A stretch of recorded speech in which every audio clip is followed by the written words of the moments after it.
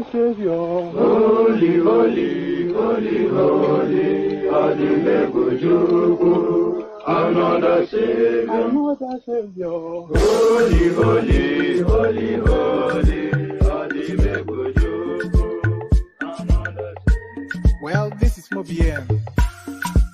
This is dedicated to the gallant heroes of the Nigerian Biafra War and IPO families all over the world.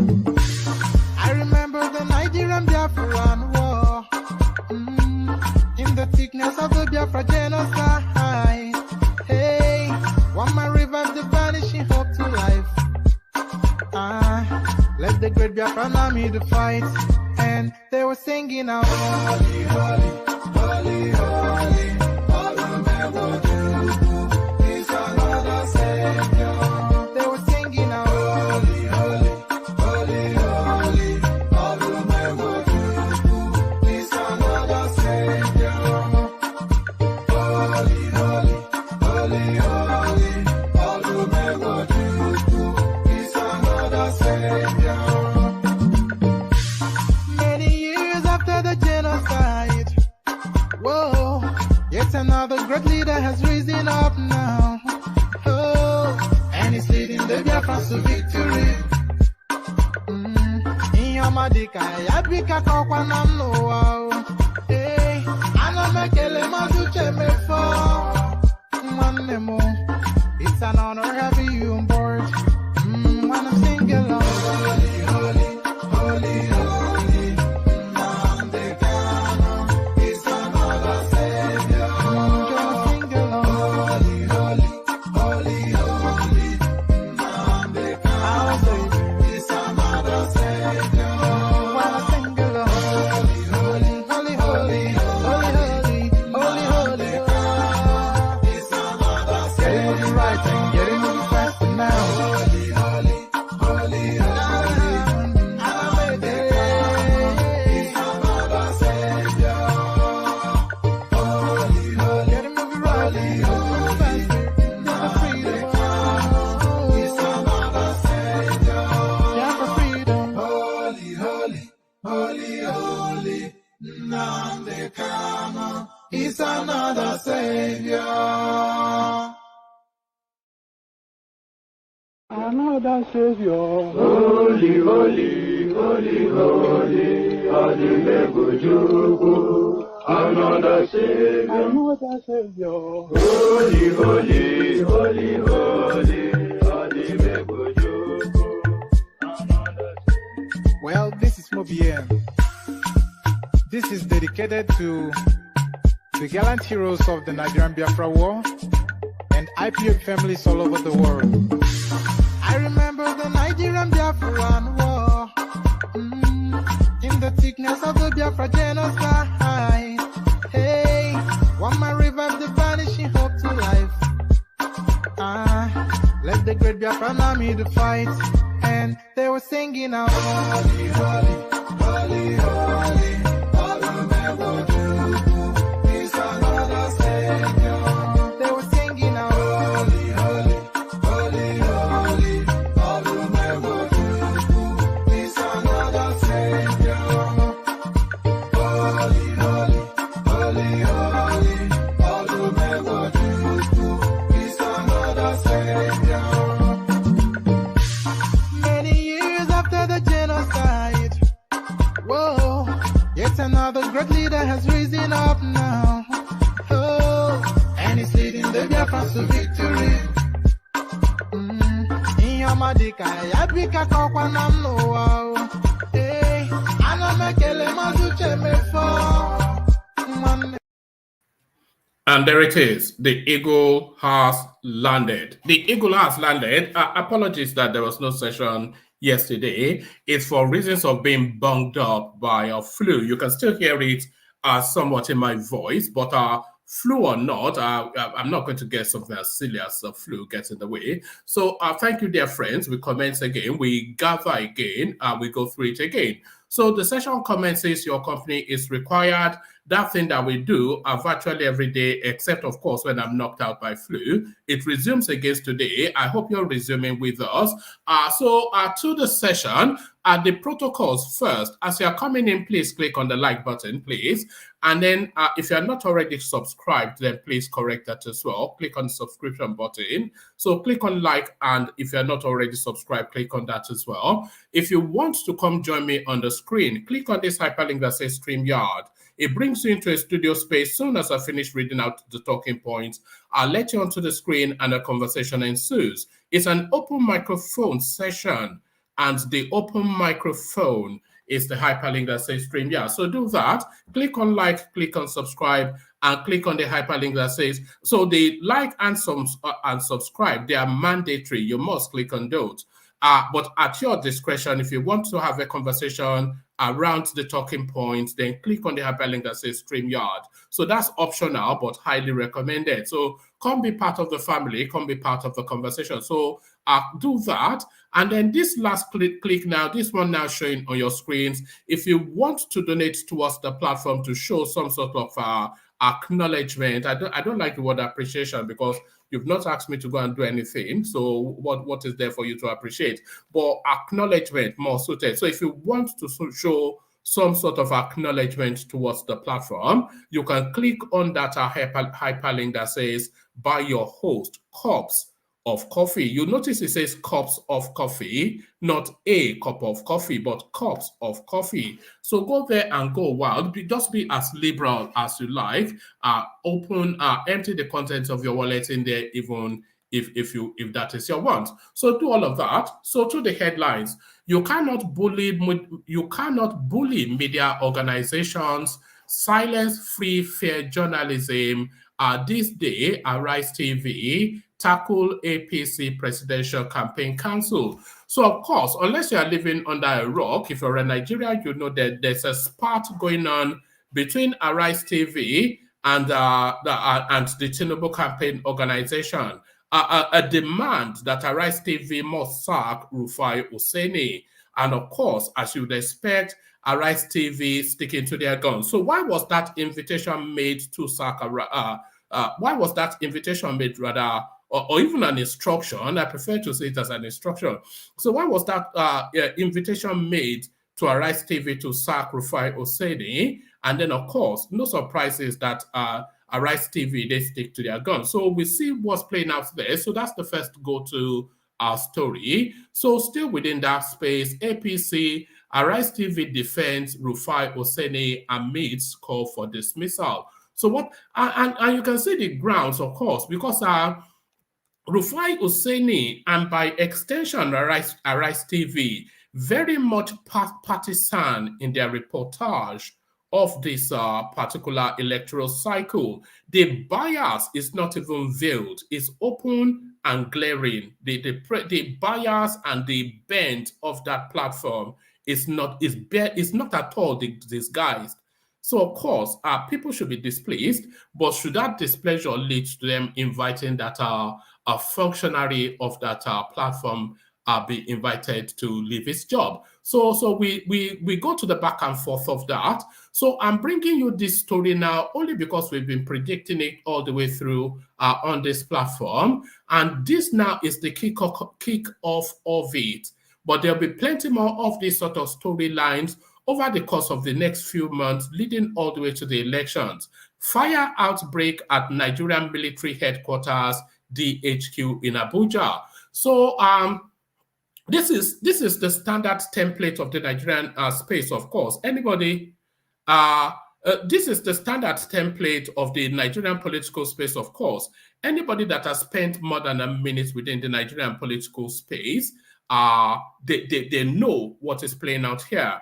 So what usually happens is an administration comes in, and we saw it especially under the military phase that Nigeria went through, and more so under the Babangida space. So this is the Babangida template. So an administration comes in, they loot the whole country, and then on their way out, they start to burn certain parastatals or starting offices within certain ministries, etc., just to cover up. So you'll be hearing offices being burnt in major parastatals. You still hear it from NNPC, you hear it from Ministry of Finance. It's just so predictable. So they're burning up the place to cover up the looting. So that's really why we're bringing this story. Fire outbreak at Nigerian military headquarters, DHQ, in Abuja. So that's the kickoff then of the burning of the evidence. Only Peter Obi worries us. Atiku cannot win.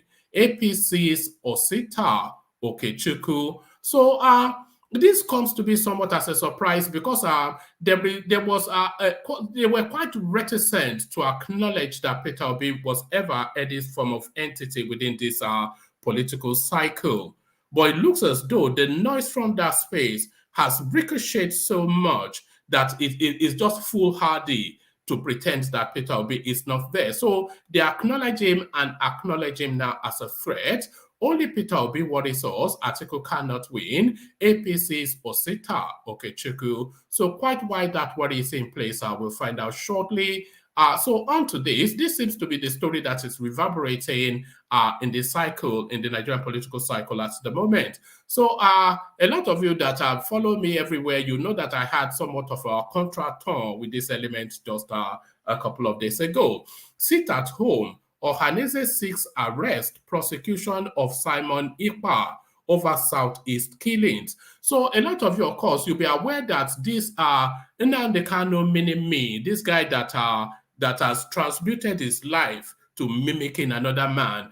So he's now issued a sit-at-home order in the Southeast. And the resultant of that, of course, is usually hemorrhaging of lives anytime that a sit-at-home is ordered in the Southeast. So now, of course, in this instance as well, lives being lost, and the attribution then to Simon EKPA and OHANAEZE in Digbo asking for actions.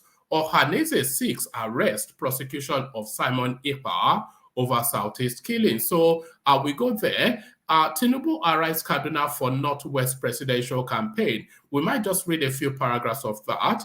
Atiku Tinubu in verbal war over power and wealth. So that, well, we want to find out as much as we can. So we probably get the full diet of it, or we may not because it's such a long-winded essay. No, certainly not. It's just, it's almost a book. Oh, God. No, we'll probably just take a few paragraphs of this as well. So on to the next. Ex-Twitter chief says Nigeria lied about negotiating with company during month-long ban. So we revisit that space then to clean up. WIKE ORTOM snub Atiku at airport as ex-VP fails to secure landing clearance in top Arewa state. So Ijaigboro Nite Ibadan's fight to finish in that space. Atiku PDP in trouble as Tinubu arrives top Northern State 4 rally, does the unthinkable. So it is really does the unthinkable that's made me bring that up. So quite what that unthinkable that he has done is, you have to hang around to find out. So plenty to chew through. So lean back, kick back, take it easy, relax into it. Surrender yourself to the space just for however long the session lasts. And if you want to help the platform out, click the link and share it in your social media spaces. So put the link in your WhatsApp groups, your Facebook groups, your Instagram spaces, etc. Let your friends and frenemies come see what we do here. So there it is right there, a rich and diverse menu. And if you do want to come and join us on the screen, quickly click on the hyperlink that says StreamYard now. Because of course the room can fill up fairly quickly, and in some instances the room does not even fill up at all. But if you are intent on joining us on the screen, then click on that hyperlink that says StreamYard immediately and right now. So I'll repost it on the thing so that it's ready to hand. So there it is. Let's come in via another musical intermission. We're staying in the East, of course, and you already know where we're going. Those are infamous words, Osundi. If I can find it, then it will be Owendi. Osundi Owendi. Osundi Owendi. Osundi Owendi. Osundi Owendi. Ife samu Osundi Owendi. Eke salila samu Osundi Owendi. Ebe mi bana konyo Osundi Owendi.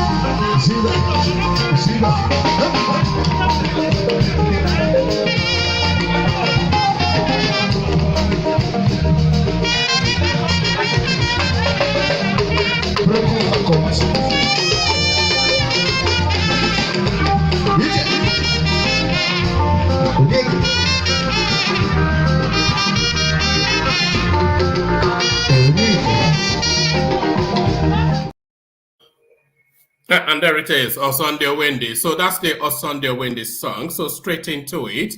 We kick it off with this part between the Tinubu campaign organization and the Arise TV functionary RUFAI OSENI. You can't bully media organizations, silence free, fair journalism. Arise TV tackles APC presidential campaign council. The editors of media organization This Day and Arise Television have accused the All Progressive Congress APC Presidential Campaign Council Director of Media and Publicity, Mr. Bayo Ononuga, and his Director Strategic Communications, Mr. Dele Alake, of silencing free and fair journalism. In a publication on Monday, the news organization said they began having issues with the campaign council after publishing a report on the death of one Mauz Adegboyega Akande, an associate of Bola Tinubu, who was reportedly mentioned by the United States Authority during a drug trafficking case in 1993. This Day / Arise editors said in denying the link between the aforementioned individual and Tinubu, Ononuga, the campaign media's director, passed him off as one Kolapo. The organizations added that the APC asked the board, added that the APC asked the board that, let's do that again. The organization added that the APC asked that the board moved This Day editor Shaka Momodu and the morning show co-host of Arise TV, RUFAI OSENI, from their current positions to stop the attacks or get a reprieve from a future President Tinubu. This is contained in a joint statement made by This Day / Arise News Board of Directors titled Tinubu and This Day Arise Media and the attack on free speech. The statement reads in part, the more we have ignored them, the more they have mistaken our silence for cowardice and continued their unrelentless, so that should be relentless, not unrelentless, of course, and continued their unrelentless attacks with virulence, even threatening us with the Nigerian Press Council, a press council that has been completely rejected by the mainstream independent Nigerian media precisely for this reason, misuse and abuse by incipient dictatorship. They are wrong. Truth and the pursuit thereof and the reporting of facts are not biased. They do have taken on professionalism, recklessness, and Pakayen politics and blackmail to a new form of art. After their first press statement, we ignored them, but they offered a second statement, which we again ignored, not wanting to insert ourselves into the political discourse. Imagine these insecure duos of Ononuga and Alake already threatening the free press when they are seeking our votes. What will they do if Tinubu was elected president? Kill independent media or take their markets over by using the power of state and replacing them with media platforms they control and which kowtow to them? Commenting on the drug trafficking allegations against APC presidential flag bearer Bola Tinubu, the editor stressed the need for the candidates to clear the air on the matter. They also urged the National Drug Law Enforcement Agency, National Intelligence Agency, and the National Security Advisor to publicize their reports on the matter ahead of the 2023 general elections. So that is partisan right there. So they are inviting, this is Arise TV, inviting the state to launch against one of the candidates in the presidential election. So that is bias right there. Have the National Drug Law Enforcement Agency, NDLEA, the Nigeria Intelligence Agency, NIA, and the Office of the National Security Advisor, NSA, investigated this? We need their report and clarity, one way or the other, in this most important national security question on the 2023 elections with implications for our democracy. So what about the reports on Atiku and his underhand dealings, which the American Senate even have voluminous reports on? What about Peter Obi and his Pandora shenanigans, laundering money in offshore havens? Are the editors asking that the NSI or whatever it is, are they asking they investigate that as well? So that tells you then that that platform, totally partisan. The editors condemned APC campaign council for claiming that the organizers of the debate are biased against the party's presidential candidate, noting that seeking the truth on allegations concerning Tinubu is not biased. The This Day / Arise news editors further accused the leadership of the APC presidential campaign media team of trying to interfere in the running of the two news organizations. They are wrong. Truth and the pursuit thereof and the reporting of facts is no bias.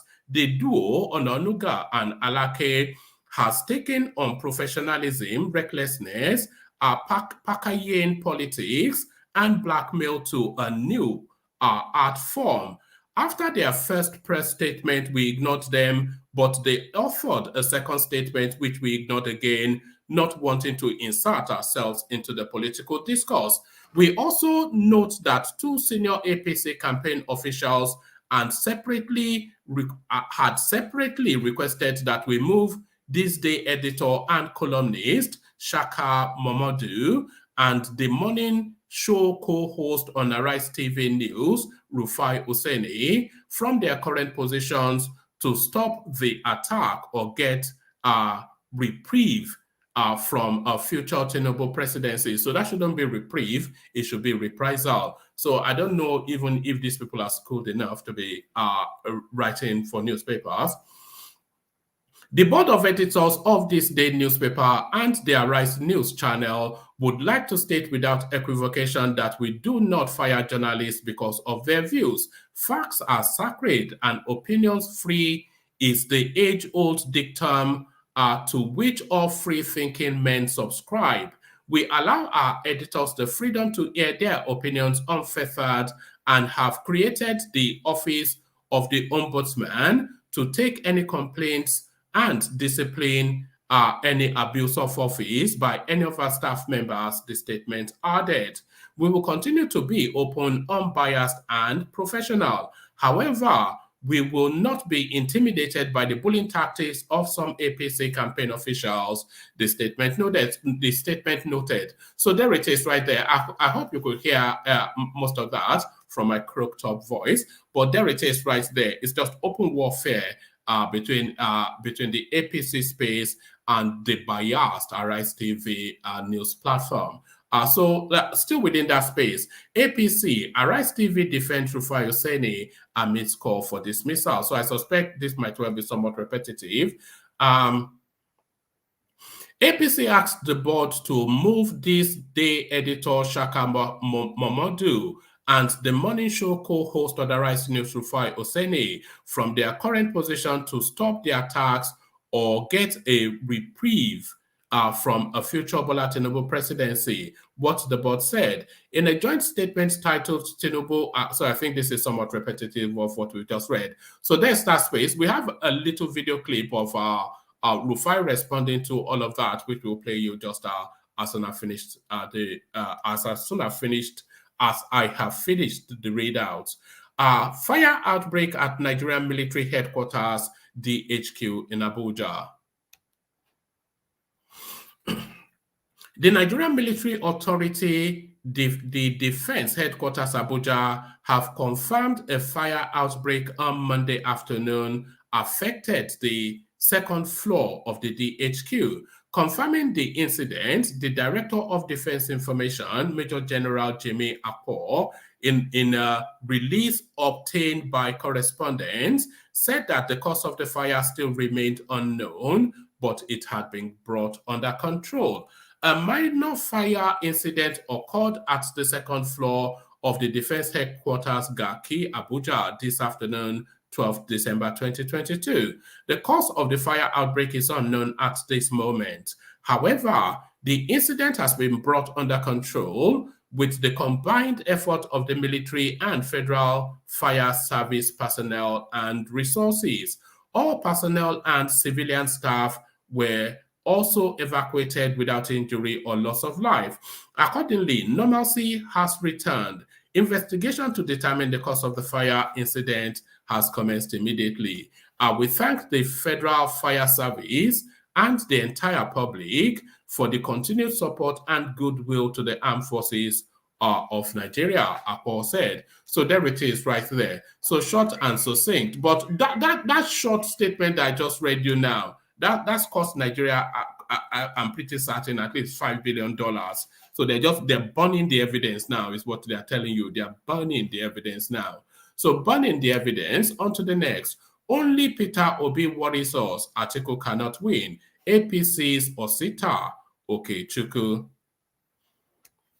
Ahead of the forthcoming presidential election, a chieftain of the All Progressive Congress APC, Osita Okechukwu, has said that his party is only worried about Peter Obi, the Labour Party presidential candidate, and not about Atiku Abubakar, the presidential candidate of the People's Democratic Party, PDP.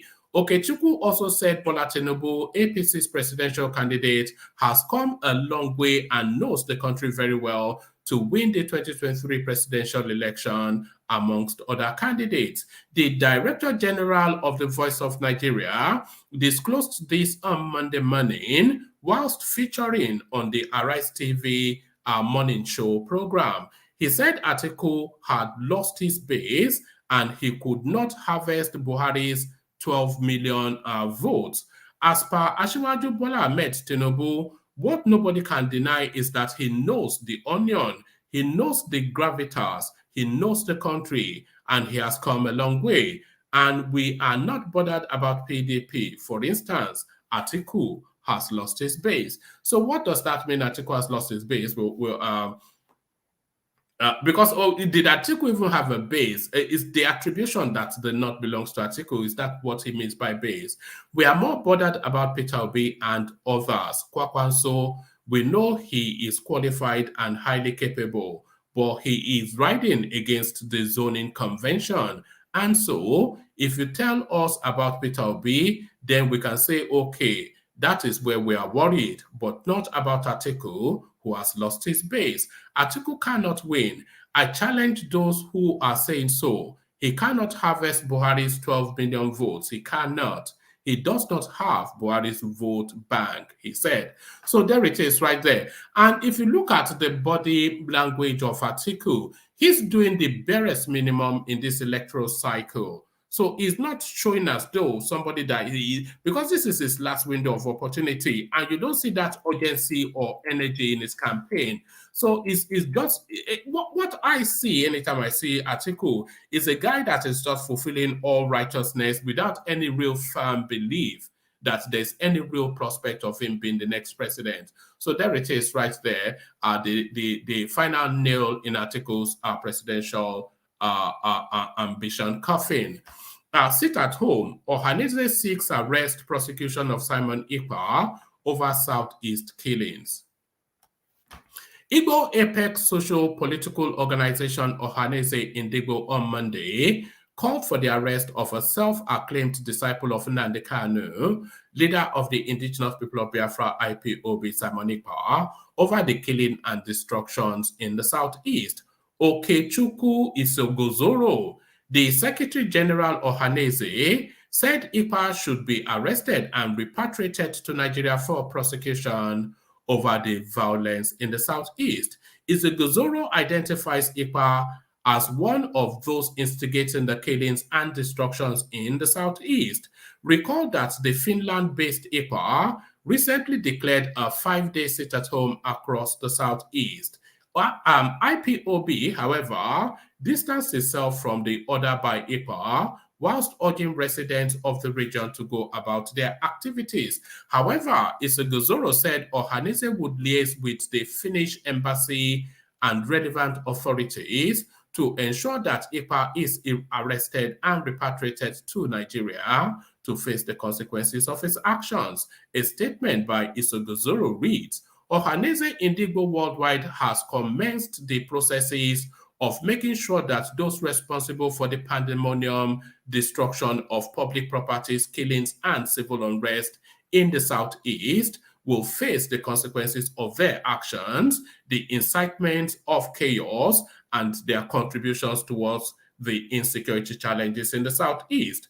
Indigo has identified Simon EKPA as the overseas provocateur and instigator for the current killings in Imo State, the destruction of public properties in Enugu State, and disturbance of public peace and sporadic shootings in Ebonyi State. The statement further avowed. Indigo will liaise with relevant organizations, a Finnish embassy in Nigeria, and Nigerians in diaspora to seek ways to bring Simon EKPA back to Nigeria to face prosecution and trials over the killings of Southeasterners, burning of public properties, and the disturbance of public peace. Isogozoro accused EKPA of issuing evil decrees against the collection of permanent voters card PVCs in the southeast.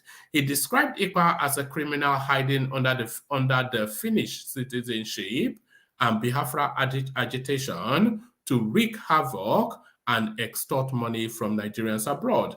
According to him, the so-called acclaimed Biafran agitator is championing the destruction of election processes in the southeast with evil decrees against the collection, pardon me,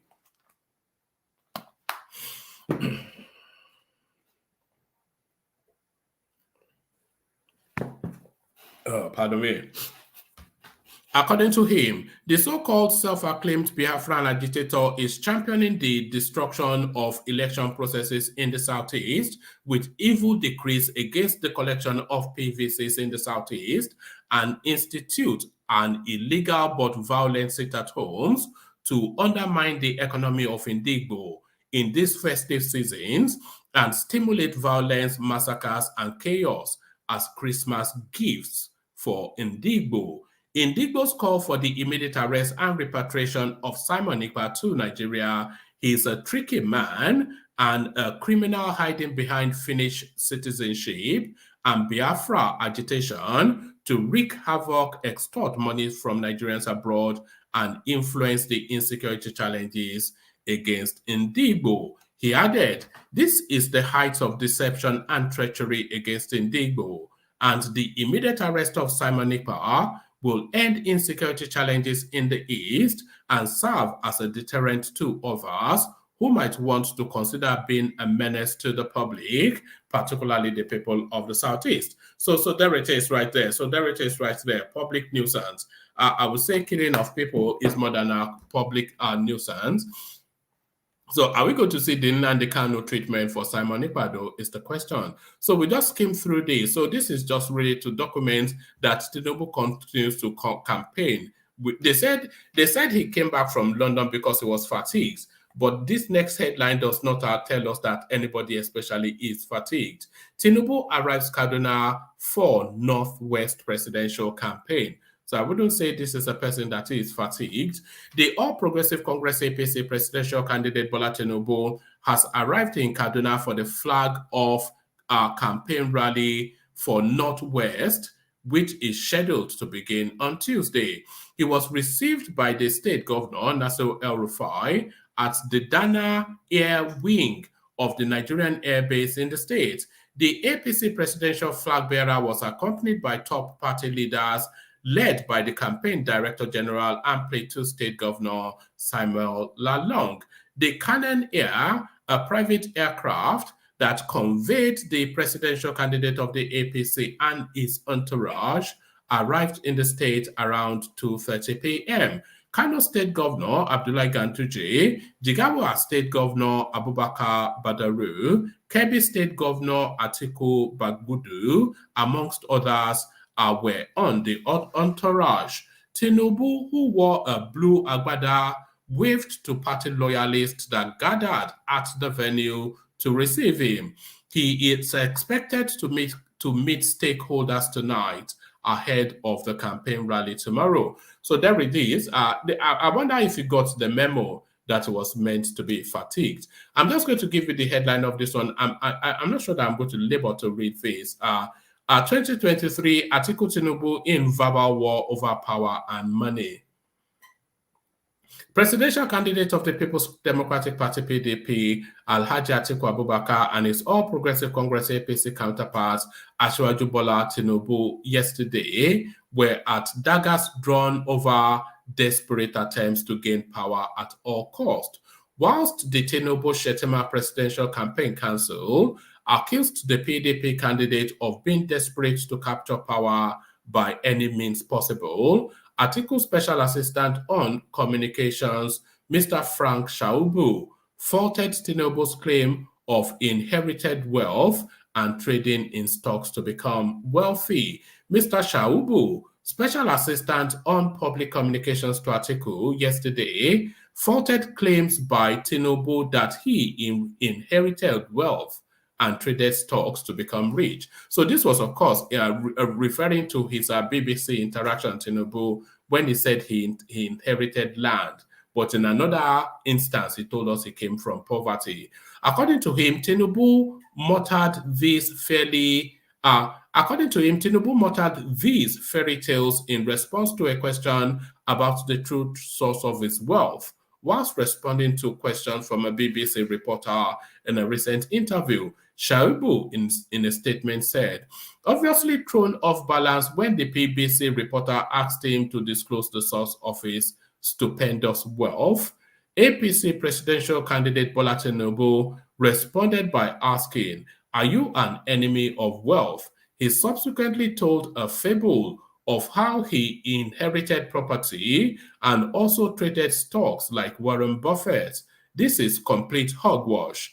This is absolutely balderdash. Tinubu would do well to stop comparing himself with Warren Buffett, whose source of wealth has never been linked with narcotics by the United States Authority. To be clear, questions on Tinubu's source of wealth did not start today. United States authorities said Tinubu revealed in bank statements that he worked with Mobile Nigeria Limited in 1989 and his salary was just $2,400 and he had no other source of income. But records from his, and then it goes through, so it's going to run you through what we already know. So we just abandon that, the usual back and forth. Okay, I can bring you this one. Ex-Twitter chief says Nigeria lied about negotiating with company during month-long ban. Twitter did not negotiate with President Buhari's regime to overturn the microblogging site's 7-month ban earlier this year, said a whistleblower complaint filed by Twitter's former security head, Peter Zako. The Nigerian government blocked Twitter in June 2021, then falsely claimed to be in negotiation with Twitter executives.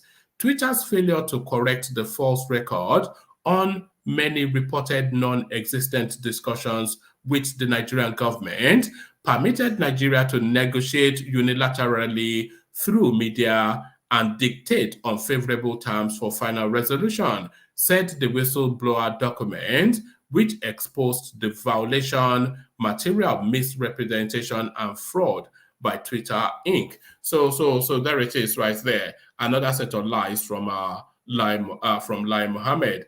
So this next one, People's Democratic Party crisis is far from coming to an end as Governor Samuel Ortom and Yemson Wike shunned the party's presidential candidate Atiku Abubakar at Makurdi Airport in Benue State. Atiku is scheduled to hold his presidential campaign rally in Nasarawa on Monday, December the 12th, but flew to Benue because he could not secure a landing permit in Nasarawa State, correspondence report. No less than 20 minutes later, Governor Ortom arrived at the airport, and many had hoped he was there to welcome the presidential candidate of the PDP. However, in less than 5 minutes, Atiku's running mate, Ifeanyi Okowa, landed at the airport and greeted Governor Ortom. The Benue governor was heard asking Ortom, "So you people will come to my state without telling me?" A moment later, Ortom swiftly moved towards a landing jet to receive the person on board. The person turned out to be Governor Wike of Rivers State, as against the people's expectations. The two governors hugged and exchanged pleasantries. Without wasting much time, they got into their vehicles and zoomed off. About 20 minutes later, Atiku, alongside the PDP National Chairman, Iyoche Ayu, and other members of the Presidential Campaign Council, arrived at Makurdi Airport. The former vice president was only received by Governor Okowa and members of the PDP. Oh my goodness me, it's gotten ugly, isn't it? The absence of Wike and Ortom is a strong indication that the rift within the party is yet to be over. The development came barely 24 hours that Atiku said he had met with Wike in resolving the rift without telling a clear way forward. Speaking on Sunday at the People's Town Hall meeting organized by Channels Television, Atiku said, "I have met with Wike 2 times in Port Harcourt, 2 times in Abuja, and one time in London personally." So there it is right there. So I suspect that window is now permanently closed. That window, I cannot say, when it's gotten to the petty level that you cannot even bear to acknowledge or speak to each other, then that window is closed. So there it is. But that window being closed, by the way, a price is going to be paid. And that price, of course, to be paid by Atiku. So there it is. Okay, so let's just do this last one, then we come into the room to see who's available. Justin, Atiku PDP in trouble as Tinubu arrives top northern state for rally, does the unthinkable. So it's only really does the unthinkable that I want to find out. The presidential candidate of the All Progressive Congress APC, Asiwaju Bola Tinubu, arrived in Kaduna State for the northwest flag-off of the party's presidential and governorship campaign rally in Kaduna on Tuesday, December the 13th. The APC flag bearer was accompanied by his running mate, Senator Kashim Shettima, the Director General of APC Presidential Campaign Council and Governor of Plateau State, Samuel Lalong, the governors of Kano, Kebbi, and Jigawa states. They were received at the Dana Airport in Kaduna by Governor Nasir El-Rufai and the state APC governorship candidate Senator OBASANJO, amongst other top Kaduna state government officials. Correspondence report. Following his arrival in Kaduna, the former Lagos State governor proceeded to Beningwari local government area, one of the councils ravaged by insurgency and banditry. He is visiting the area to commiserate with the victims of attacks and also get a piece of first-hand information on the devastation of the attack. So I suppose, well, that's just politics, isn't it? He was accompanied by Governor Nasir El-Rufai, the governor of, it was accompanied by Governor Nasir El-Rufai, the Kaduna State APC governorship candidates OBASANJO, and members of the Presidential Campaign Council. The Kaduna State government confirmed this development through a post shared on Facebook, accompanied with pictures. Ahead of the APC Northwest Zonal Rally, Governor Nasir El-Rufai welcomes Asiwaju Bola Tinubu, his running mate Kashim Shettima, APC governors, and other party leaders to Kaduna State. So there it is. So there it is. So there it is. So there it is, and here they are. Baba Akure, I see you. Ajanle Koko, I see you. Thomas, I see you. And Charlie Boy, I see you. So good to have you, gentlemen. Good to see you. Before I come to it, let me play you this brief clip. I want to play you two clips, actually. There's a clip of Obasanjo endorsing Peter Obi alongside Pa Adebanjo. But first, let me play you the response of RUFAI OSENI to the beating that is getting from the Tinubu campaign space. What are your thoughts on this morning? So as a journalist, I never love to be part of the story because we report the story. But in a time like this, when it's politics, you have to be part of the story. And you see, it's a record. I've got nothing against Bola Ahmed Tinubu. I love everybody equally because it's my injunction as a Christian to love. I've got nothing against my Egbo, Bayo Onuga, and Mr. Dele Alaki. I love them as professionals in their own fields. But also, the kind of journalism I was taught. Anyway, they abuse me all the time that I'm not a journalist. But I've spent quite so many years in this business. Yeah, I might not look it, but I've done well over 16, going to 17 years. In Lagos alone, I've put in close to 10 years on radio before I came. So I didn't just drop from the skies. I know my stuff. I've worked with the best media brands all over the world. I've also mentored a lot of people in this business. But I think the stress here is objectivity. I will be objective in my coverage of every presidential candidate. And what you cannot fault me for is that I've been objective with all the presidential candidates. Part of the toughest interviews we had here has been with Peter Obi. And trust me, the kind of heat we give to Mr. Peter Obi when he's here, I'm not sure we've been able to interview other presidential candidates. That way. On this platform like that. Yeah. And that's the level of objectivity. Because you see, they say all sorts about me.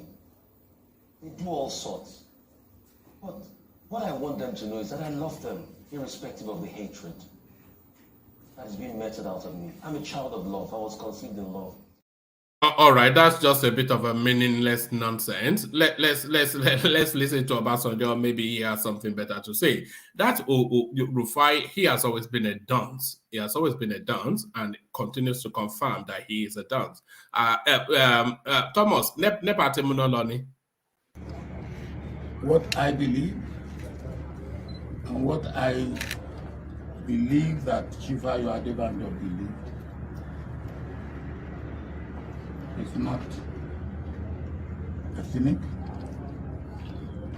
it's not sectional, it's not religious, it is Nigerian and Nigerian. When I go out and people say, we thank you, I say, what are you thanking me for? And I tell them, please stop thanking me. Why should you be thanking me? I believe in equity. I believe in justice. I believe in one Nigeria. I have shed my blood for this country. I have gone to prison for this country. So what are you going to frighten me or threaten me with? The only thing that my senior brother hasn't done, that he hasn't shed his blood, he has gone to prison. We will leave that at that. No. The blood we are shed for one from the world. You go one from. I will show you where the shrapnel. Nearly touched my. Now, but please, the problem we have in our front now and in our hand is not ethnic,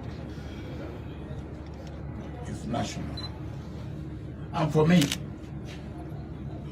the first thing that is important in a leader is character.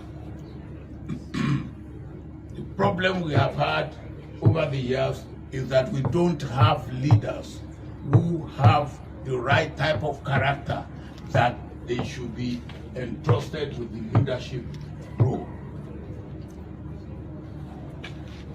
So if I put my finger on anything or anybody, it's because comparing one with another, I see that there is merit that would be of benefit to Nigeria.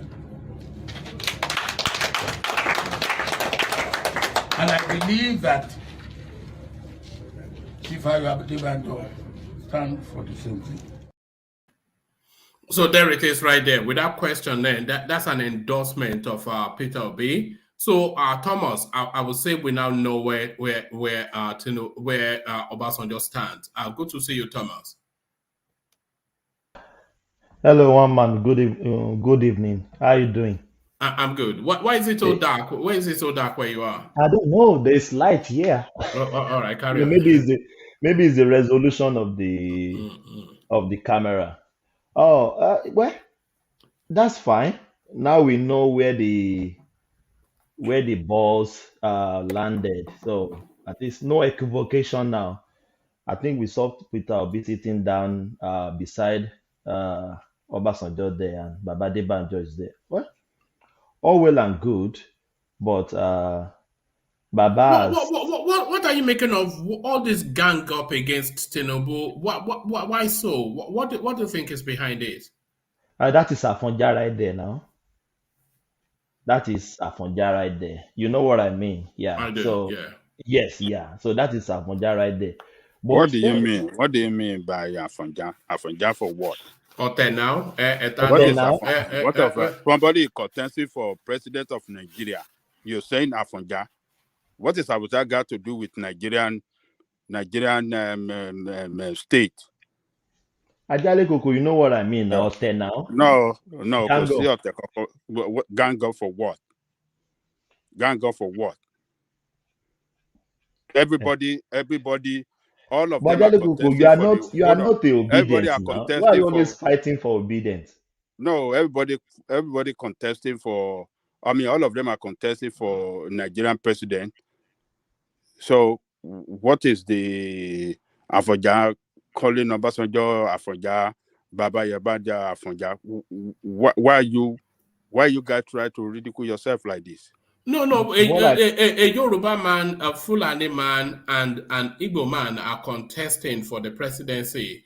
But the Yoruba seniors, they seem to be endorsing the Igbo man. So I think that's where the Afonja is coming in.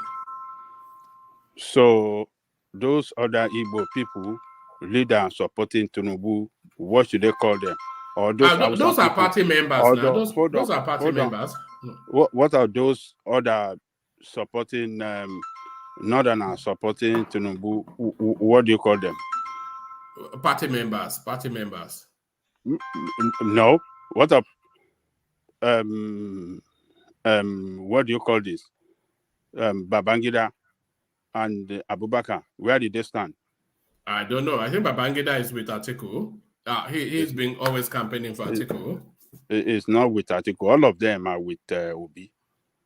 Do you call them enemy of the North? I don't know. They're not. Okay. How can they be enemy of the North when they are standing for justice, equity, and fairness? That's the time for the Igbo to lead. Baba, Ajale Koko, all this equity you normally said every time, I don't think there's any equity in politics. There is no equity in politics. There is none. No, there is none. There is none equity in politics. Politics is grab what you can grab. There is none, Ajale Koko. You think there should be equity or accountability or fair share? There is no fair share in politics. In fact, equity should not even be the basis. It is competence, isn't it? And is there the suggestion that Peter Obi is more competent than the rest of them? Because there's nothing in his antecedents to suggest that. It's almost unpatriotic what Obasanjo is doing. Almost unpatriotic. That is Yoruba for you. I still stand. Ajale Koko, you may sound different, but that is my submission. It's still Afonja to me. Fine. They can do what they want to do. Everybody have the right to support who they want to support. At least now, Baba Obasanjo has been Pepe, stylishly, but now he has came out to endorse him. All well and good. Yeah, we will wait at the ballots, so we'll see who is going to win the election. But I disagree. Janko was 100% white. 100% white. You know why I say that? You know, you have never been for Toy Security in Nigeria existence only one time. So Janko is white. Yeah. You can see, you can say he's right, but I'm right as well. Everybody have their opinion. Yeah, and I stand with what I stand for. Yeah. So to me, it's all right, but it looks somehow to me. It's just gang up against. Look, they are already calling Ajale Koko and Afonja as well. This is Abdul Mumo. Is your friend again, Abdul Mumo? Ajale Koko. It says Afonja. Yeah, but I don't know. It's just, to me, the shoe. Can you tell me that Peter Obi is more competent than Tinubu? No, you see, that's why I'm suggesting that it's unpatriotic, because Peter Obi, out of the lead, in fact, out of the top four, Peter Obi is the one that has the least in his antecedents that indicates that he has the capacity. He has the least capacity of all of the four. Akwakwanso far stronger, Tinubu far stronger, Atiku far stronger. Yeah. So it's almost unpatriotic even for Tinubu to be, Obasanjo to be endorsing Peter Obi, just because Adebanjo did so and he wants to be, I don't even understand why he's doing it.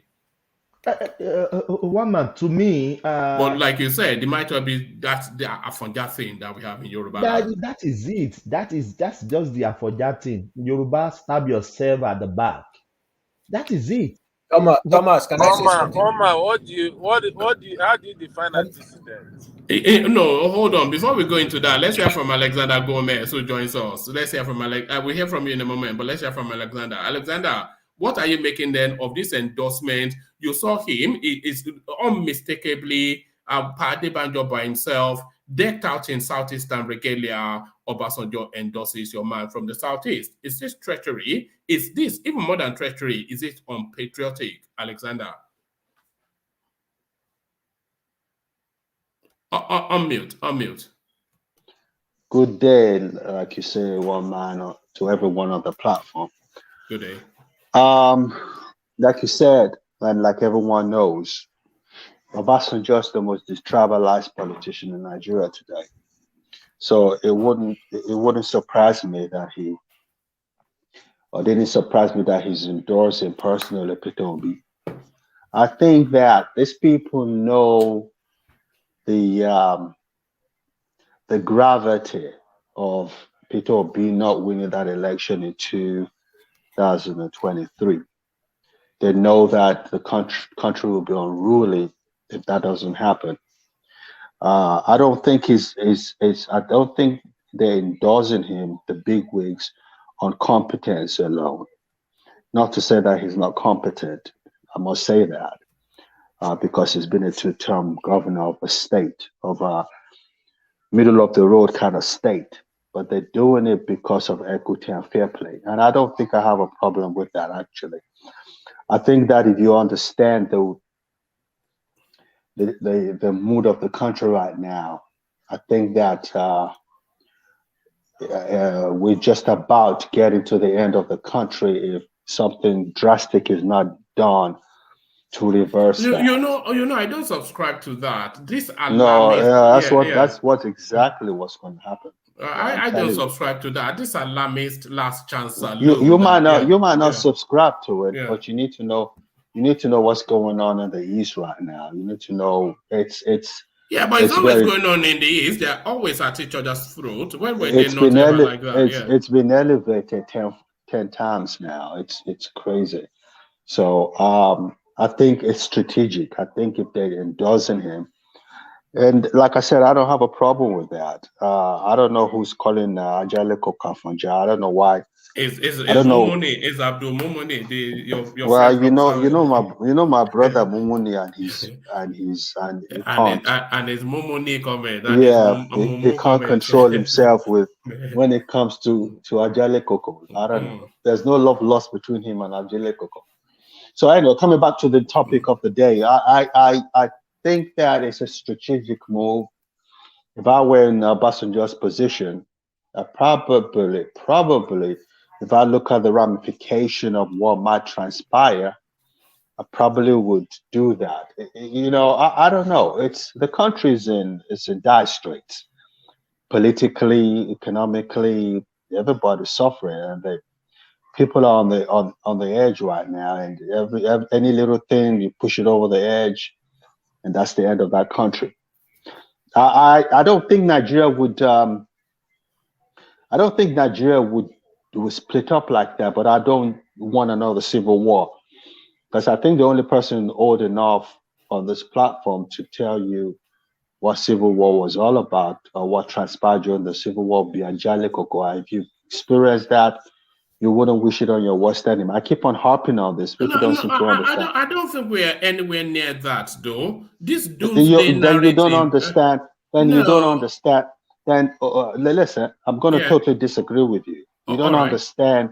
You don't understand how the average Easterner feels. You don't understand it. If you understand I do, though. They huff and puff, but they never. Igbos don't huff and puff. They huff and puff, though. Igbos don't huff and puff. If an Igbo man says he'll do something, they will do it.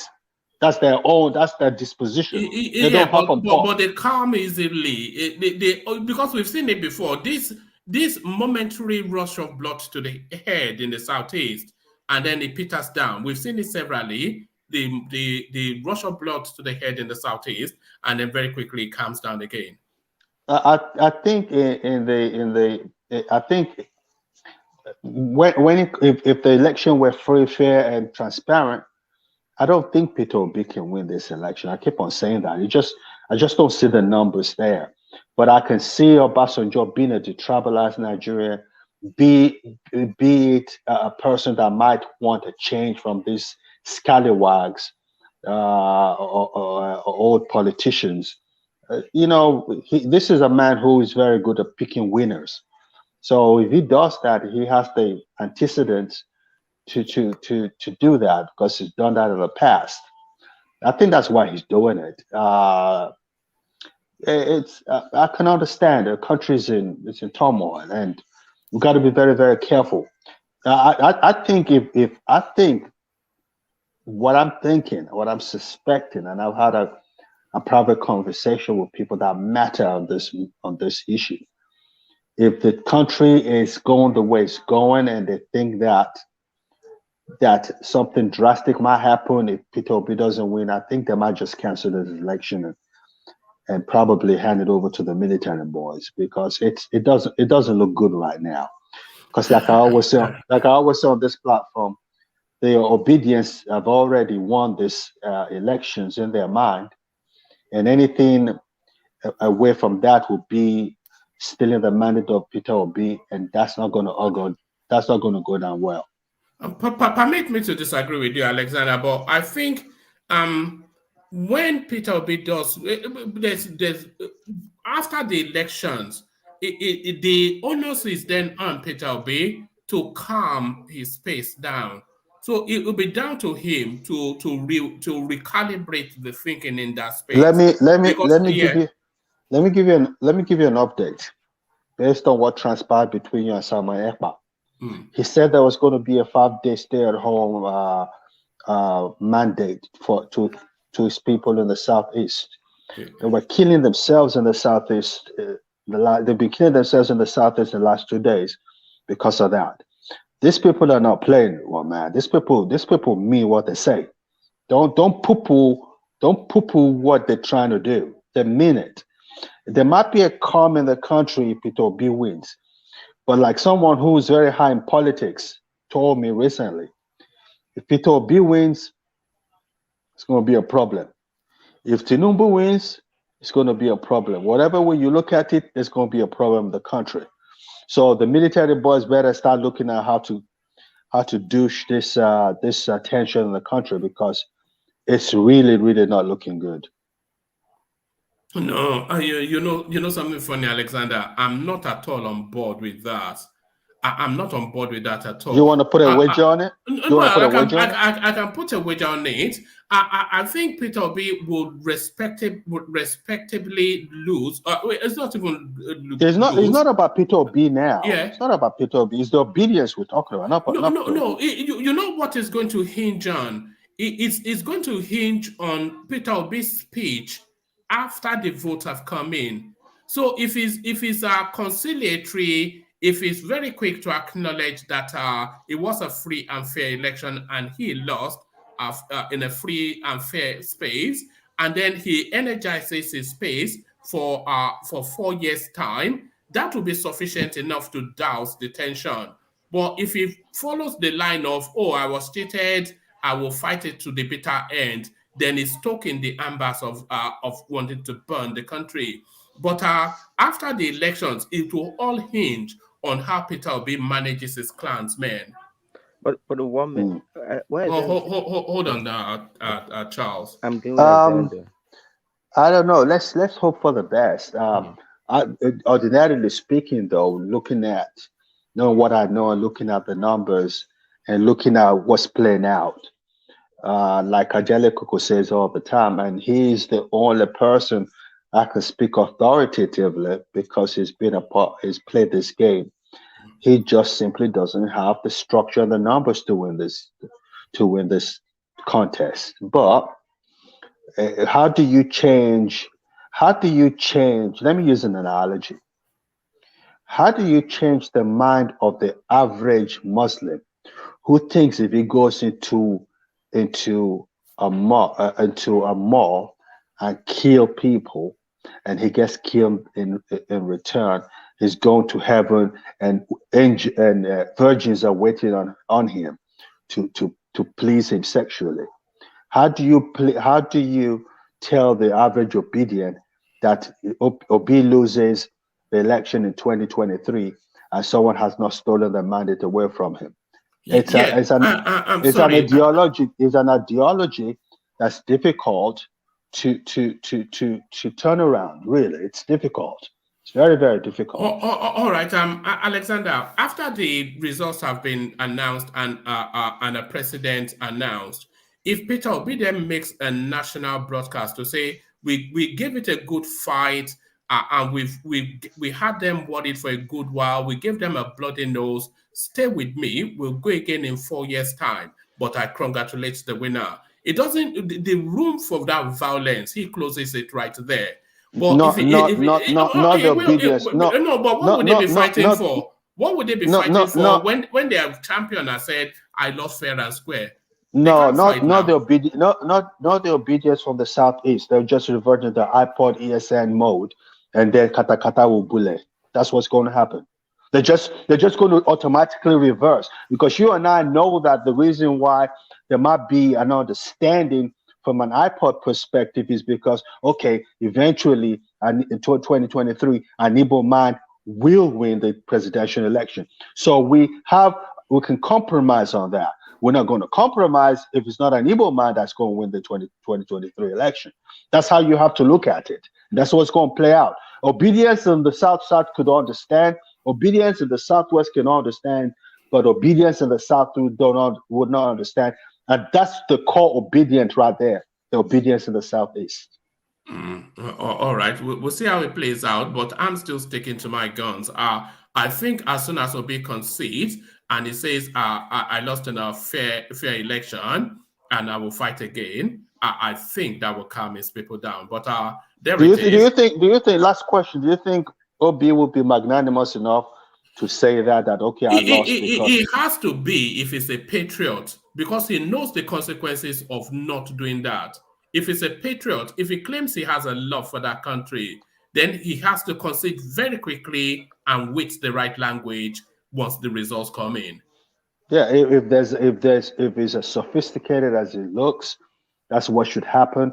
But I don't think he has the control of the Southeastern obedience, in my opinion, because they're doing it for a reason, and it's not this. The typical expression they use in the obedient domain is that this movement is bigger than Peter Obi himself. Now, so that's what we're talking about. If the obedience are saying this campaign is bigger than Peter Obi himself, then that's the bone of contention, isn't it? Well, all right. we'll see how it plays out. But I feel that a lot is right, because the movement may be bigger than Peter Obi, but Peter Obi is the arrowhead of it. So the movement, because they cannot say, if I'm contesting something and you are backing me to win, but then and then the results come in and the other guy wins, and I said, oh, it was a fair fight, but it looks as though he won fairly. Then that removes any. How can you? They say cry more than the bereaved, But would you agree with me, one man, that obedience from the Southeast are only subscribing to this obedience phenomenon because Peter Obi is an Igbo man? Of course, we all know that. Everybody knows that. Yeah. Okay, so once you take that away from it, then we have a problem. Yeah, that's not true. I don't think. Look at this guy, Alexander. It can't just be like talking for a tribe, because you're not part of the tribe. As you said, your wife is Igbo, right? That means yes, boss.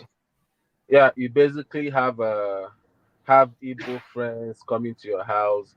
You can get their own opinion on this. They will tell you, most of the Igbos is gonna tell you that we are not supporting him because he's an Igbo. That's basically what they will tell you, and which is the truth. But you have your own thoughts. My wife is supporting Peter Obi because he's Igbo. I'm saying people around, like some of the friends he has. I mean, some people are gonna. I have a work staff. I have a Nigerian work staff in excess of 500 Nigerian work staff in America, and I have a lot of Igbo friends and family members, and I've never seen anyone tell me they're not supporting Peter Obi primarily because he's an Igbo person. I haven't seen it. I haven't seen one person tell me that. Well, I don't know. I don't know about that. I think you have to meet my friend Alexander. You have to meet my friends then. Oh my God! Because most people I'm around, I don't think they're supporting him because he's an. Yeah, it's part of the reason though, but the major reason I feel that most people are supporting is because of his antecedent. That's why when one man is saying that, I'm like, I don't know why how is it spreading as Let me ask you a question. I usually don't like to stay too long on the platform, but let me ask you a question. Do you think Peter Obi is the most qualified Igbo man that you have available to govern over Nigeria? Yes. The most qualified Igbo man born of a woman today to govern over Nigeria? Yes. Why? Really? Okay. Why? Okay. No, I just wanted to know your opinion. Actually. You know why? That's all. Because Yeah, most people that are probably more intelligent, or probably you think that they are more that they can do a better job, haven't done it. Do you get? So I'm not sure about those people that you're thinking, those intellectuals that can actually do that job, because they haven't done it. He has gone there. He's the only Igbo governor that did so excellently well in the whole eastern states. There's no governor that in the whole eastern that have governed before and are still governing now that you can compare to people. No. He didn't do as good as Mbakwe. Stop that. Maybe you're too young to know Mbakwe. Mbakwe is the best governor you've ever had from the eastern part of Nigeria. You know it yourself. Mbakwe, because I know you're from Owerri, so I know you know it. Excuse me? Mbakwe is the one in Imo State. Yeah, Mbakwe. There's only one Mbakwe in Imo State. Yeah, Mbakwe. Yeah. I don't know him. I never. Yeah, that's not your generation. It was phenomenal. Yeah. Maybe he is, but in this era, P2B, I mean, there's nobody that you can compare to P2B. Somebody is asking in the comment section if you rate P2B above Kingsley Moghalu. Yes. Are you joking? You do. Moghalu hasn't. I mean, he's tried, yeah, but he hasn't actually had that power that P2B have to do, what P2B has done. So that's where I'm trying to take my, comparison from. Moghalu, yeah, he's smart. He's done some good, but what has Moghalu done? Power, what has Moghalu done? I mean, well, he ran the central bank. They did that. Baba, I beg. I don't want to argue. That's just what I'm saying. Central bank. You can't really compare both because he hasn't really run anything that you can compare with people. So I think he's better than anybody you can bring out now because he has done it. And Igbo people, I mean, it's not just Anambra people. You get? It's like the whole Igbo. His work showed in the whole eastern region. It's not just Anambra. That's why you're like some people are like, why even Imo State are like supporting, telling you that this man, because his work when he was a governor was so spread, like everybody knew. You get? Normally it's gonna be just Anambra people are like, oh, our governor is good. Tiger, let me help you out. Yeah. Let me say something. I know that one man always look at what I say from the point stand or the standpoint of an obedient. I'm not an obedient. I'm a Showoreist. Look at this guy. But we have known you for how long? Come on, man. Look at this guy. But carry on. Is that X0? It's X0 now. Look at this guy. Yeah. But wait, let me just finish because I have to leave very soon. Let me get him aside. The interview today, the what's it called? Obasanjo. It shows clearly. I've said this before that Obasanjo is basically gonna endorse P2B, and now one of the two major leading people in Yoruba land is supporting P2B. Like One of the who are they? Who are they? Who are these leading major people? Obasanjo now and this Afeni Ferry guy. One of the leaders. Padebanjo Yes, is a leading leaders person. of Yorubas. When did Padebanjo become a leading person in you can't really Yoruba? compare. If you're talking about leaders, there's no higher leader than Obasanjo in the Yoruba. Obasanjo is not a leader of the Yoruba people. If you're talking about people that has the popularity to move crowd, Obasanjo doesn't have popularity in Yoruba land. You mean politically, right? Sorry? You mean politically? Is that what you're talking about? Politically. He's one of them. Yeah. So now I feel like everything is working in P2B's hand, to be honest. And we're seeing and mark me on this word, one man, WIKE and the 5Gs is still gonna support P2B. And when they do that, I'm saying this. I've told you before that Obasanjo is gonna support you. You thought it was a joke, but he now came out. No, Obasanjo's body language had always been leaning to Peter Obi. Have you seen WIKE body language recently? You mean when they said they was going to offer him logistic support?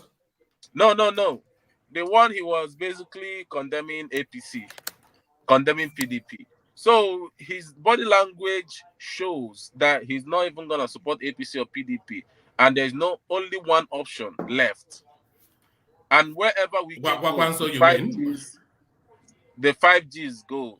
One might know what I'm talking. I don't want us to beat around. No, but Seyi Makinde has already declared for Tinubu. He already has.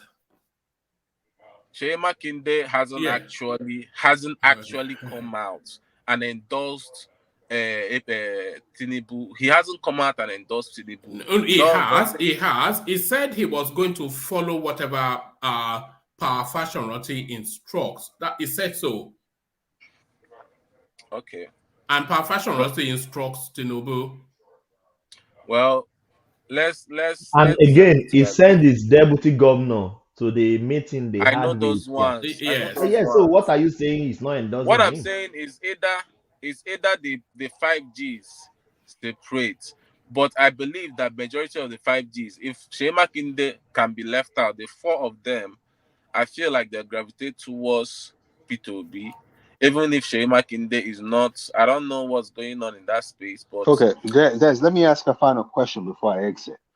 What do you think the chances of P2B is to win the presidential election next year? I think he actually has a good chance. Do you think he's the front runner? Yes, he's a front runner.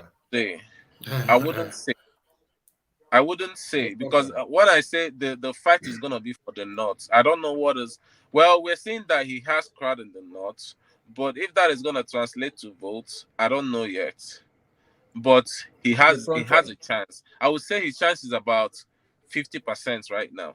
Let me ask you a follow-on question, Des.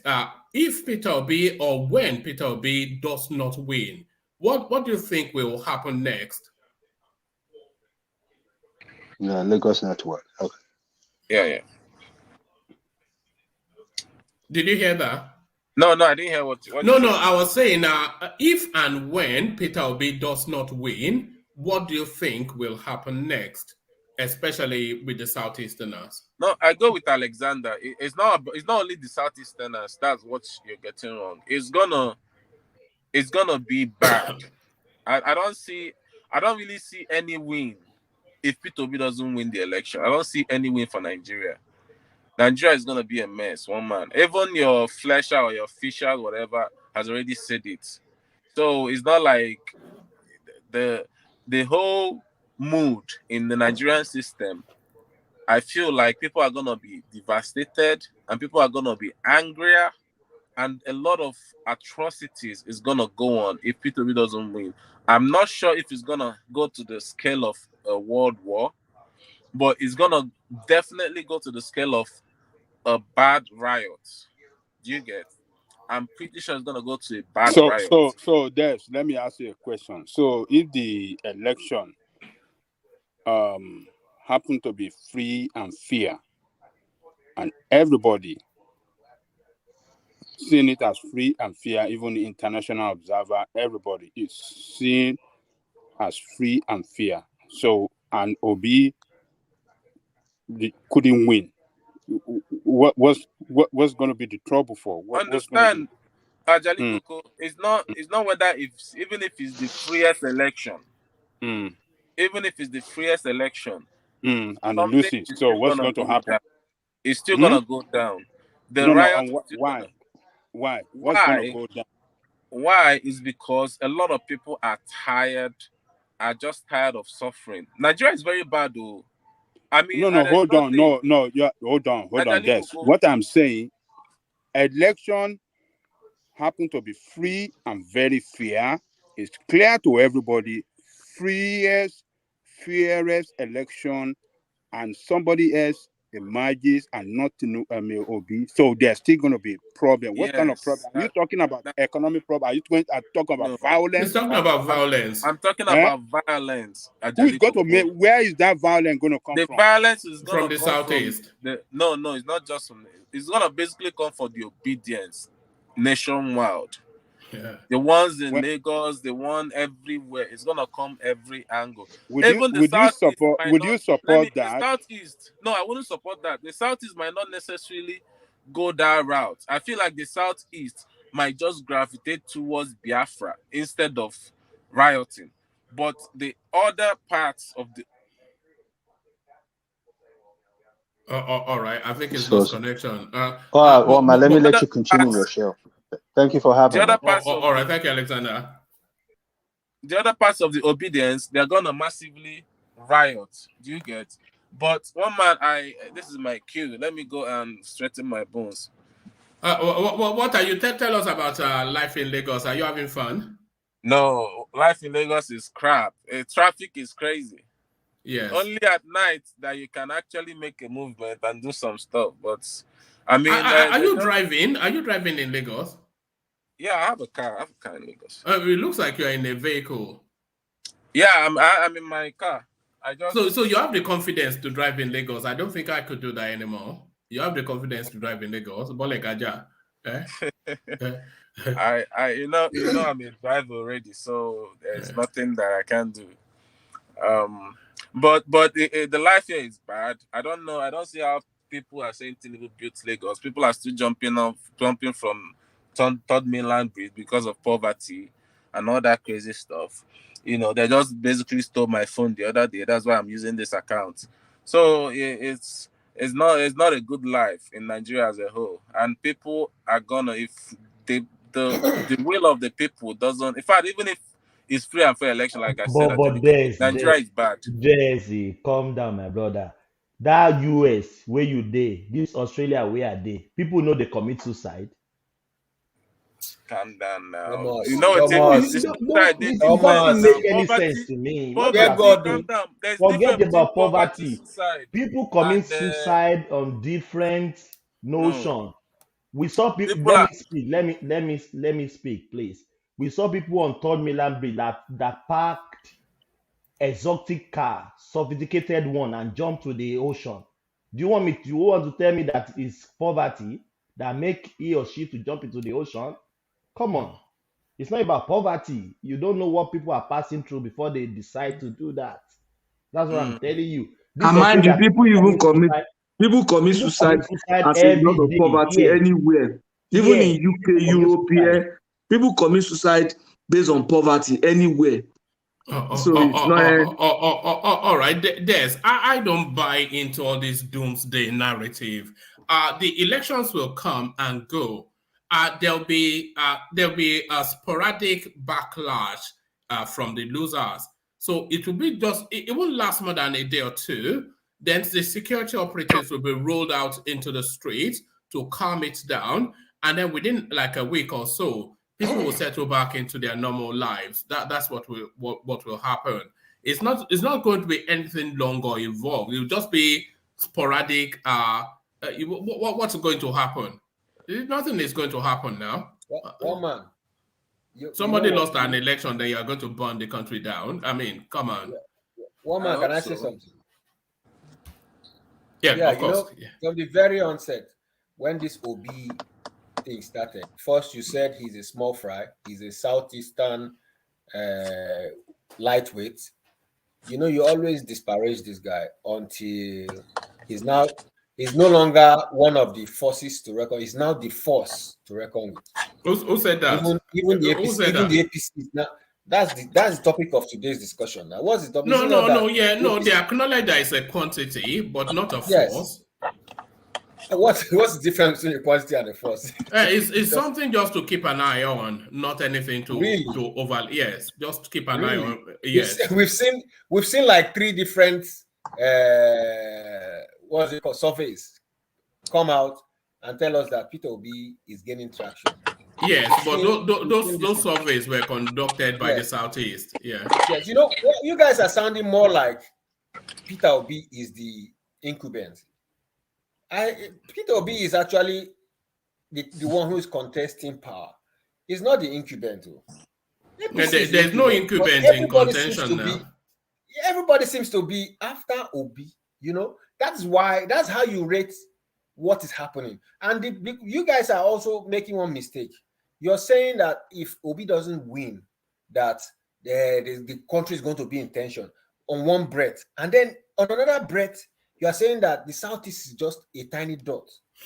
So how can the Southeast be the ones that are going to now suddenly overpower the whole of Nigeria?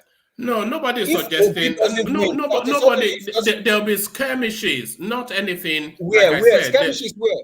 In the Southeast? There'll be skirmishes in Lagos because of the large. Hold on, now so you asked the question. Yes, because of the large population of Southeasterners in Lagos, there'll be skirmishes there, and there will be skirmishes certainly in the Southeast, but nothing that the security forces cannot handle. But you know, I must tell you that of course, they will make trouble. They will make trouble now, but especially if Tinubu wins. What you guys are referring to Southeast is actually the youth. Forget the youth. Every state. Go to Kaduna. Can you just abandon all that? Every campaign space has its own youth following. Exactly. Yeah. What about the ones in Ibadan? What's this language? Yes, in Ibadan. You have youths there, and not the APC also have youths in Ibadan. Yes. APC have youths there. PDP have youths there. So if they have the monopoly of youth? No, there's a universality to that tone. The youths are not universally with Peter Obi. Please let us get something straight. Don't respond just to counter. Respond just so that at least you make some reasonable contribution to this particular discourse. The people who came out, who you are referring to as Southeast, are not actually Southeast. Go to Edo State and see how. In fact, I'm surprised. No, we are getting it wrong. We are doing to the fact that there are youth supporting Obi, but you can't say the youths. When you're not saying the youths of Nigeria, that's a universal statement. Obi does not have a ground to make such claim, because every party has a youth wing, and there are youths in every party. Even on this platform now, we are young people. Some of us might not be youth, but we have people supporting different parties. So you cannot say the youths are the one behind. If he has a very aggressive youth, does not rub off on everybody. I'm saying it from the context of the fear of the APC, which they said. What do you mean the fear? Where are you getting all this language from? Wait, now listen. Now, what we are saying now is, if Obi does not win, that's the end now. If he doesn't win, that's the end now. In Nigeria. That's what we are saying. Now, there will not be problem. There will not be any problem. That's all now. Hold on, Patrick. I'm not sure if you are paying attention, but there will not be problems in Nigeria. There will be skirmishes where there's a strong southeastern population, which will very, very quickly be doused by the security operatives. They will hold station just for as long as it's necessary, which will be around about a week or two, and then people will go back to their shops, they will go back to their markets, and life will carry on. So there's not going to be anything Nothing This is is going not to the first happen. time. This is not the first time we've had elections. Goma, Igbos there are might on the even be, struggle. not even that there will be, there might be. Forget it, people who vote on Sunday or Saturday, they will go to their shop on Monday. Of course, life Even carries in on now. Lagos there. Uchenna still has to eat. Nobody is going to allow anybody to touch Lagos again with that kind of experience we had. Nobody is going to allow anybody to touch Lagos. Nothing is going to happen. There are some kind of rhetorics that are more like, gaslighting. The gaslighting of a particular tribe is getting too much. How do you mean? You have not seen any problems. You are saying Igbos. I don't know if it is Igbo that are in Kaduna or in Ibadan or in Lagos. Who's going to riot in Kaduna? Hold on. Wait. Pause for a moment and reflect on what you've just said. Who is going to riot in Kaduna because Peter Obi did not win? Who? In Ibadan? Who is going to riot? You guys brought the topic up that people are going to riot. And I say they might. People might say, hey, just like in the election, people say, oh, they rig it. Nothing will happen. Nothing. Exactly. Nothing will if happen. If Peter Obi loses, nothing will happen. Everybody will go to shop the following Monday. It is you guys that brought that topic. Actually, the obedient believe they are going to win. So, yeah, of course, they have to believe that now. Otherwise, of course, they can believe that. Anybody can believe anything, But but the youths are not for Peter Obi. He has a youth following, as does Atiku, Kwakwanso, and Tinubu. Showore especially. So the youths are not for or with anybody. You can say there are percentages here and there, but they're not universally for anybody, and nothing will happen after Peter Obi. It will just go back home and lick his wounds. Can I say something? Yeah, of course. Carry on. What if Tinubu doesn't win? But nothing will happen. What will happen? He will go home and lick his wounds. Anybody that loses, they will just go home and lick their wounds. Nothing will happen. Not a single thing. Exactly. Yeah, let's hear from you, Charles, and then we go back to Thomas. I think Alexander would say is the truth. You people are pushed to the wall. Alexander would say is 100% the truth. Ask any Igbo guy, they're fed up. So you're one woman. Alexander, as the Igbo guy, he's right. All right, Alexander is right. All right. So back to you, Thomas. So round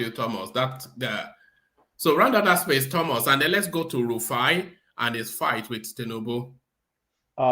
One man. I just kept quiet since. If anybody is going to burn Nigeria down because Peter Obi he doesn't win the election. Let me give you this. Last time I checked, Peter Obi is not going to win this election. Go and write it down. Put it in your dictionary. Write this date down. I think we are in 13 now in Australia. Peter Obi is not going to win the election. Then anybody that tried to burn Nigeria down because of that, it will be dealt with ruthlessly. I'm saying this is my picture, this is my face. Anybody that wants to burn Nigeria down because somebody doesn't win the election, the security agents they are going to treat them. They are going to in the language they understand. In the language they understand. That is it. And let me say this: if you are bringing your burning down, don't come to Lagos. Don't come to your state, Ogun, or the southwest. Don't come there. Stay in the southeast. Go and burn the southeast down. Don't come near the southwest. No, don't burn anywhere down. No, we are not advocating no. Since they decide to burn down Nigeria, they should not come to our own territory. Which one is your own territory? Look at this guy. Please, who brought this topic of burning down Nigeria, Seth? It was you now. It was you. Who brought the topic of burning down Nigeria? All right. Let's move quickly on from there because that never ends anywhere meaningful. You guys are just very funny. All right. Let's abandon that and go to this part that is going on between Tinubu's campaign team and RUFAI OSENI. Have you been monitoring that space, Thomas? And what are your thoughts on it? Yes, RUFAI he doesn't like Tinubu. I can say that. you can see all his analysis. Is it just RUFAI, or is it the whole of that platform, that channel? Everything, all of them in that Arise. They are not. They are PDP. Part of them are PDP. Part of them are Peter Obi's supporter. You can see it in his body's language. Everything. You can see it's very obvious. It's very obvious. So if the Tinubu camp is going against him, why not? It's good. But should Tinubu's camp be asking for the sacking of a journalist that is not favorable towards them? Is this what we're to look forward to if he ever becomes president? A stifling press? One man, yes, you know, RUFAI has a little bit of big followers, people that love him, and when he speaks like that, now he always attack Tinubu. You know that, always attacking Tinubu, even though he's a Yoruba, maybe he's a diet cook Yoruba. Thomas, let me disagree with you. He doesn't attack Tinubu. It does. It was just being objective, asking him to come for interview, asking some question that people are asking as well. So he's unprofessionally objective. Is very that guy. objective. Do you agree that the guy is unprofessionally objective? Tell me what he has done that is unprofessional. Everything. If you listen to people, just give me an instance. Wait, now I will give you. Yeah. If you talk to because we are not professional journalists, we don't really understand what it means to be professional in that field. If you listen to professionals in that video, they will tell you so many things that guy has done that is very unprofessional. You understand? I know him in Abeokuta. He went to UNAB, he started in OGPC. He didn't even stay long enough under them to learn the job before he started coming out there.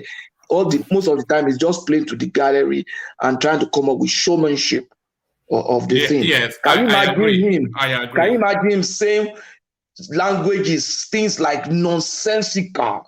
And when one Ajiboye was interviewing with is it Basi on the same channel? I've forgotten that guy's name. That used to speak like breach like this. The guy was telling him, one of your boys was saying what Tinubu was doing was nonsensical. His professional friend denied him. Say, I didn't hear him say that. You understand? They know he's not professional. I never heard Buhari. I never heard RUFAI said that about Tinubu. Hold on, Patrick. Ajale Koko, I want you to pay attention to RUFAI again when next you listen to him.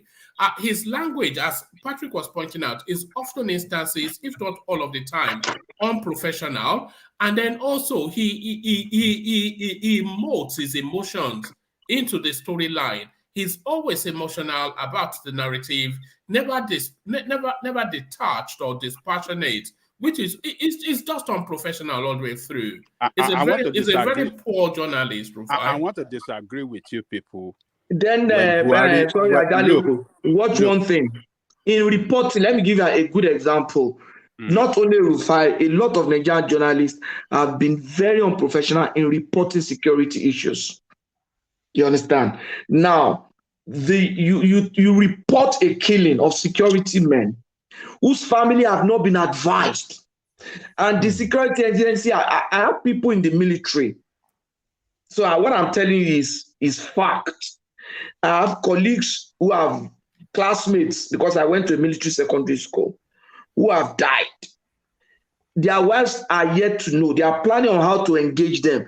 These guys will just go online and talk about it. And then anytime we have a problem, they'll say they have killed our military, whereas you are dampening the morale of the remaining ones on the field. And then the people that are supposed to go and replace them from the office, you are killing their morale. So those guys are going to the field to fight with weakness. You are there, you are so lazy, you can't join the army. And then people take their life to join the army. You talk down on them and you talk anyhow because somebody gave you a microphone. That is very unprofessional. I've never heard Buhari and then I think you have not heard anything. Hold on. They say it every day. No, hold on. I never heard RUFAI and his team talking down on our military. They always praise them. They always thank them for good job. I don't think it was saying. It wasn't saying specifically RUFAI. It was saying more the media space. I don't know the media space. I don't know the media space is talking about. Look, the military itself, the military establishment, the leaders, the military leaders are jokers. They lie to Nigerians most of the time. That's part of the thing. What is going on in the field, in the war front, the killing of our people, in the villages.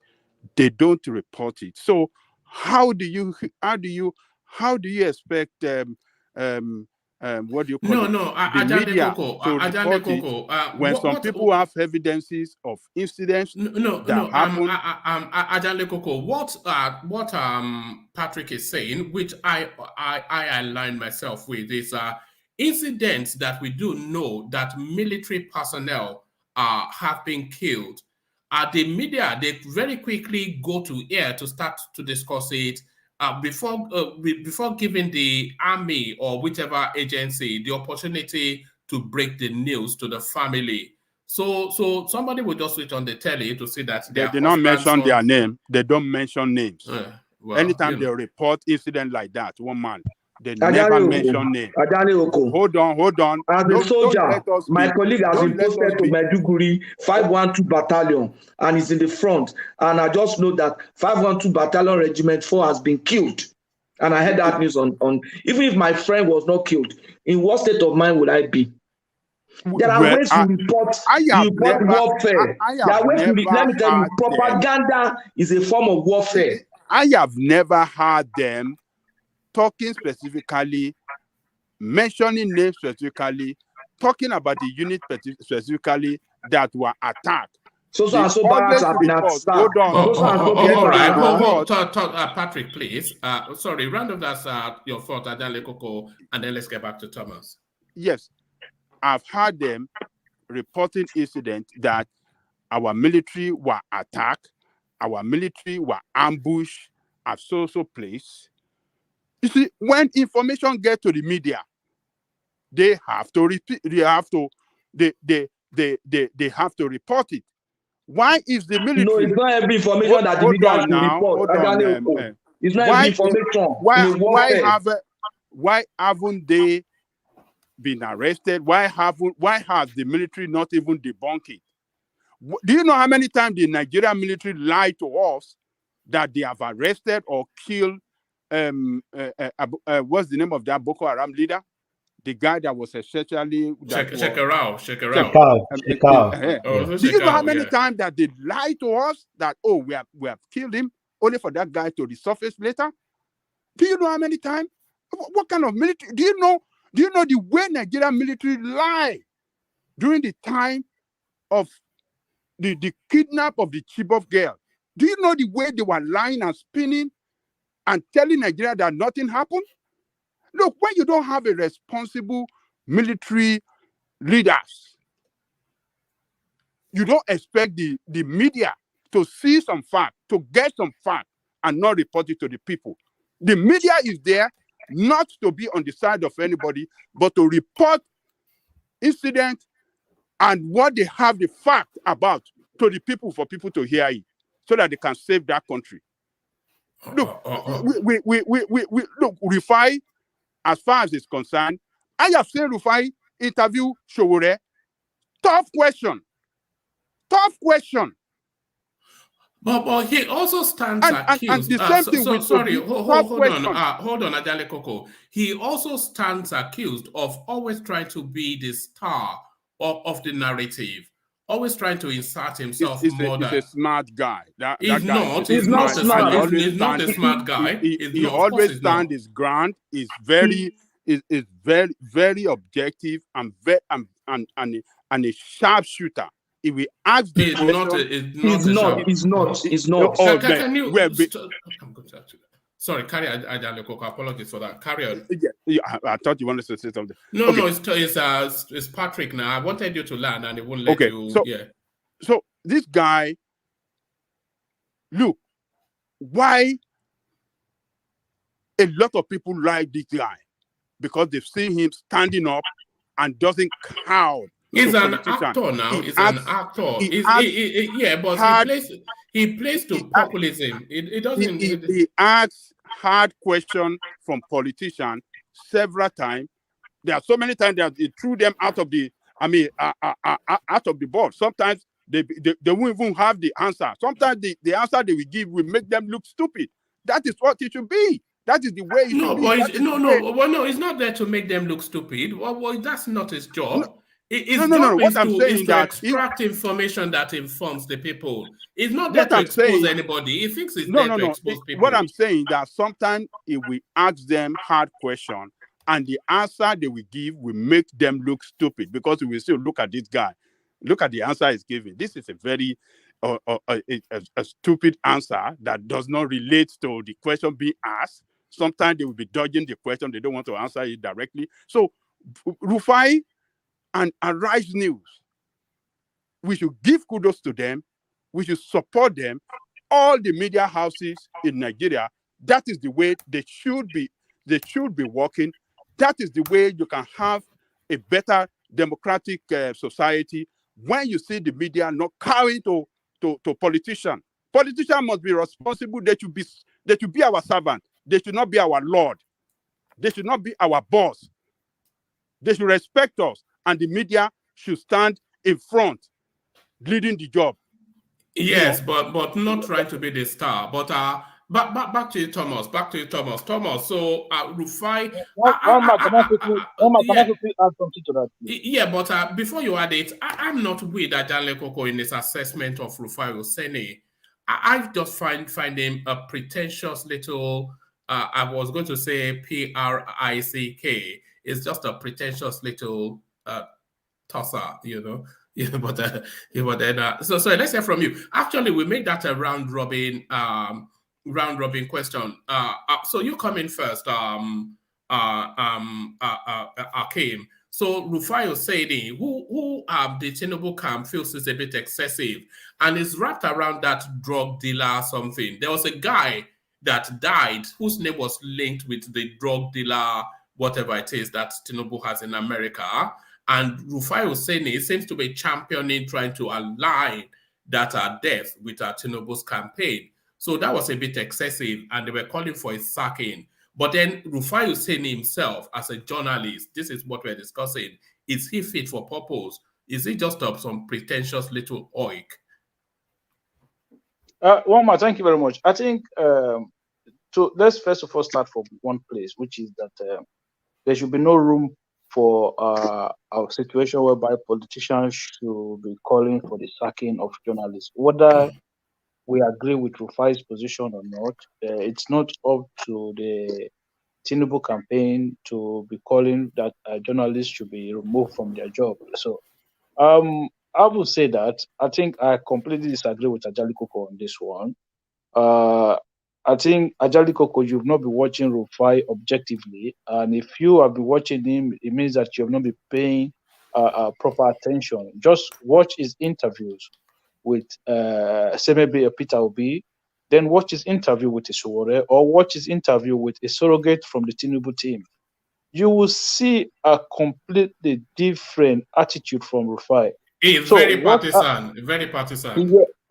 So what you will notice, first of all, is that he understands very well where the trend is going on social media. So he doesn't want to. If you watch an interview where RUFAI interviewed Peter Obi, there were no follow-up questions. He asked the questions, whether the answers are right or wrong. There were no follow-up. Then go and watch the interview Adeola Fayegun interviewed Peter Obi, and then you will see that even Adeola did a better, far better job than RUFAI. That was intentionally from RUFAI because he understood very well that if he continued to push, there will backlash on social media against him. These people praise RUFAI to heaven on social media. So he doesn't want to do anything that will give him that negative image on social media. I'm not saying that he can't do the job better than the way he's doing it now.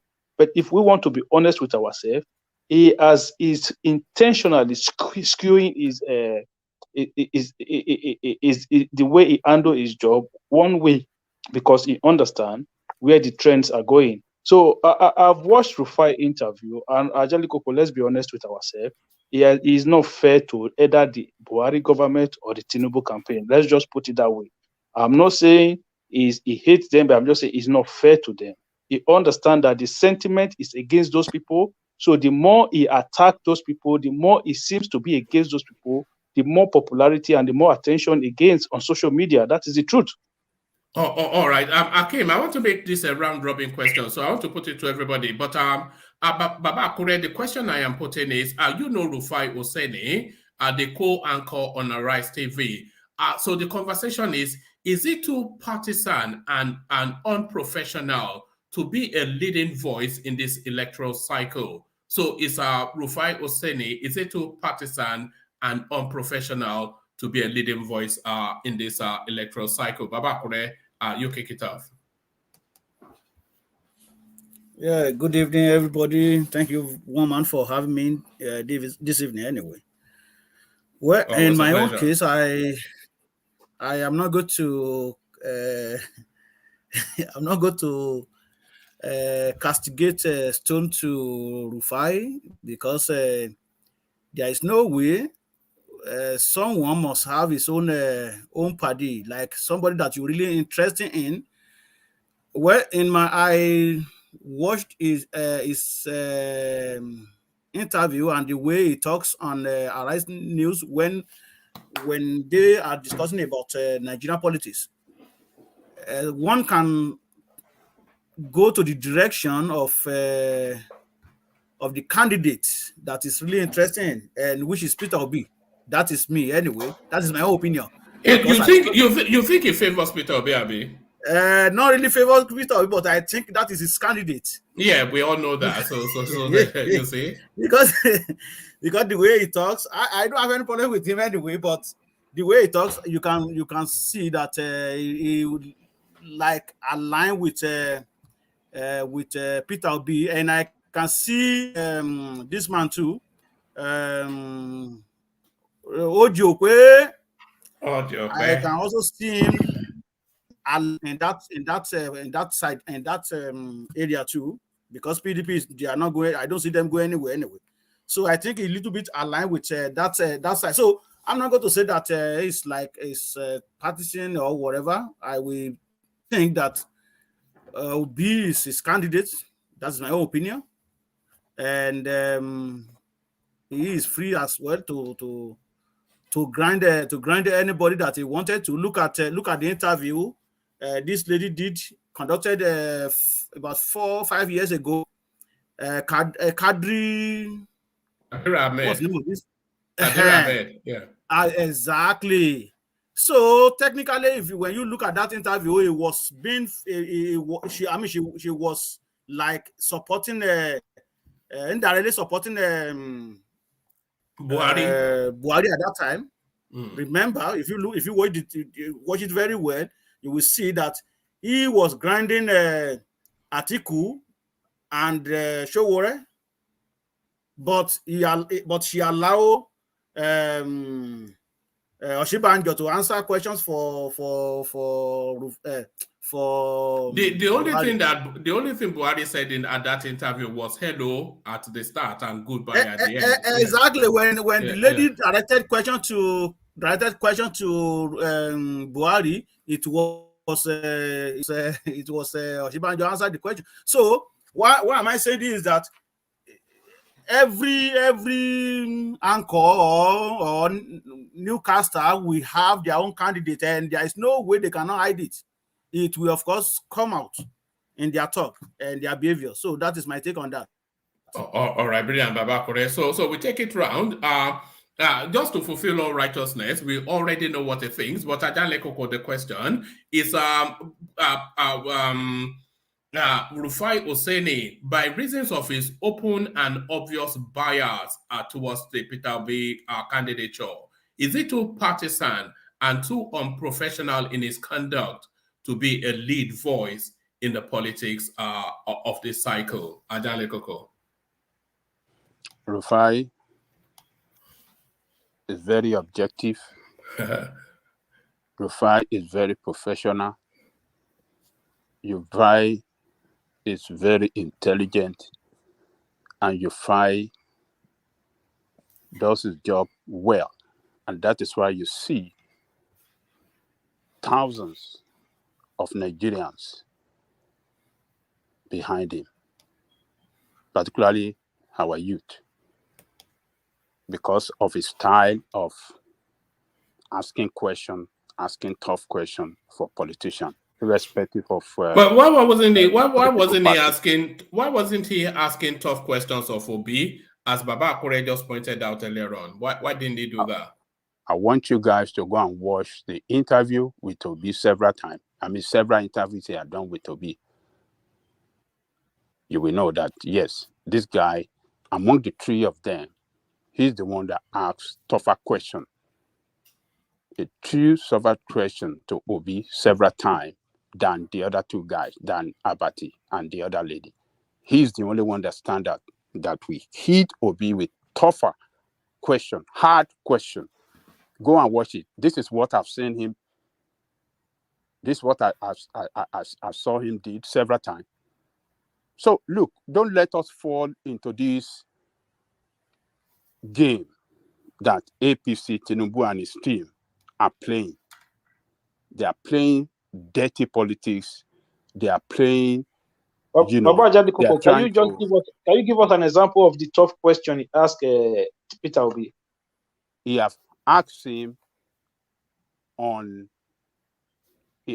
question on the woman. What is that? Pandora papers. Pandora. He specifically asked him. Yeah, he asked him. Did he probe him? Did he probe him? He probed him. He did No, not. he didn't probe him. He probed him. No, hold on. You guys don't be biased. Go and watch that video again. No, one man, you can actually play that part of that interview. There's nothing like bias. I watched it over there and I was like, let one man bring it. Because he asked the question, he interrogated this guy further. He said, why is your daughter's name on this thing? He was hard. And this guy was saying that, what did Obi did? Obi said, yes, when he asked him about his daughter, because Obi said, look, my daughter is a partner in his business or so, and he didn't know, and because he is not 100% stakeholder in that business, that is why he did not include that in his declaration form. He said because it's a partnership business with his daughter. He interrogated Obi. He did not. Go and watch it. I want you guys, one man, if you can pull it up, I want you guys to watch him. I was praising that guy that day that, oh, wonderful. And Obi fumbled because Obi, when he asked the Pandora, he said, I've not done anything wrong according to Nigerian law and this and that. And he said, okay, it is stated that, okay, these are the facts. And Obi now said, oh, because it's the company that I use on that Pandora this thing is a partnership business between me and my daughter, and because my daughter name is not solely owned by me, that's why I did not include it. Ajali Koko, you need to go and watch that interview again. No, go and watch it. Don't say this. I have it on the screen, but unfortunately, it's 48 minutes long. You're just making it work, Ajali Koko. I watched that interview. I still have it in my head like yesterday. All right, I watch it as well, but you know. Yes, and we discussed it one man here. We said, look at Obi, the way he fumbled, look at the answer he gave, and that what kind of answer is this? We tweeted it here on this platform, one man, if you can remember. Yeah, I remember. It was this guy that interrogated Obi. No, most of the hold on, Akim.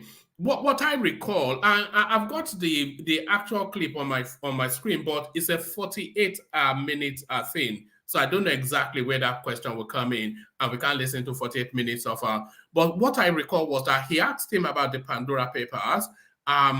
But Obi gave some bland, placid response, and then he just moved on to the next question. He didn't move on. He didn't move on. He interrogated him further. He interrogated him further, and that was where Obi fumbled. He said, "Well, it was a joint this thing."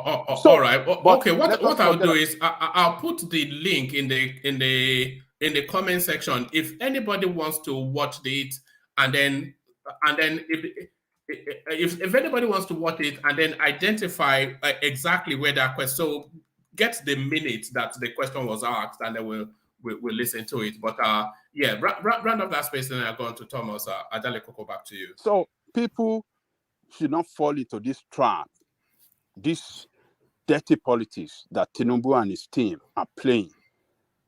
People should not fall into it. They are trying to bully the press. They want to, they want to play their politics to overshadow the media. We should not succumb to that.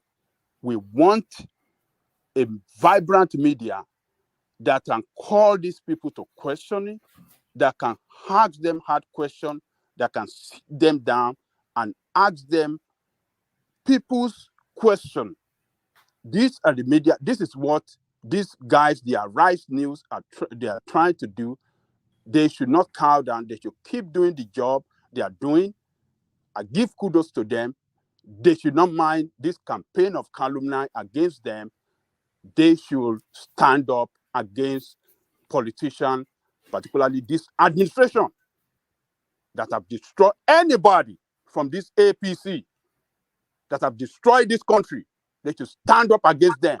They have not destroyed anything. Hold on. It's a round-robin question. We'll come to you in a moment. But Adale Koko, let me go on to Thomas. So Thomas, the question is the certified obedient RUFAI OSENI, is it too partisan and more to it too unprofessional and too emotional to be a leading voice in this electoral cycle? Is it too compromised, RUFAI OSENI, to be a lead voice in this electoral cycle? Very, very one man. Indirectly supporting Peter Obi. I can state that as a fact. Indirectly is supporting Peter Obi. Don't let us deceive ourselves. All the anchors on the television, as Baba Kure rightly said, they have their preferred candidate. There's no equivocation about that.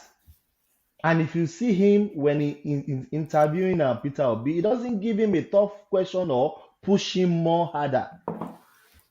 When any surrogate from Tinubu came on their platform, if you see how he will scrutinize them, push them up, push them to the world. I could remember one day he was asking one of the surrogates of Tinubu, how did Tinubu made his money? He asked more than 20 times. You can go and watch I don't know, maybe Patrick watched that video. He asked him, how did Tinubu make his money? The man answered him, he's still asking him. When Ruben Abati asked his question, after his turn, he still asked the question again. The guy said, why are you asking this question? Asking, I've answered you. I'm not Tinubu. You can go and ask Tinubu how he made his money. So you guys, it's the handwriting is on the wall. We can deceive ourselves that it's not partisan. No, it has never been objective one day. I don't even want... Is it too unprofessional even? Because I've always found them difficult to listen to, RUFAI OSENI. And then they were quoting all these ludicrous French philosophers that doesn't tally with anything that's been said only to try to pretend to be clever when we know it's not. You know. Do you know that he does that? According to Laurent Bocco. He's a smart guy, man. That guy is smart. That guy is a very smart guy. He's not smart. That guy does his research well. That's Connie. That's smart. That's Connie man. Connie man die. The only thing, yeah, Baba Kure, yeah. One man, honestly, we can't say that. The guy is very smart for that. Anyway, he always does his research, because when he's talking about something, I just said that no, you are not born at that time. So yes, so in the he's good at 1800 when Henry III said to Marie Antoinette that, hey, don't be silly, who's the audience for? Don't be silly. You know, he's just a silly guy. The guy is an historian. This guy read a lot. He's an historian, so and he always come out with he's not. It's not well read though. What he does is he preps all these things for the subject that they are going to discuss, so he can insert it to. He puts on paper. It's a fraud. Of course, now what they are about to discuss every day. He knew it before they start discussing it. It doesn't come to him as a surprise. So he'll have prepped himself earlier on. And Ajale Koko, you said something that Tinubu's dirty politics, we should not fall for it. His politics never be clean before? Politics is dirty. It's dirty. People will play the politics dirtier. So you say, Ajale Koko, I disagree no, with Thomas, you. I'm saying that we should not give in to politicians trying to ridicule the media, the press. The press should be independent. They should be able to speak their mind without RUFAI fear. has never been independent, Baba. RUFAI has Okay. never been independent. It's so Okay. partisan. Don't you see the way they treated? Do you see the way the press handled Trump here in United States? That is how the media house should function. Hey, we are not in America. You are not in America, and you want to practice democracy. You are practicing presidential system of government, and you don't want the press to run independently. He has to be universally like that. Is the thing. He can't give Obi a soft sell interview and then be asking Tinubu's functionaries how Tinubu made his money. It's the guy Tinubu's accountant to be able to tell you how you know. So it's just a partisan shit. If you are a surrogate for a frontline politician, you should be able to know a lot of things about him. How did he make his money? What is so hard about that? How would you know how he made his money? How did Showore make his money? We can tell you how Showore made his money. Makata Foundation. We got it from Makata Foundation. I can tell you how Showore made his money. It's from Makata Foundation. From Makata Foundation, yes. Yeah. So how did Tinubu make his money? If he made a clean money, if he make a money through a clean means, I mean, we should be able to say it. I mean, don't let us be falling into this trap, man. All right, Thomas. One man. I'm listening to that. I'm listening to that clip. It's even Ruben that is even asking a big question, or it's not even RUFAI. It's Ruben that is even asking him the question. And did they probe him? The probing is being done by Ruben, not even. Okay, that's fine. Either RUFAI or Ruben. That is the job that we are expecting them to do, and they did a very good job. They interrogated Peter Obi. All right, let's get back to the round robin thing, because quite a few people still. So back to you, Thomas. You were telling us if you consider RUFAI OSENI's conduct as a journalist professional or not. No, it has never been professional, in my opinion. It's been partisan, and I said this again: is a obedient or is a Peter Obi supporter. I can say that one. I can say it again and again. He will never support Tinubu. You will see how he criticizes anybody that came from APC side. He will criticize Tinubu about this drug or this blah blah blah. He has never. I don't even if I watch. Has he ever probed Peter Obi's surrogates, if he has any, we don't even know if he does, on his Pandora paper past, or the cronyism and the shady deals that he was doing as the governor of Anambra State? He has never done that for once. People go and check very well. Sometimes I don't even want to listen to him. It's too, you will know, it's too partisan. Don't let us deceive ourselves. It is too partisan. He will never interrogate Peter Obi's pace. Never. I think he's following the trend. What is going on, the movement, the tsunami. He wants to be part of it. He wants to be part of yeah, he wants to bam bam. He wants to bam bam. Yeah. Chief with the big boy. So Yes. it's just following the trend that is out there now. Is Peter Obi. I just came back from Nigeria. Nothing Peter Obi in the Southwest. Nothing. Zero. At least I traveled to. And that is not true. What are you talking about, Thomas? Ajale Koko. What do you mean Are by you zero? are you in Nigeria? What do you mean went by to zero? Nigeria? What do you mean by zero? That is not true. He's talking Ajale about his Koko. experience now. He There's went to no Nigeria. experience. I mean, whether we like it, is he have presence? Is he have people in Yoruba land? That That's what you say. That's what I say. When you say Buhari has done nothing. In That's Lagos, the same thing. The same thing you're accusing Thomas of now is what you do. When you say Buhari has done nothing, and I say no, you can't say that. That is not what I said. I said no, that. That's what you normally say now. You have said it no, today. hold on. That is not what I said now. I said for what Buhari has done to destroy this country, the Arise Youth should not cow to them. They should stand up against them in order to save this country. That is what I said. I didn't say anything concerning Buhari did not do anything. All right. Thomas, you said it. In Lagos, what APC is doing against PDP and what do you call this party, Labour Party, the way they are never allowed to have billboard, the way they never allowed to paste their poster, every only APC this thing. So they have started what do you call it, woman? What do you call that thing? This a way of suppression. I mean, what is it? Suppression. They've started to suppress, other party from functioning well, from carrying out campaign, from doing their activities. It is wrong.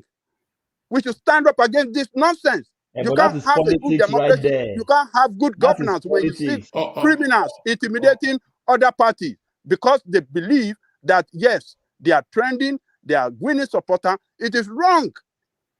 All right. You can't use that instance to say, oh, they don't have anybody in Yoruba. All right. Ajale Koko, let Thomas round off his thoughts so that we can take that question round. Thomas, back to you. Man, any comment I made now, they will come again. Just go to all right. So to you, Patrick, then you know the question. Rufai OSENI is the subject of he's the one under the microscope, and his conduct as a journalist. A lot of people are querying his professionalism. They are accusing him of somewhat partisanship and infusing his own personal emotions and thoughts into the Nigerian political journey. So is this guy fit to be a strong voice in this electoral cycle, Patrick?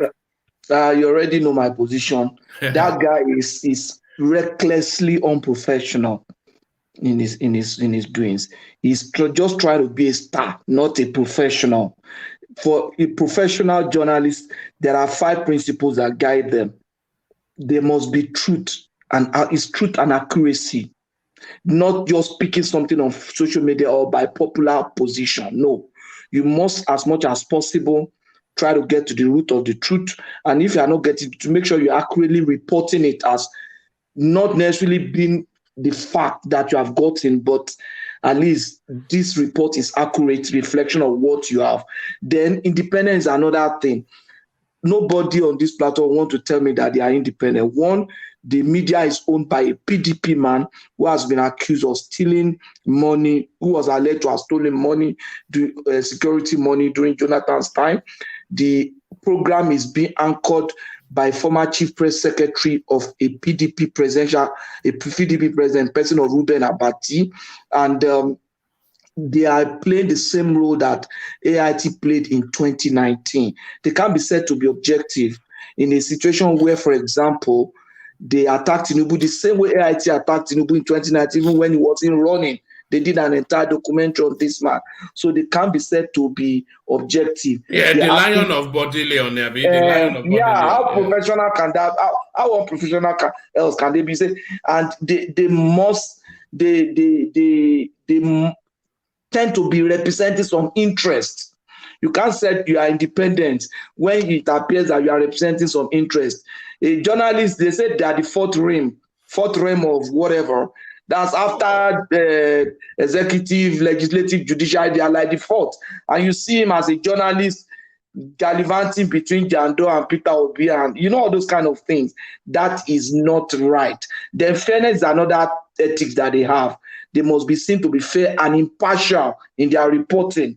What am I trying to say is that when you bring a guest to the studio, you are not bringing in a guest because you want to embarrass him.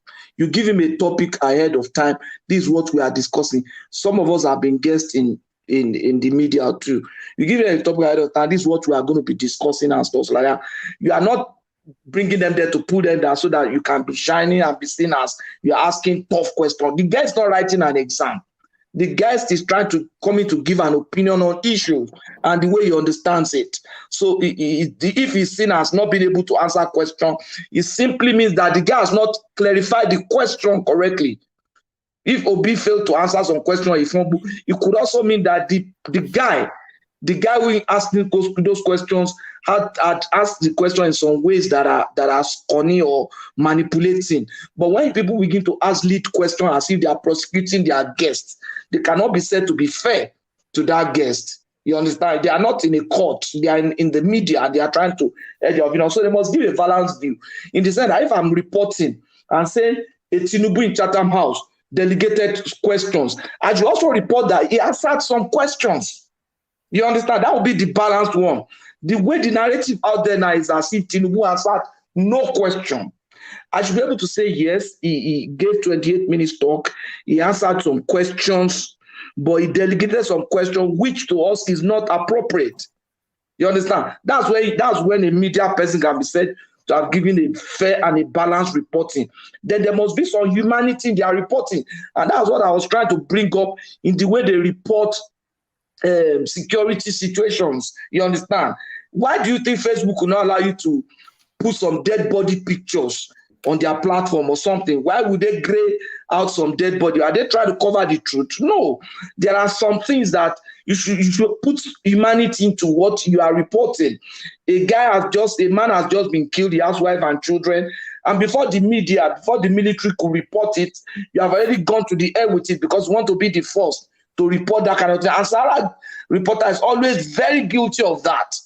And they want to be seen as number one to have reported it. And in warfare, propaganda is a weapon of war. And that's why I'm not happy with them. Even when the military is trying to use propaganda to win some side of war, the West do it all the time. Britain, all of them do it. When the military is trying to use propaganda in the war against Boko Haram, the media just blow up everything. I said, do they even teach these people at all?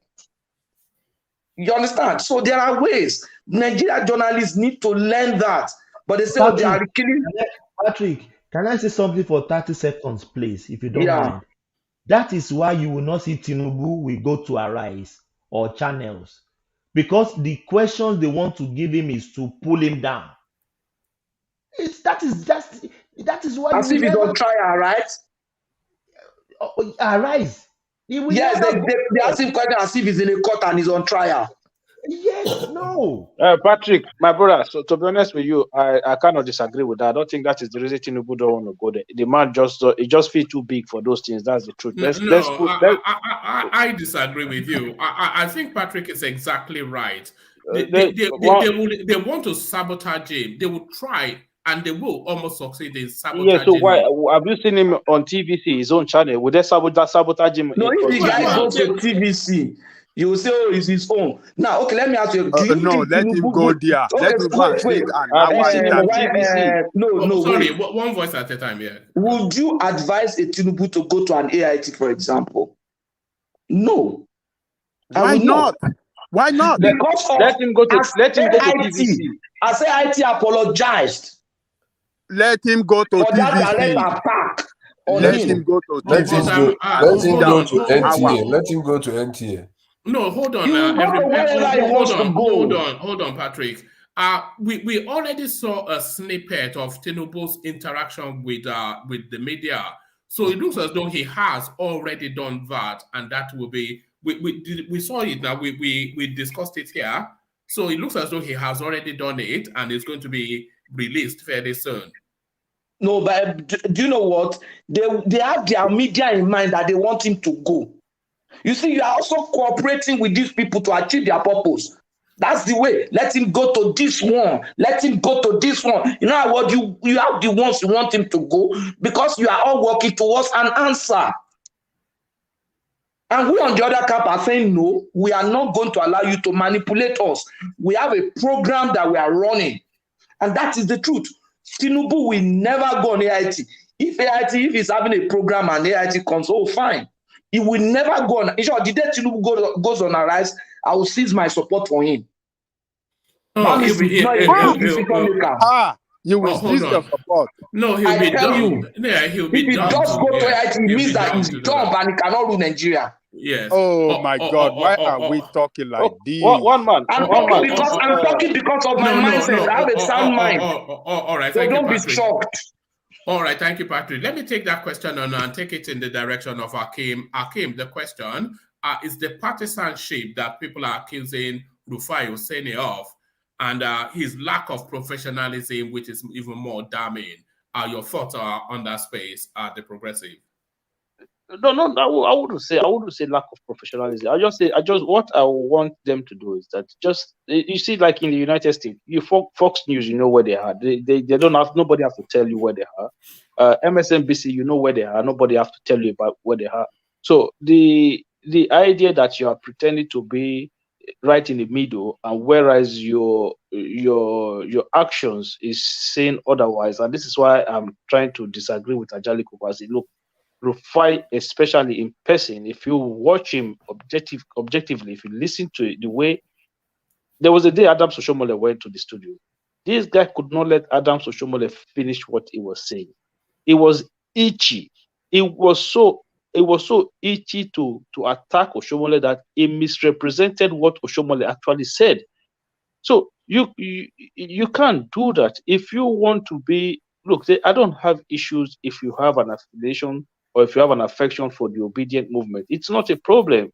But you don't try to act as if you are right in the middle or you're being fair. No, it doesn't work that way. I don't have issue with him, and I don't agree with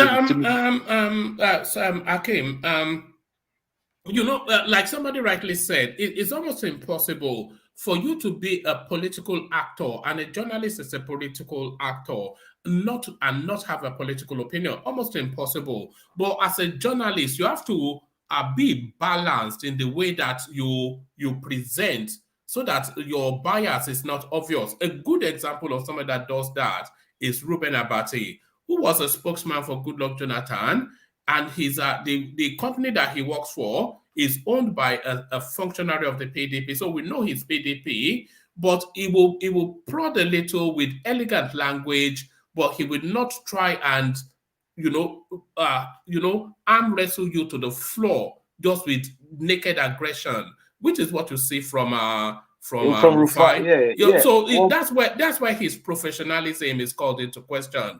Does it lead too quickly with his own political opinion and not leaving any new? Yeah, you are very correct in your analysis of in that aspect. You understand? That is exactly the situation. But for me, that is still not a problem. You can do that, but let people know where you stand.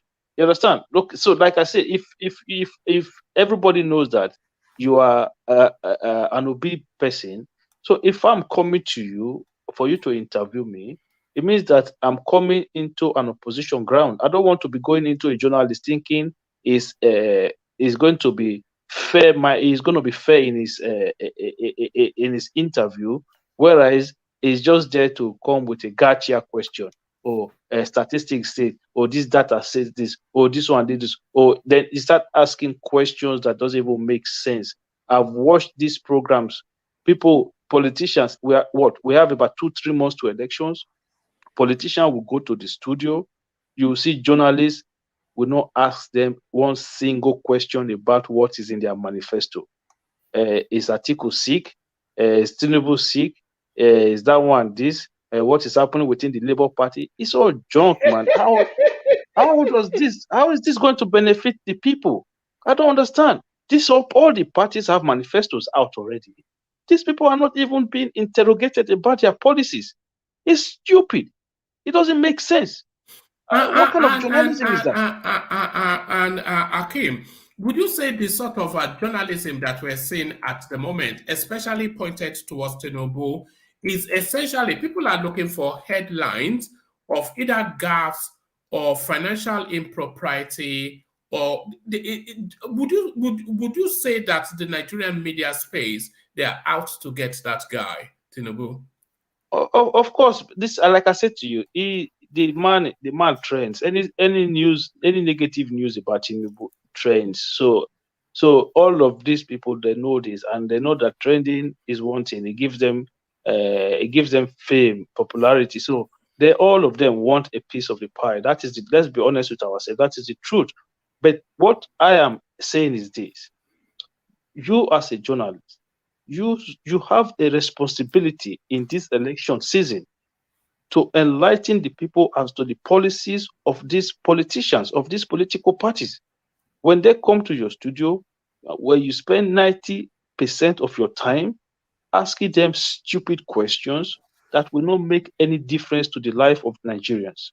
You will not ask them about their policies. All you talk about is this fit enough? Is this sick? Is it what? Are you a doctor? Did he come to the hospital or what? Or is he in the television? I don't understand. What are you? You know, this RUFAI was interviewing Reno Mokri, and he almost fought the guy because Reno Mokri said he went to the Chicago State University and then that Tinubu actually attended the school. RUFAI, Reno is not even an APC man; he's a PDP person. RUFAI almost, if both of them were face to face, I'm sure there would have been some punches thrown at each other that day. I said, what is your own? The man this guy is a PDP guy. Are you saying that he's supporting Tinubu now? I don't understand. Why are you so eager to prove that Tinubu did not go to school or Tinubu did not have a certificate? He started asking Reynolds dumb question. Who did you see in the office? Who did you speak to? What has it got to do with you? So, Ajali Koko, please. I think the invitation for him to be stepped down, maybe not off the back of the request from the APC, but maybe slightly further down the line, the way they just pulled Ojope off and put on show business, maybe they should pull him off and give him an opinion show. Let me read Kulata's super chat. It says, a journalist is not supposed to share his opinion or emote excessively. RUFAI doesn't seem like someone that wants to seek facts, but rather play gotcha politics. He can start his own opinion show. So, thank you for the super chat, Kulata. So, as Kulata said, maybe he's not suited to that front line interrogating or more so interviewing politicians. Maybe he should have an opinion, like maybe he should be a panelist on One Man Went to Mo. Maybe that's where he should be. No. I think Kulata is actually right. It should be like a Seanality kind of a host, having his own show where he just say, I'll just whatever comes to my head, I'll just do today. I think that makes sense as well. That makes sense. But what I'm trying to say, one more is this, right? We need to get past these personal issues about these politicians now. It is done. Tinubu is APC candidate. Whether he's got one leg, one hand, and one face, is going to be on the ballot. It doesn't matter anymore. Whether Atiku have no hand, no leg, it doesn't matter. Whether it will be those stages have passed now. we now have to scrutinize policies. All of them have manifestos. We now have to look at all of these things and say which direction this country should be going to. Should it be towards the OB? Should it be towards the Tinubu, Atiku, or who? That is what we should be debating. We should be debating issues, bread and butter. Who is going to better the life of Nigerians? That should be the focus right now. So this idea where people still talk about sickness, people still talk about somebody peeing on Pampers and all of those things, it's stupid. Let's get past that. With that, look, that ship sailed long time ago. Now the election has come. Some people are even going to refer that Tinubu is going to die 2 months in office. Shetima is going to be the president. Look, nobody is God. Nobody knows who is going to live, who is going to die tomorrow. None of us know. So we can't be making pronunciations like this. It is such an ugliness, you know. They are actually literally wishing death on this guy. Yeah, just for reasons. It's so ugly. So ugly. I've heard this. So we can't do this. We have to go past this stage now, and then let's scrutinize policies. And I believe that a lot of the people who are doing this, the reason why they don't want to go that way is because they know that when they begin to go into that direction, they'll begin to see flaws in the areas or in those candidates that they are supporting. That is the truth. Let's be honest with ourselves. All right. Thank you, Kim. So let one man. So, yeah. You know, when you say, when some people say that they are trying to get him, I mean, this is the one that is inviting this call for the interview. He is the one that is, I mean, his action is what is generating this call on him to come and sit down. How on earth do you want to be our president and you don't want to talk to us? How on earth? No, it's not. No. Hold on. It's not the one. Ajale Koko. Nobody is quibbling that Tinubu must sit down and address a camera. But it's the platform that people are querying and the prejudice that is so naked that almost undeniable. You know. So who is going to be that platform? You know yeah, one man. So, what I'm saying is that he is absent at media houses. Yes. All this why is what people is why those media houses that you see as enemy media houses, those media houses that you see as enemy, that is absence at media houses is what makes them be calling on him, banging on him, and those guys are doing the good job. I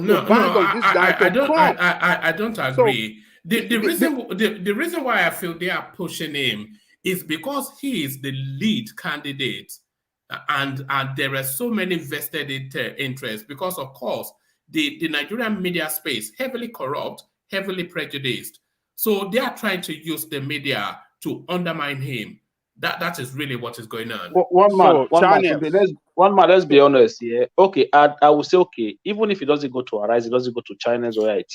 But let him go to TVC, let him go to NTA, let him go. So let him just go. Now you're talking, Akim. Let him go to TVC, let him go to NTA. There's nothing wrong. He will at some point. People have already said he's when will he? When we are here, banging. He has already, so it's down to the platform to release it whenever the team fits.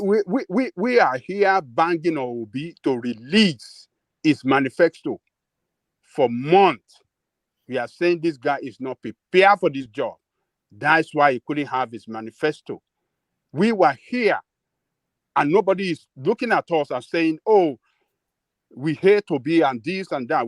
I know that we have some of our brothers from the East are saying, "Oh, we are playing tribal," but why are we calling on him to bring his manifesto? Is because there's nowhere that you want to put yourself out there, that you want to be president of a nation, and you don't have a plan to show them this is the direction I want to take you. The same thing Tinubu is doing. Tinubu is saying he have the capacity, he have everything it takes to lead us, but you don't want to sit down and talk to us. Let us ask you a question. You have released manifesto. We have read the manifesto. We have some questions to ask you on what you put on that manifesto. We need some clarification, but you don't want to sit down.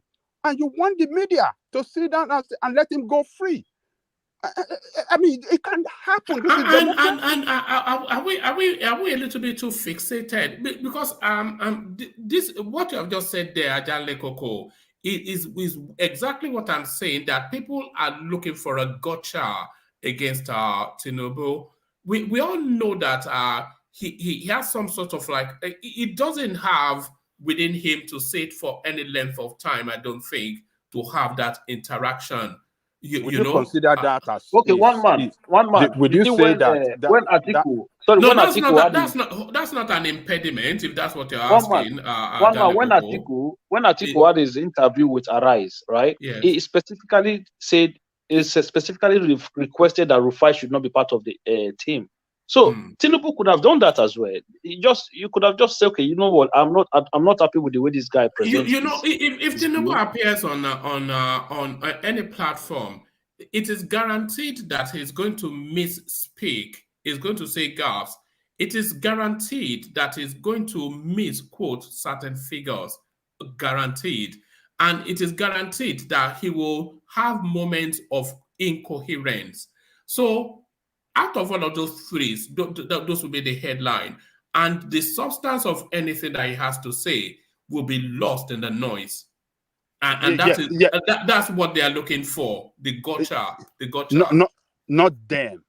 That is what we are looking for. You're looking for him to make gaffes. You are looking for him to make gaffes. Yes, if we have a president that will constantly be making gaffes all the time, it's not fit for that position. What do you mean it's not fit for that? What do you mean it's not fit for that position? His mental alertness is low. What do you mean mental alertness? That's not true. No, how is making gaffes an indication of mental alertness or not?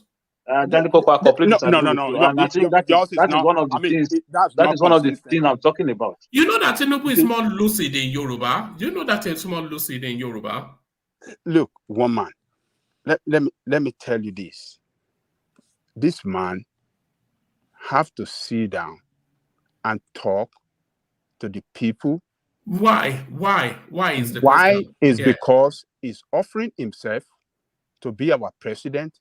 He must talk to us. This is democracy. This is not Oyedile. This is democracy. I don't know. You know the way. I think you are looking for a gotcha. You are looking for. They are looking for Agbado again. Let's get the Agbado from him. They are looking for another round of Agbado. Let us get that Agbado from him again. Look, this is democracy. We are not running Oyedile. Democracy give the media that power to go after the politician and ask them questions. So if he's running away, it shows that he's hiding something. It's hiding something. And that's something that is hiding should be a cause of concern to us as people.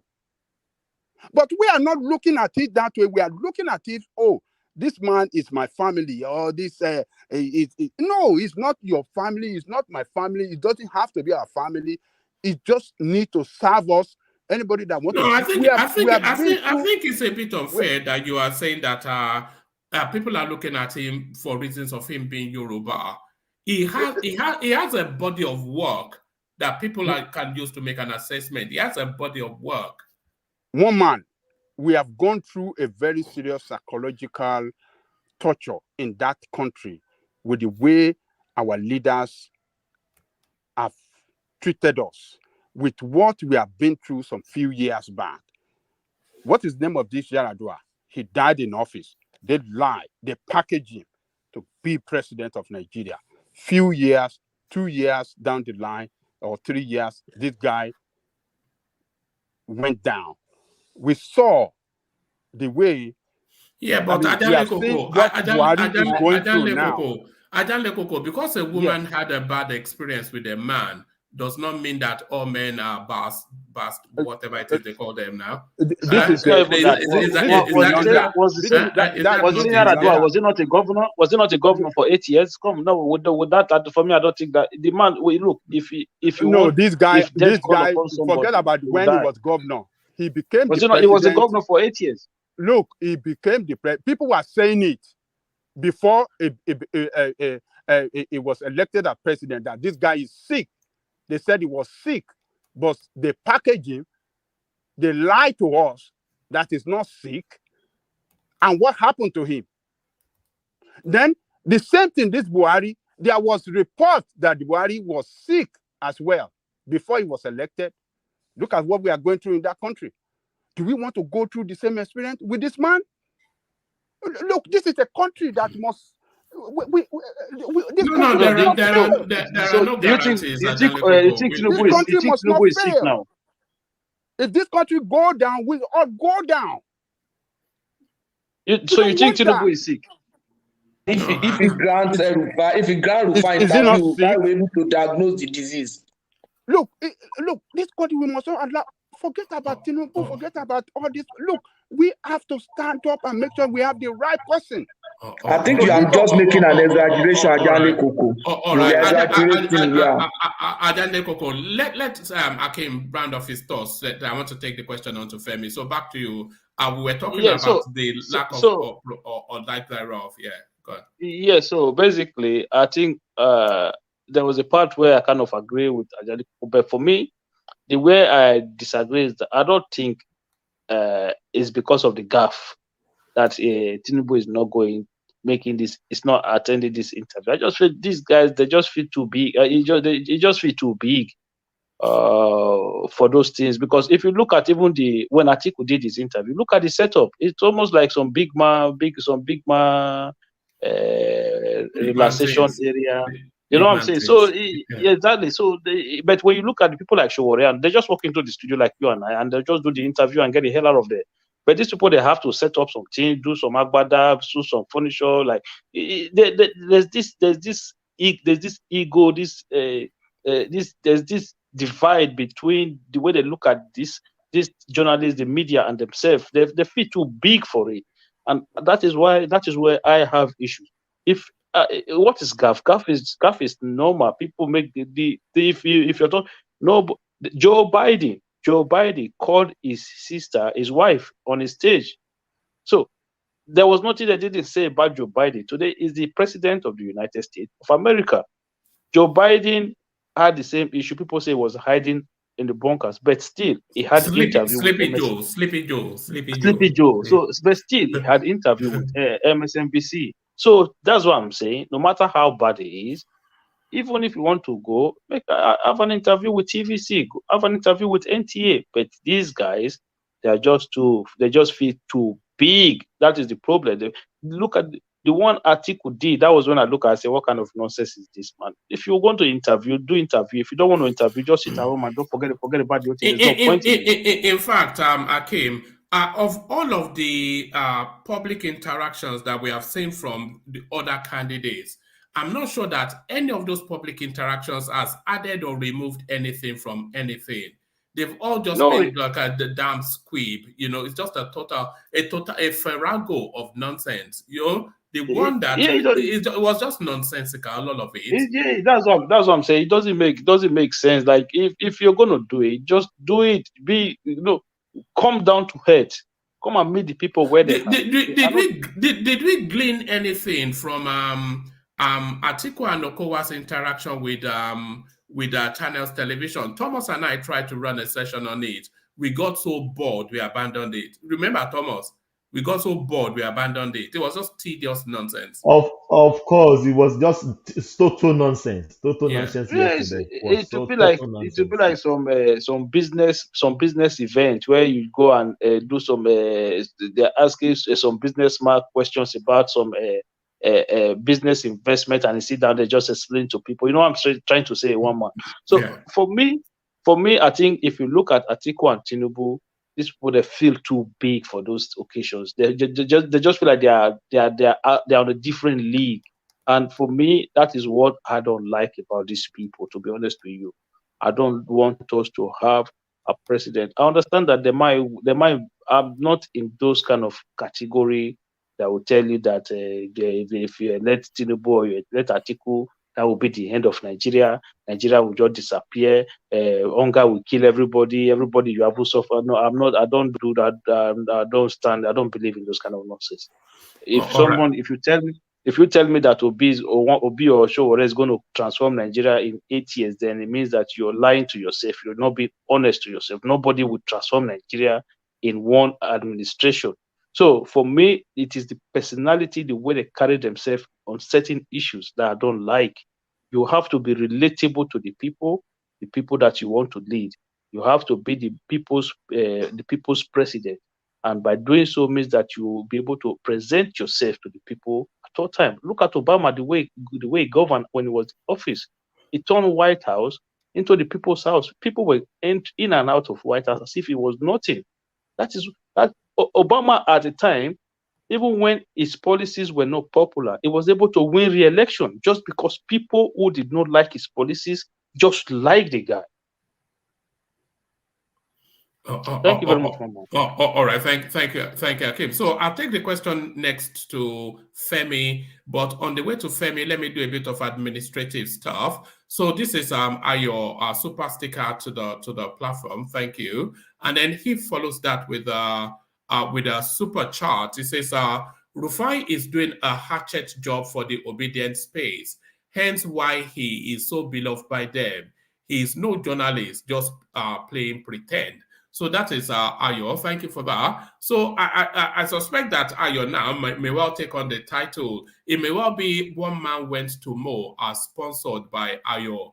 Because Ayo, of course, he always keeps the Buy the Coffee space honest, which he has done again today, by the way. So that's Ayo doing the Buy the Coffee thing. So thank you for that, Ayo.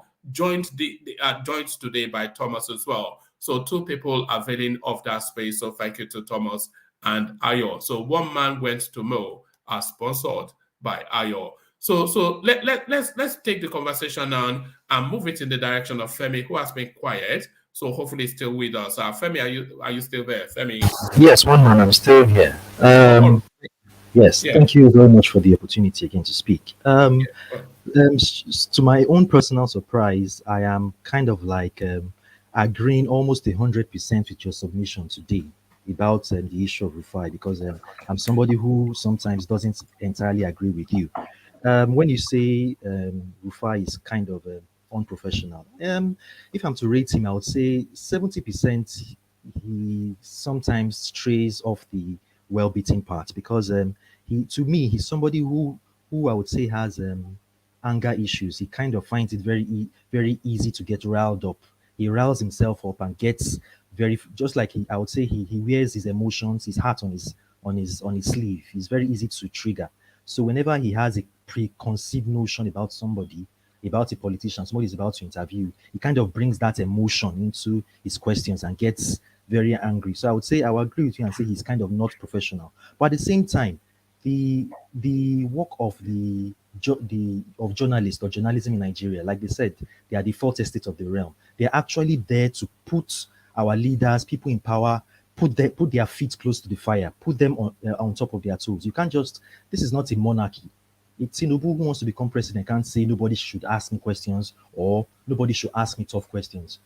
Somebody like Peter Obi, even if he doesn't win, I would say that Peter Obi has changed the face of politics forever in Nigeria. Why? In the 2015 election, 2019 election, by this time, somebody like Sanwo-Olu would have been making people's hair in Tinubu Square. Somebody like Moshomole would have been eating corn and coconuts on Okpa Sabugba Road. Somebody like, what do they call this Ife politician too, would have been eating corn. So Aisha Buhari would have been frying Makaran and all those nonsense. But the man has elevated the level of discourse. People are now thinking, what does this person have upstairs? Can he quote what he wants to do? What is his manifesto? Not he's frying Akara with us. She's doing this one with us. We have moved beyond that. So even if Peter Obi doesn't win, he has changed the face of politics forever. So journalists are actually to put politicians on top of their feet, on top of their toes, and keep them like, I can't mess up. I can't go beyond this certain level. because people are going to ask me questions. So Tinubu should have this mindset that he is not entitled to that position because he worked for a Buhari in 2015 and somehow in 2019 doesn't give him that right to say Emilokon. This is not a Milokon. This is not a monarchy. It's not a Oyedile. It is not your father's title. So he should bring himself down, even if he's going to do the Atiku style of, okay, bring selected journalists to my house, come and give me pre-prepared questions I already know the answers to. All well and good. It will even bode well for him. Although we all know that the people who are going to vote for Tinubu and are not online, they are not on Twitter. The people, his core followership, like traders, just the lower cadre of the society are not on Twitter. Whatever is going to say on Arise, they are not watching Arise. They already know that I'm going to vote for Tinubu or Mowani. So, but at the same time, there are still some middle class people who are still sitting on the fence, and maybe his appearance on an Arise TV or channels might actually sway them into his own side of the coin. So I think he should actually consider doing that, because if we say he wouldn't do that, I don't know how much it will affect his chances. But at the same time, journalism and journalists are actually there to actually ask questions. Because if people say RUFAI is an obedient or he's an OB supporter, yes, everybody has their own leanings. Somebody like his other partner there, what's his name again? I've forgotten his name. This former PDP guy who contested. Ruben Abati. Ruben Abati, thank you. Ruben Abati, definitely everybody knows he's a PDP person. The owner of that station is a PDP man.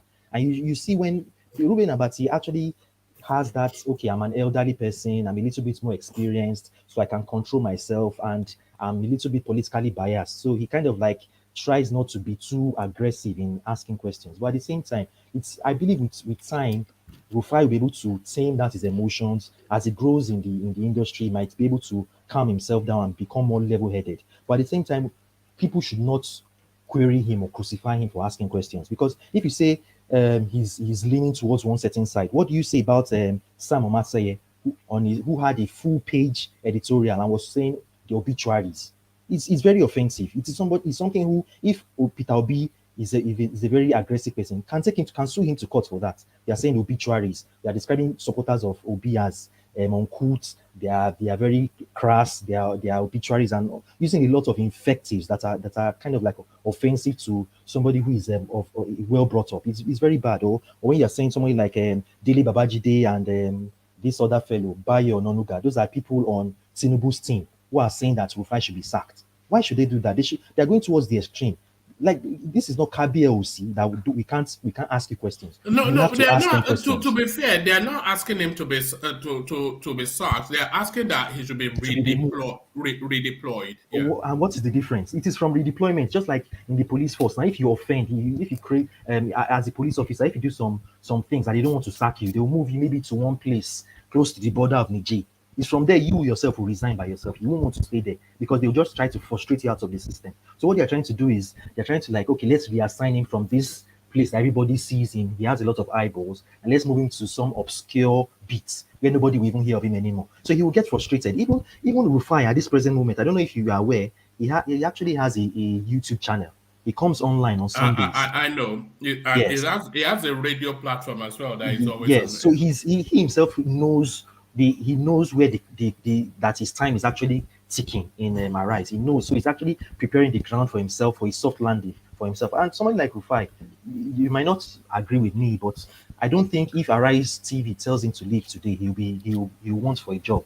Definitely, some other station will snap him up quickly because he will bring a lot of eyeballs to their channel. So let the Emilokon people, nobody snapped that they freeze up. They just cast him adrift. Daddy Freeze is still in a radio station. He has only moved. He moves. He has never been out of job. He has never been out of job. Though he's doing some things online, but he's currently on radio. He has not been out of job.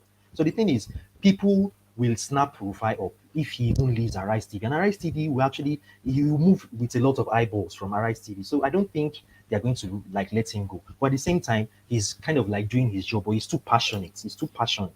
He should kind of, with time and with age and with experience, I believe he will tone that passion down and he'll become a better person. But the Tinubu people should not be too averse to getting questions from people. People want to hear what Tinubu has to say. If he feels too proud, or he's feeling that I don't want to go and embarrass myself, that means you might not agree with me, but I don't think he's fit for the job. Because if he has not gotten into power at this moment and he's already asking for journalists to be sacked or to be reassigned, what will happen when he becomes president? That means nobody will be able to talk, which wouldn't bode well for the society. Because if you can't ask our leaders questions, our leaders will do whatever they want to do. So please, but can I ask you a question? Yes. Thank you, my friend. Can I ask you a question? If Tinubu become president tomorrow, yeah, do you think if somebody has not done well, somebody has not played according to the ethics of the profession, do you think it's wrong for us to say the person should be redeployed? Or let's not say the person should be redeployed because we are not the owner of business. Is it wrong for anybody to say this guy has not done well? It's and the moment you say that, you are seen as Muslim. No, I want him to answer, not you are the Goko. No, I'm not answering. I just want to support what he said earlier. So Femi. Okay, support first. Let me ask that question. Yeah. So if Tinubu becomes the president tomorrow, and what do you call this? Arise New now post him to Ashura as their correspondent. So Tinubu and his team will reject him. They will say they don't want him there. What is this? No, you can reject now. Even in the US, didn't Donald Trump say they don't want a particular media? The US is not the bastion you for can democracy. reject now. It doesn't mean that you are dumb now. You are not saying you don't want these people. No. So no, wait, Ajaleko. If you know that this group are harmful to your agenda as a government, so you just allow it to run. Because what do you mean by harmful? How can the media? How can the press? Oh my God! When the media is we are not running dictatorial. We are not running dictatorial government. We are running democracy. Exactly. And in democracy, the media should be free. If a guy does not constitute a threat to national security, you cannot say it shall not cover. It cannot have. It cannot represent his media house in the government house. The government house does not belong to you. It belongs to the people of Nigeria. If a journalist is quite patently out to undermine the country or the administration or the government, then they are not obliged to entertain anybody. If they feel that is dead on that, they will just say they don't want him. One man. Yes. The actions of Tinubu right now actually bodes a very clear and present danger for the Nigerian society. Like I said before, if Tinubu as at now, he has no executive powers. He's already asking for reassignments and sack of people. What will he do when he becomes president? What will he do? Because if he's already saying, okay, RUFAI should be reassigned, why can't an OB also say Sam Omasheye, who is the editorial chairman of the Nation newspaper? Why can't Peter Obi also say that he should be removed? Why can't Peter Obi say Bayo Ononuga should also be removed? By the way, you can also ask. Hold on. Tinubu did not ask that anybody be redeployed, by the way. It was just his campaign media space. And by the way, Dele Alake and all of this, who was the other one? These are senior seasoned media persons, journalists. But they know who butters their bread. No, they know politics though, and they know journalism, and they know more to it. They know professionalism, and they are not identifying that in RUFAI OSENI, who just thinks it's just some Robin Hood that is out to. What's he doing? It's just a nonsense. He's not senior anywhere. If his employer, that is senior. Alaki started yesterday.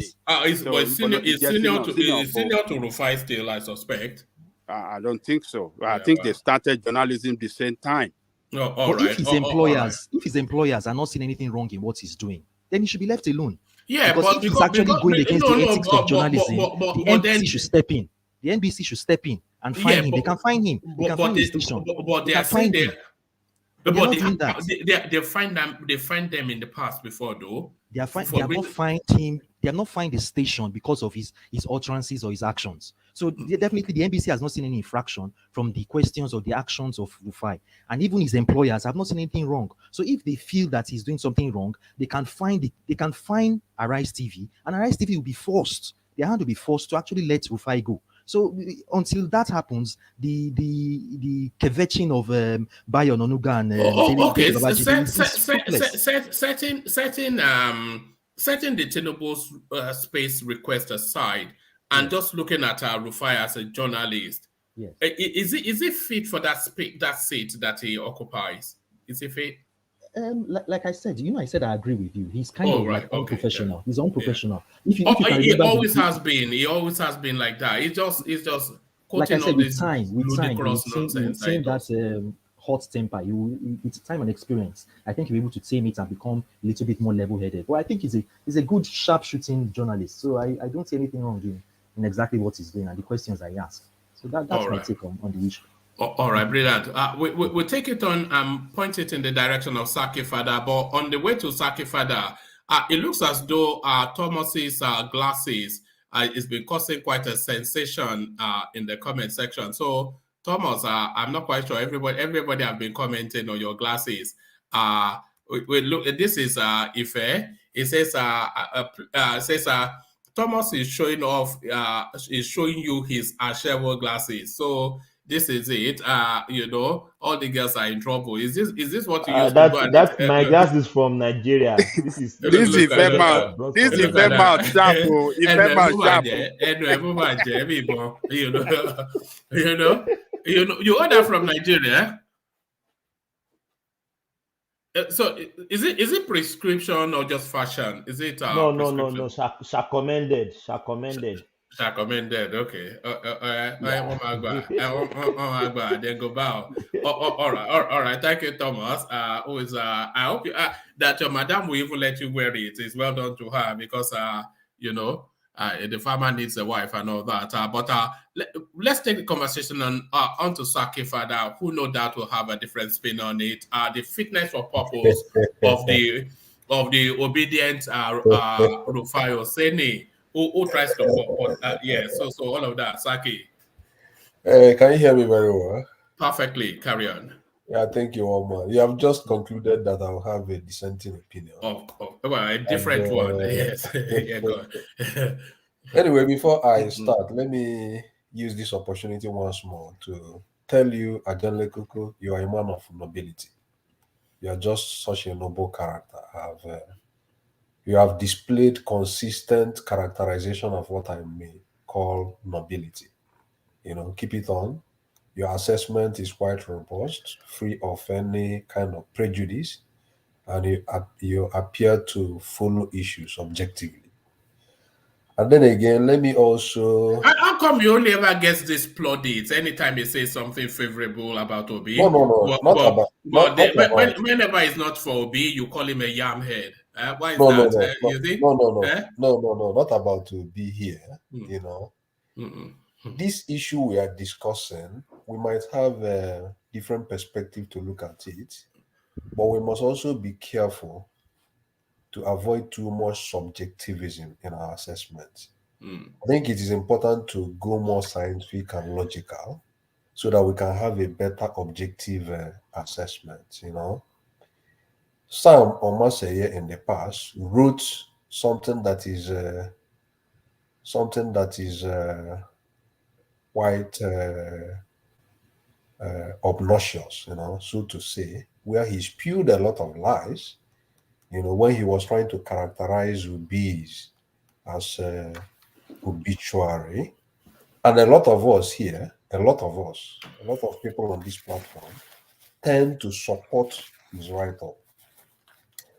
Most people didn't see some prejudice in that very article. But here are we today trying to, pinch on somebody and make certain conclusions on the basis of how we have allowed our subjective views to affect us so much, Now, in trying to address that very space of RUFAI, I would rather go more scientific and logical. And I will look at I will go scientific and logical, citing specific events or examples, instances, to buttress what I'm trying to say. The first is that some people cited the issue of Pandora interview as a basis to characterize RUFAI as someone that is showing some prejudice. That is someone that is tilting towards the obedience narrative. I will beg to disagree, because the Pandora interview was done in 2021. That Pandora interview was done in 2021, last year. By 2021, Obi has not expressed an intention to contest as a president of Nigeria. That intention was met this year. So if we follow simple logic and scientific analysis, we might say that our drawing conclusion from the Pandora interview, could be flawed, because then Obi has not shown intention to contest for president. Nobody knew that Obi is going to contest for president, which means if we now say that interview that RUFAI showed tendency to be prejudiced and tendency to tilt towards the obedient movement, I think that very conclusion is quite flawed. Number one. Number two, again, somebody gave an instance where RUFAI was asking a Tinubu surrogate, how did Tinubu make his money? What are the sources of his wealth? Some people might say that question is not important. Let me not dwell on the merit of the question, whether it is important or not. And then let me now try to reverse it to the issue of P2B. P2B has severally been interviewed. The same RUFAI asked P2B the same question. What is the source of your wealth? We can go back to the interviews. The same RUFAI asked P2B, how did you make your money? What is the source of your wealth? Which means, if we go by this objective evaluation, we will be able to say that if he was able to ask Tinubu camp a question, which he came to the Obi's camp again and repeated the same question, I think he's showing the same measure of assessment. That is what I would say. Then again, did he ask Donyo Okukwe what the source of Tinubu's wealth is? No. Of Peter Obi's wealth? No. Did he ask Donyo Okukwe? No. You cannot, on that very basis, say that, because Tinubu himself has not availed himself of interviews. So he has always been represented by surrogates. Or in the case of Obi, let me finish. One step. Let me say this, please, if you don't mind. Asking Peter Obi the source of his income, of his wealth, we can say Peter Obi can answer the question. But asking a surrogate from Tinubu's camp how he made his money, how will he know? Is it Tinubu's accountant? So that question, and the guy said, you don't have to ask me this question. If you see Tinubu, ask him himself. He doesn't know how he made his money. Is that not a right question, a right answer, in your own opinion? Okay. I'm still coming. I don't know what the guy answered, so I wouldn't say much about that. Yeah, that is the answer he said. Yeah, but what I'm trying to carry on, Saki, yeah. But what I'm trying to connect is the fact that, the same question has been thrown to Peter Obi, which means he's using the same measure for all situations, whether it is Peter Obi or any other person. He has also asked the same question to, I think Arise has also asked the same question to Atiku, So this is the second point I'm making. Another point I also want to make is that this accusation was reveled. This accusation from the Tinubu camp was leveled not only against RUFAI, it was also leveled against Shaka Bamodu. No, I think two of them. This guy is also in the picture. Shaka. Was it? No, Yeah. it was against RUFAI, and then a guy that writes for an editor at this day newspaper called Shaka Mamodu. Okay, so all right. So what I'm trying to say in effect is that he is not the only one that the Tinubu camp are leveling these allegations against. That is what I'm trying to make out of it. Then number 3 point I want to make is when you guys say that he has not drilled P2B so much, that in his interviews he tend to paint things around, that the question he just asks P2B is not so deep. I will refer to one interview. I don't know whether you could remember that very interview that Arise granted P2B. In that very interview, RUFAI asked P2B questions to the extent that I was even like, hey, what is RUFAI trying to achieve? Are you sure that P2B is going to really answer this question? And I will remember that. I will just cite it so that you remember what I'm saying. That in that very interview, Arise was asking P2B about his position. That was the first time he was asking P2B, what is your position on subsidy? Will you remove subsidy or will you not? That was the first time he asked P2B that very question. And me, when I was watching the interview, I was like, this is a very sensitive question. Given the fact that P2B is now in Labour Party, how is P2B going to make a marriage of this apparent contradiction between the so-called Labour ideology, as the people will say, and the issue of subsidy? Now, P2B tried to dribble that question, play around that question, dribble. I was thinking that he's going to go away from that. RUFAI called him back again and said, it is a yes or no. Will you remove it or will you not? Yes or no. P2B dribbled the same question, dribble again. He called P2B back again and said, will you remove it or will you not? P2B said yes. And after saying yes on the one hand, he also said no on the other hand. I remember. I don't know whether you could remember that. He gave a double answer. Yes or no. We treated it here.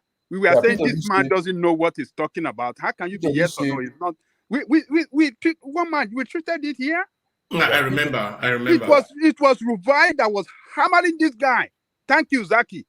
He hammered him 3 times. He was asking the question consistently.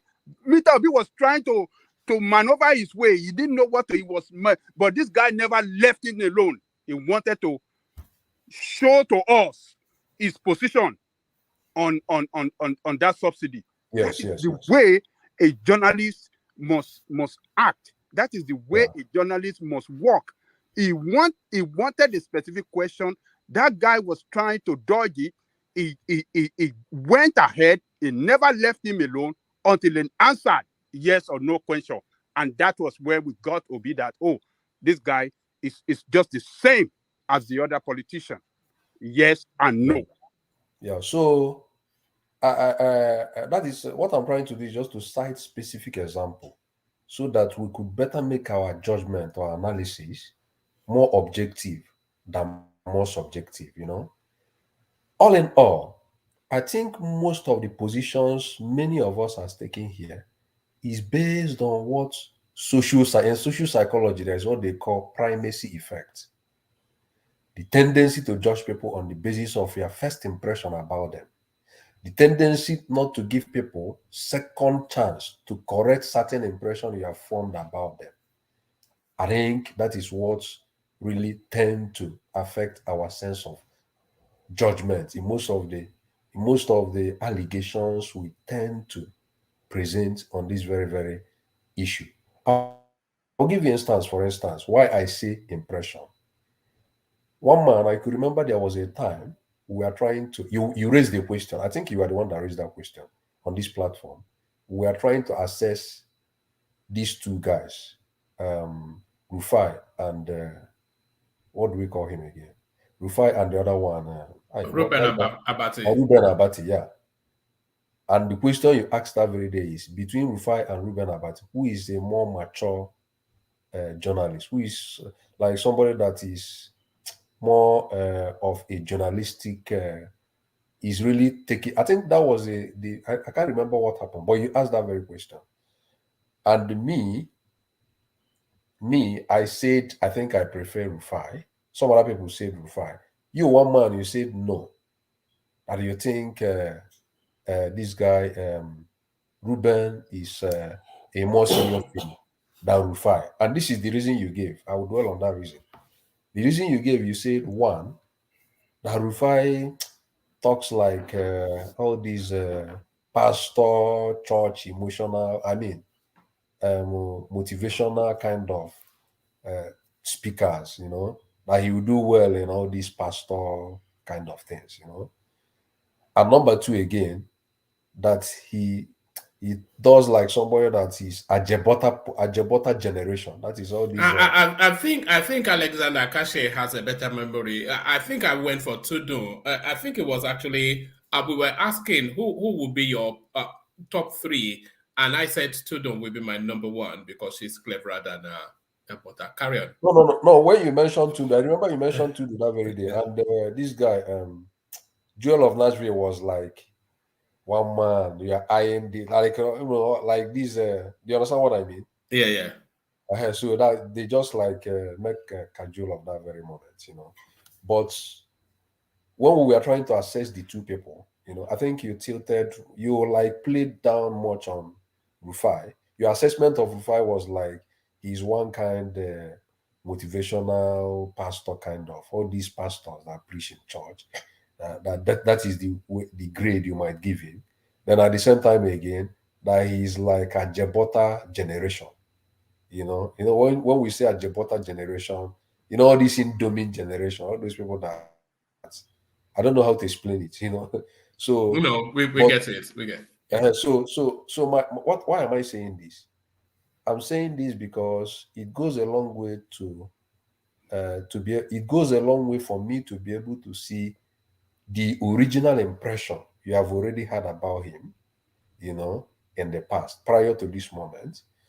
And that has been your first impression, No, but sorry, Saki Father, but that impression wasn't formed in isolation. I don't know him personally. It was the impression I have of him is from watching him and how he sets about his business, which are, as again repeats, unprofessional, too emotional, extremely partisan.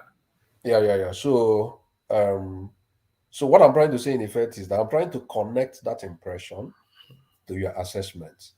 There is every tendency that possibly you have not given this guy a second chance to really listen to him quite well, to know whether you are going to update your impression or you are going to maintain the status quo ante.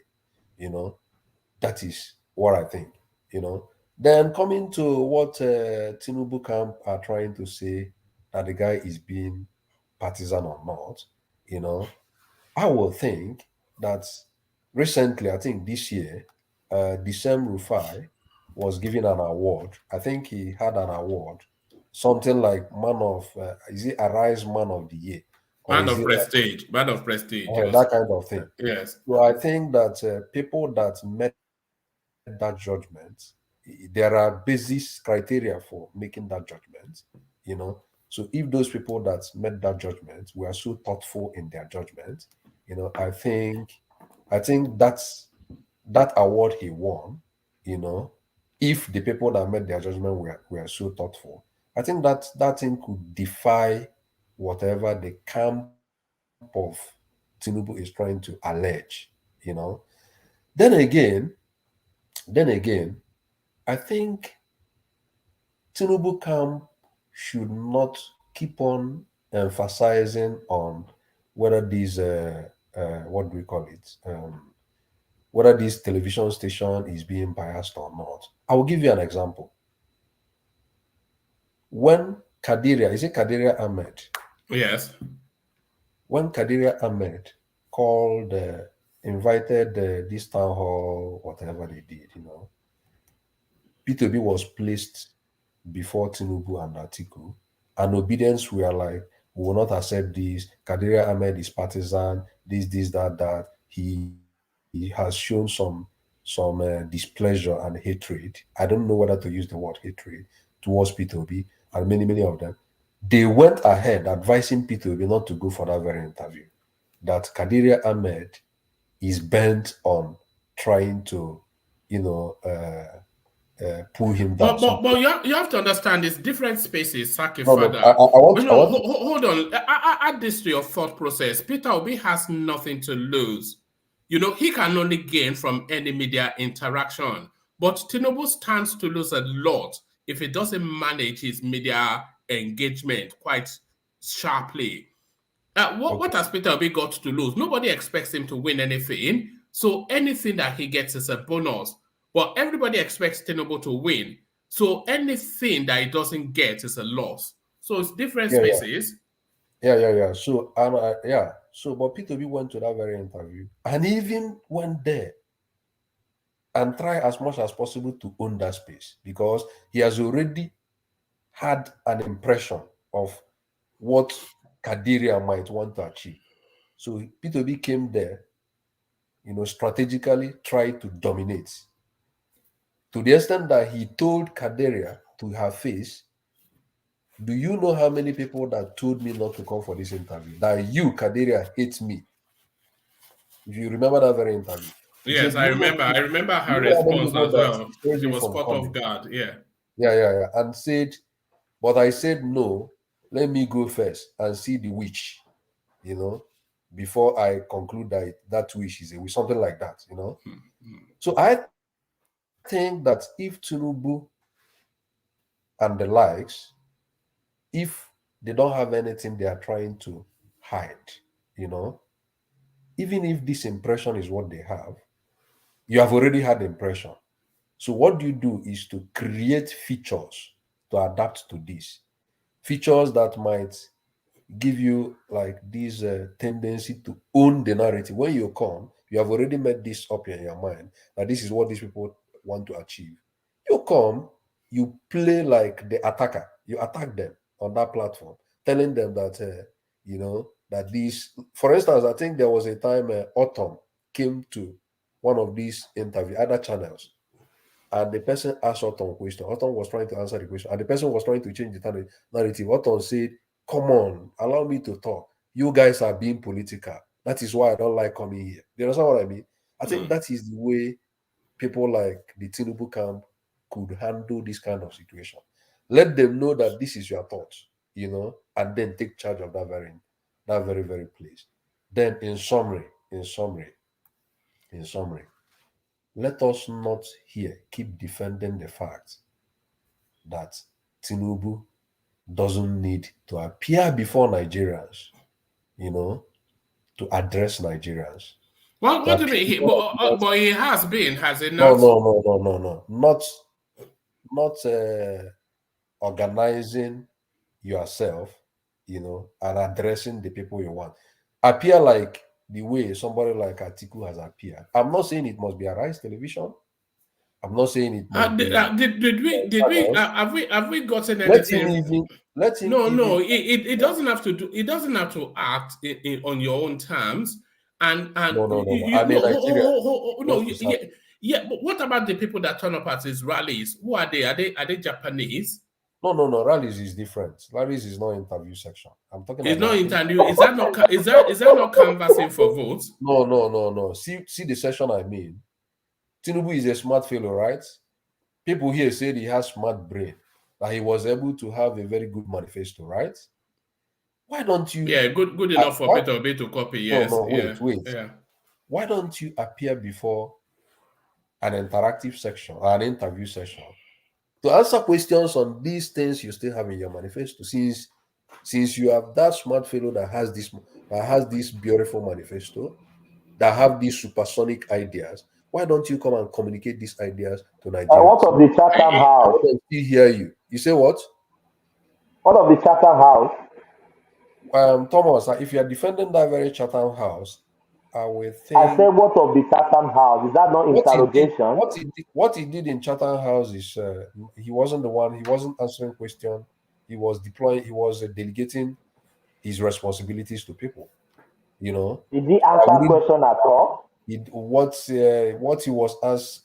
Okay, when he was asked, "How old are you?" You saw people passing paper to him. That is very, very. That is. You saw what you watched. Look at that, unbelievable. You watched it when he was asked that very question. You know, they gave I saw somebody passing paper. I don't know what that paper is, but I think to remind him of his age. He had a colloquium when he. You know he has colloquiums every year on his birthday. But he doesn't. Anyway, I don't know, but I'm telling you that. He doesn't know his age, Daddy. Unbelievable. He doesn't know his age. So I don't know what it is. You know, watch that video again. He was asked about his age. He didn't. But by inference, what you are suggesting is that it was being given a note to remind him what his age is. What I'm saying is that when is that where we are now? No. What I'm saying is that when that question came, he didn't start answering immediately. There was a gap in time. Yes, and what are you adducing that to? He has some respite, moment of respite. Yeah, and what are you adducing that to? In the process of having that very moment of respite, a paper was passed. Right. I'm not trying to connect the paper to the question, but what I'm trying to say in effect is that these activities might spur up certain basis for questions by the public. That doesn't know his age. No. People might start raising. Zaki, father. You know the worst thing he did there was when they asked him, "Why do you want to be president of Nigeria?" And he couldn't answer it. He has to answer. You see. What do you mean he couldn't answer? No. What do you mean he couldn't answer? He didn't answer it. Yes. It was answered. What do you mean he did not answer? No. Yeah, he gave it to associate to answer it. Yes. How does that sound? How does that appear to you? You know that. Let's just agree one thing. That why do you want to be president? It's not a question that he lacked capacity to answer or he could not give. I think not anyone here, no matter how lowly you think of the man, would suggest that he either lacks the capacity to answer the question or had a ready answer for that question. So if we have that, then we have to ask why he decided to subordinate the question. Okay, that's the question I want to ask you. Why did you think he didn't answer it, but rather pass it to associate to answer? Yes, because that was what they had agreed that it was going to. So they had the knowledge of the question they're going to ask them. No. It is people, it is journalists that are sitting down there that were asking. No, but you can anticipate questions now. When you are going for interview, you can anticipate questions now. Hold on, Adale Koko. They did not have any foreknowledge of anything, but they had agreed a format of how that engagement is going to be.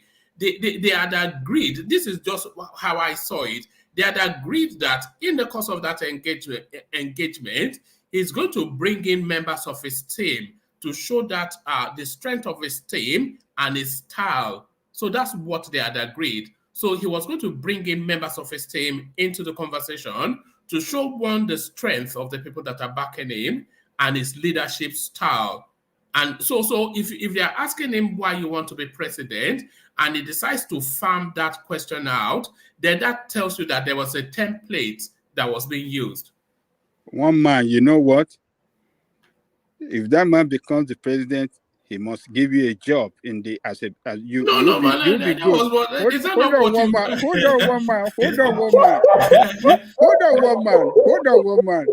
You will be perfect. You will be good to be the presidential spokesperson. You will do a fantastic job. Look at the way you just. I'm not sure if you are not calling me a liar in a roundabout sort of way. I believe rational man is looking at us, is watching us, or listening to us. Look at the way. Look, Can you see the spinners? Can you see National Man? Are you watching the spinners? Are you watching the spinners? Oga Jale Koko, if first of all, I'm wondering why Tinubu media organizers are going so low and going this route. You know, first of all, they are the one gaffing, not Tinubu. And second of all, if people should listen to Thomas, if Tinubu media should listen to Thomas and one man, they will lose the election before it will start. How so? Because you're just saying what you believe. You're not talking to only yourself. You're talking to 200 million people. And you think you're making a beautiful speech. You're talking to people who are more, how you call it, in Yoruba Yale or whatever. But 130 million are not educated the way you think or the way you are educated. They don't get it the way you're saying it. They just want to hear it as a layman perspective. Just say it in a common way. Who will still vote Tinubu will vote Tinubu.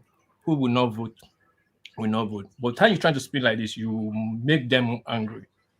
No, but I'm not the one spinning. No, it's no, the, I'm just saying. It's the obedience that try to spin. No, I'm just saying from your analysis and Thomas, I've been listening since, you know.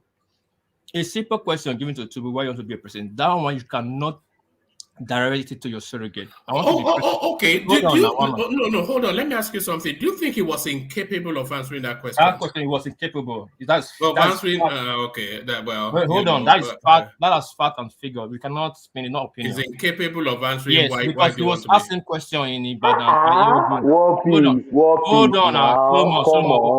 Hold on. Same questions were asking in Ogun, and he said to Milokon, who became a trademark and who prepared him to get the. The Milokon wasn't a question. It was an outburst. Something like that. Outburst. Yeah, it's an outburst now. Yeah. Something like that propelled him to get a ticket. If you didn't ask, but one man, Thomas, you were trying to now tweet. Wait now, you see where you have lost your objectivity now. You have now tried to twist that into that conversation. It was not asked a question. One man just corrected that. Now you see. Wait on, Patrick. That's what happens. That's what happens to us. Tinubu spokesman. I know. You see, you want to blackmail me now too. Hold on. I said it's hard boss. Hold on. I said it's hard boss gave him his ticket. And he's asking Chatham, why do you want to be a president? He can say, I am fit for the job and I know how to fix it. Simple. You don't need a super brain to answer that for you. So you think he cannot say that? What you just said now, you think he cannot say that? He cannot say that's why you couldn't say it. We are done. You could say what you're saying now. You could say what you're saying now because you're capable of saying it. And you're telling me One sec. But he answered the same question at the BBC interview, isn't it? One man. Am I right? You know that BBC interview, it was conducted at Chatham House upstairs on that same day. Yes, that BBC. And he answered the same question. Hold on, Thomas. That was damage control, which damage is okay. control. Damage control. Hold on. You don't know that it was pre-booked. What was damage control? It was pre-booked now. The BBC had already booked the slot that when you finish downstairs, can we now. Yeah, so what's the damage control? Whatever he didn't fix well, you had a point to incite it and correct it, even though it's pre-booked. The BBC interview was a one-on-one interview. The BBC interview was almost the same thing he did in Chatham House. What was the difference? Can I ask you a question on that BBC interview? Yeah, go on. Please don't think I'm stupid. That is the question I want to ask. Is going to be a very stupid. No, nobody can ever think you are stupid. Yeah, the cleverest person here. So but the question I want to ask is that BBC interview. Let's just look at it. And I'll ask you a question after, but you go first. Yeah, let's look at it very closely. You know, does it look like an interview where the interviewer and the interviewee are sitting in the same point? How do you mean? Does it look like an interview where the interviewer that they were both in the same room? Do you mean are both in the same room? That was a BBC interview. I know it's a BBC interview, right? Yes. My question is, That interview. Well, that the answer BBC, is the answer is it does. But what's led you to does it look ask? like? Yes, it did. But what's led you to ask that is more the thing. I think I'm having some doubts that the two people are sitting in that same room. Wow. Okay, there could be an online interview. So what's the implication of that? See why I say what's so. the implication of that? It could be on Zoom. No. See why I said so.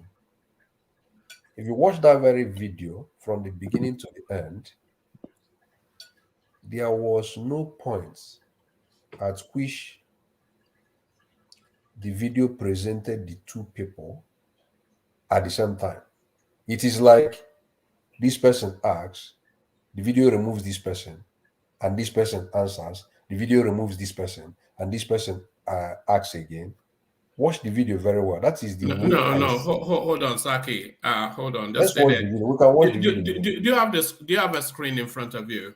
Yeah, very well. All right. With the BBC, but first, Tinubu with the BBC. Pay attention. Pay attention. Your Excellency, thank you very much for talking to the BBC. First of all, how are things going with you with the campaigning? Yes, I going very well. I'm very, very confident and that this election, free and fair, I'm the front runner. And that is why I'm getting many arrows. We'll talk about one or two. So those two people are not in the same room, is what you're saying, Saki? Obedience will never change, one man. They will never change. Those two people are not in the same room, Saki. Saki dropped off already? He has to drop off now. You know what usually happens. Yeah. These two people are not in the same. Yes. Are these two people not in the same room? Is that what you're suggesting? Actually, this is not the version I saw. Maybe I was making judgment based on the version I saw. Saki, father. Your obedience. You know, I know easy. Remember when I started my question, I said it might be so foolish a question. No. So carry on. No. You had your doubts and it was addressed. But back to RUFAI OSENI and his emotive journalism. Can I speak a little about that? Sorry, because I was in. Let Saki land and then you can come in. Oh, did we? Oh, yes. So let Saki land. Yeah, Saki, back to you. Yeah. So to me, on the basis of all the issues I've raised in the space of RUFAI OSENI, I don't think I have premises to conclude that he is not professional in his delivery. I don't think I have premises, But as for people that are saying that he has soft spot for Peter Obi and that he tends to ask Peter Obi a few questions, I think I've been able to cite by virtue of certain examples to show that there was never a time where he tries to favor Peter Obi when he's asking questions, The last interview he had with Peter Obi, the last one, remember he was asking Peter Obi question on security to the extent that Peter Obi had to almost flame up and say, even if you put a gun on my head, I'm not going to tell you one by one, step by step, how I'm going to do this. So I think he fled up, when RUFAI pushed too hard on that very question, because Obi was trying to answer the question at a general level, but RUFAI kept on digging deep into the question. And Peter Obi now said, that is the way I read it. He now said, even if you put a gun on my head, I'm not going to answer you step by step on what I'm going to do. So I felt it was a kind of, the reaction was maybe out of the way RUFAI kept pushing on that very question. So I don't think RUFAI, in my own very basis of judgment, I don't see any way to believe that he has some prejudice. That's my take on that. All right. So Saki, how close are we to getting Peter Obi to come and join us? Yeah, I'm trying so hard, yesterday we had a space with this man, the senator. What's the name of that senator? Abaribe. No, Senator Victor. Victor. So I had a space with him, and as at this time, I've been able to get his own contacts. So I will through him, because even if you want Senator Ume to come here, I can. Yeah, we'll have him, but don't worry. I've been making friends with in media. So if you push your end, I'll push him to see if we can get. Media can also help. I've been trying to make friends with the in media. So we'll see if we can, because we need Peter Obi to come and take some of these questions on himself. So thank you, Saki, for that. So yes, what piece you said you had thoughts in that space. I was going to go to Baba Kurel next, but he has left us. So we go from you to Ajale Kokobota. What piece you had thoughts about RUFAI OSENI's propriety as a journalist? Yeah, in a much I don't really buy the way RUFAI do his work sometimes, but that's his style of doing stuff. Let me quickly, first of all, talk. There is my assertion to Oga Patrick. I know he's a fully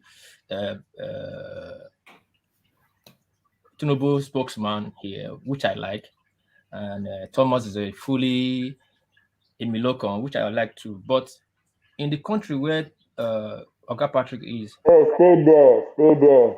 I'm not Tinubu fan, please. Is that Emilokon? Is that Yoruba Lokon? No. That is Tinubu right there. No, I'm not Tinubu fan. Okay, it's okay. I respect that. It's okay. Don't worry, not vest. Oga Patrick, the country you are there, Tinubu have TV media that is against him 24/7. I don't need to even go further. The French media there is against him 24/7, while he has media in Montreal that is supporting him 24/7.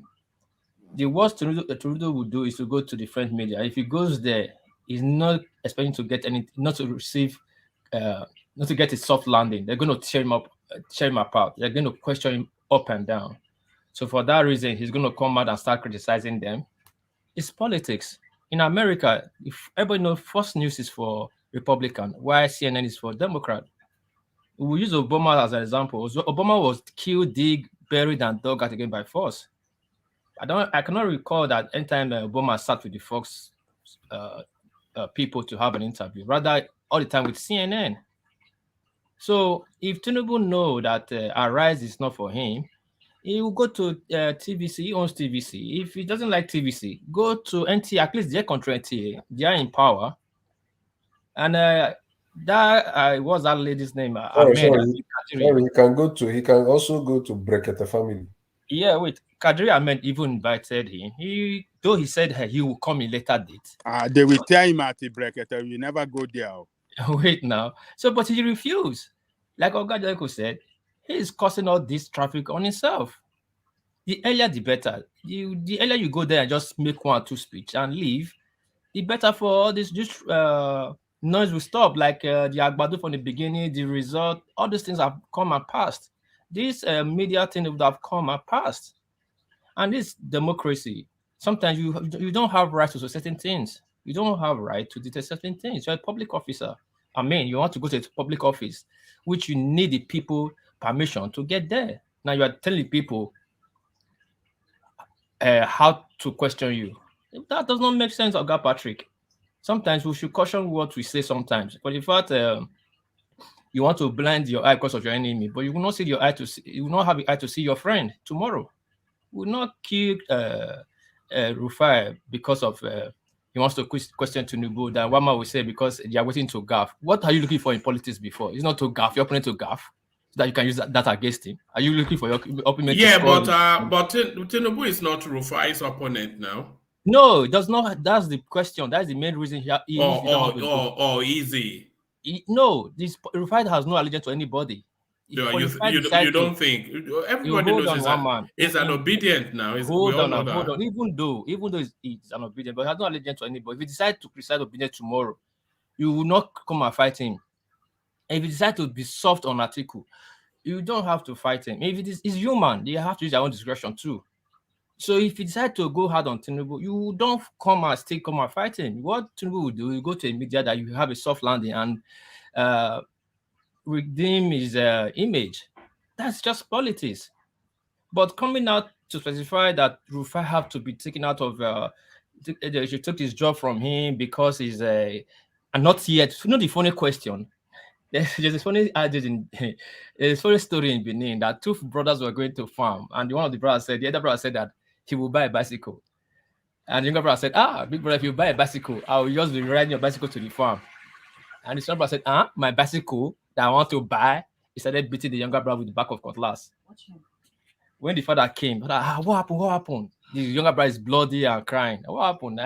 The brother said, the younger brother said, but that the big brother said, you want to buy bicycle, and I said, I want to ride the bicycle.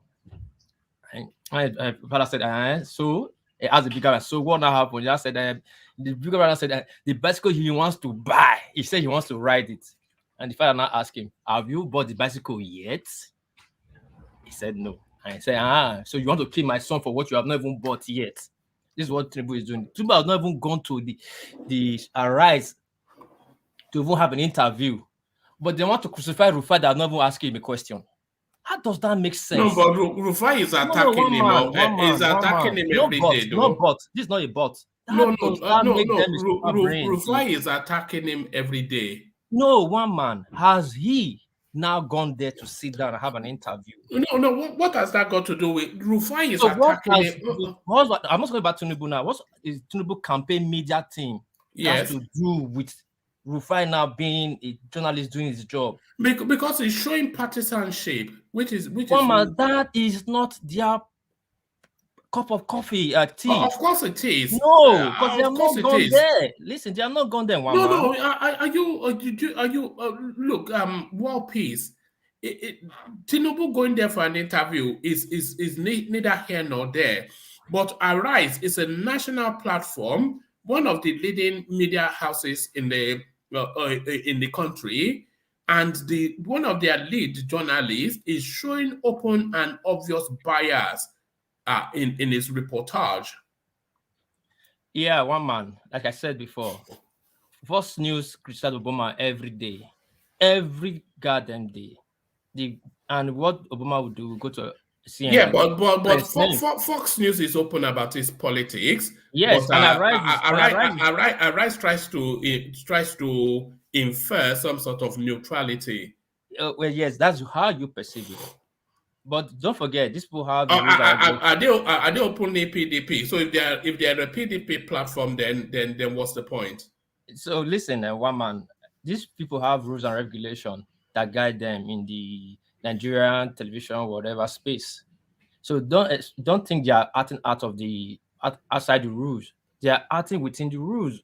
And they are not. That's why they are being called to question.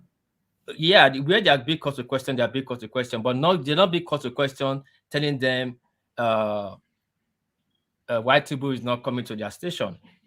That's not any question. What's Tinubu coming to their station got to do with the lack of professionalism of RUFAI? Now you just answer my question for me. If Tinubu decide they are not that, they're not that, you don't see them in that realm or that standard of professionalism, how you call it, to interview him, all you need to do is to go to a different platform. Just like a man in a dream chasing a lion. Yeah, but we are talking about something totally different now. We're talking about RUFAI OSENI's lack of professionalism.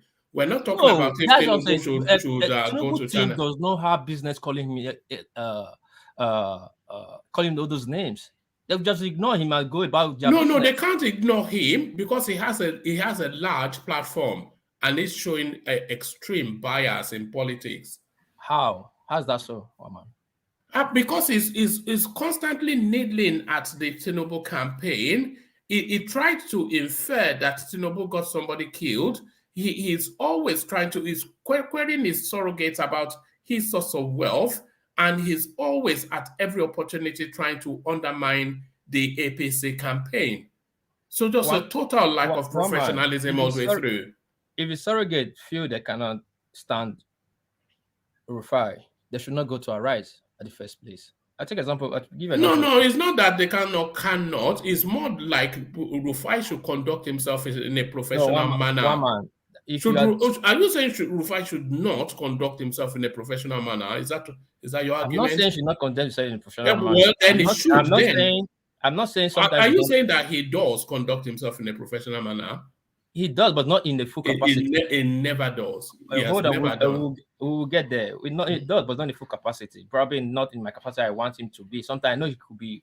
Sometimes he gets over his head. Sometimes you feel he's all and all. But again, like somebody said here, if you are coming to like people like Tinubu, Atiku, and all these big celebrities, when they are coming to your show, what you're going to ask them, be sent a week or two. That I've sent those questions to the.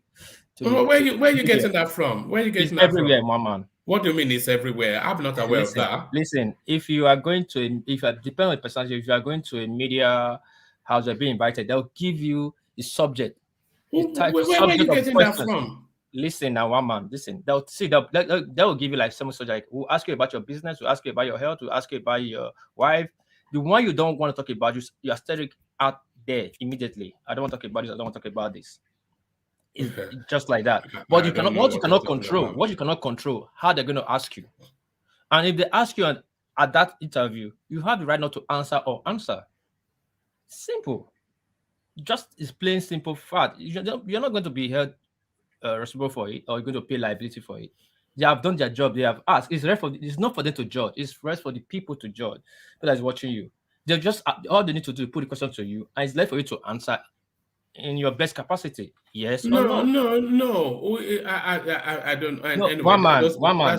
I am not a journalist. I'm not a journalist, but I know for fact. I know for sure. I was doing. I've been doing. I have club. I brought artists here. I've taken them to before they come. When they come in, sometimes the deal we have with them. They want to promote their record. Probably as a small artists. They want to have a radio show with Japanese radio show.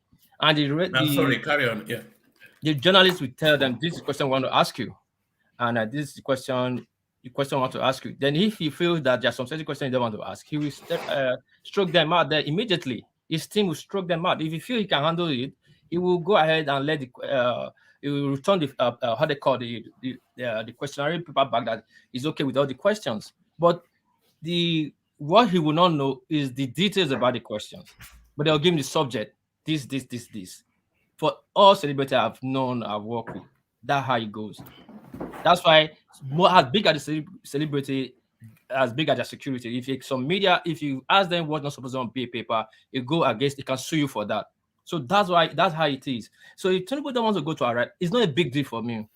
He can go to NTA or TVC and do his this thing. I don't have problem with Tinubu not going. My problem I'm having is he's a media aid that think they are doing they are being I don't know, they think maybe now they are collateral, that anything they think is super brain. Sometimes what they think is just being stupid.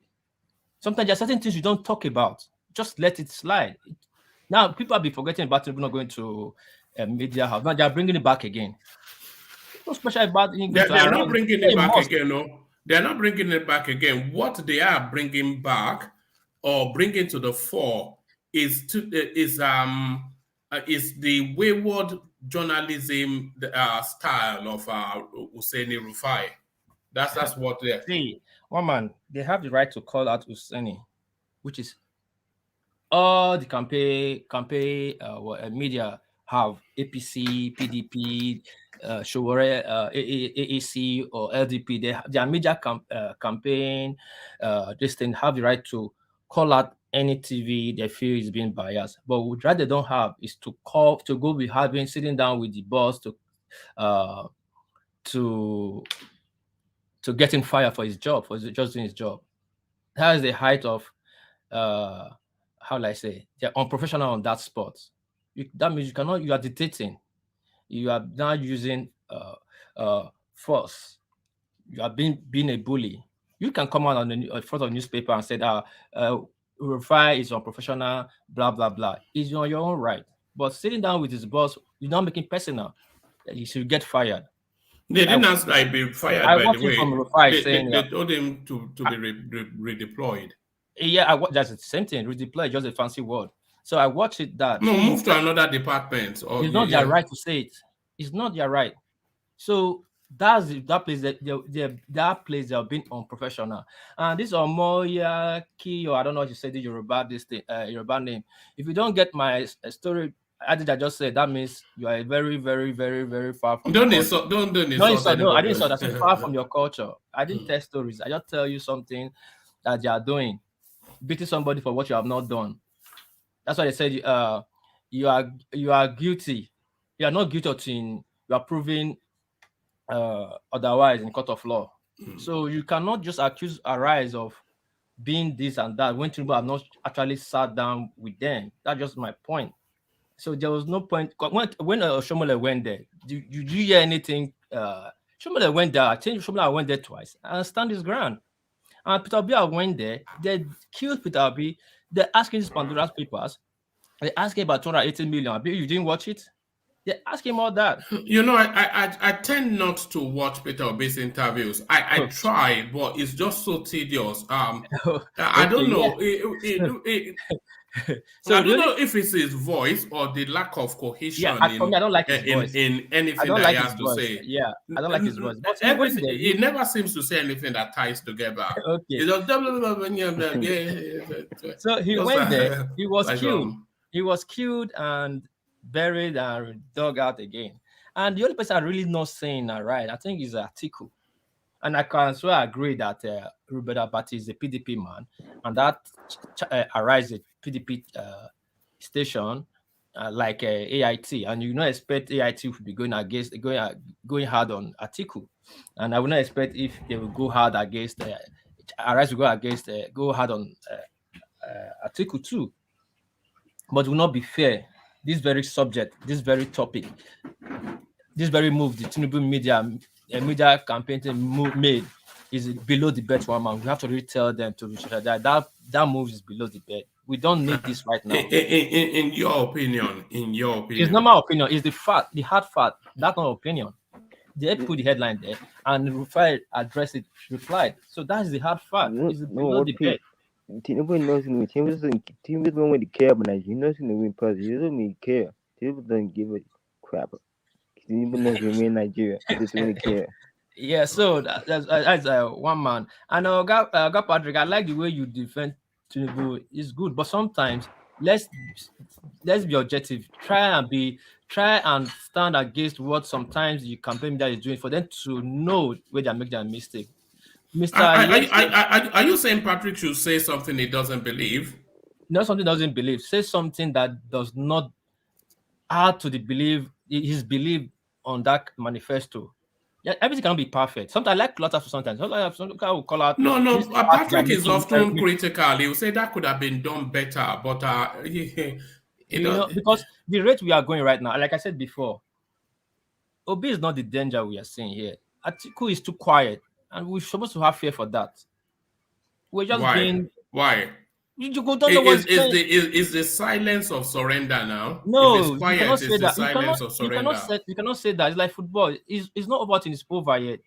And just 2 minutes is a long day. We don't know.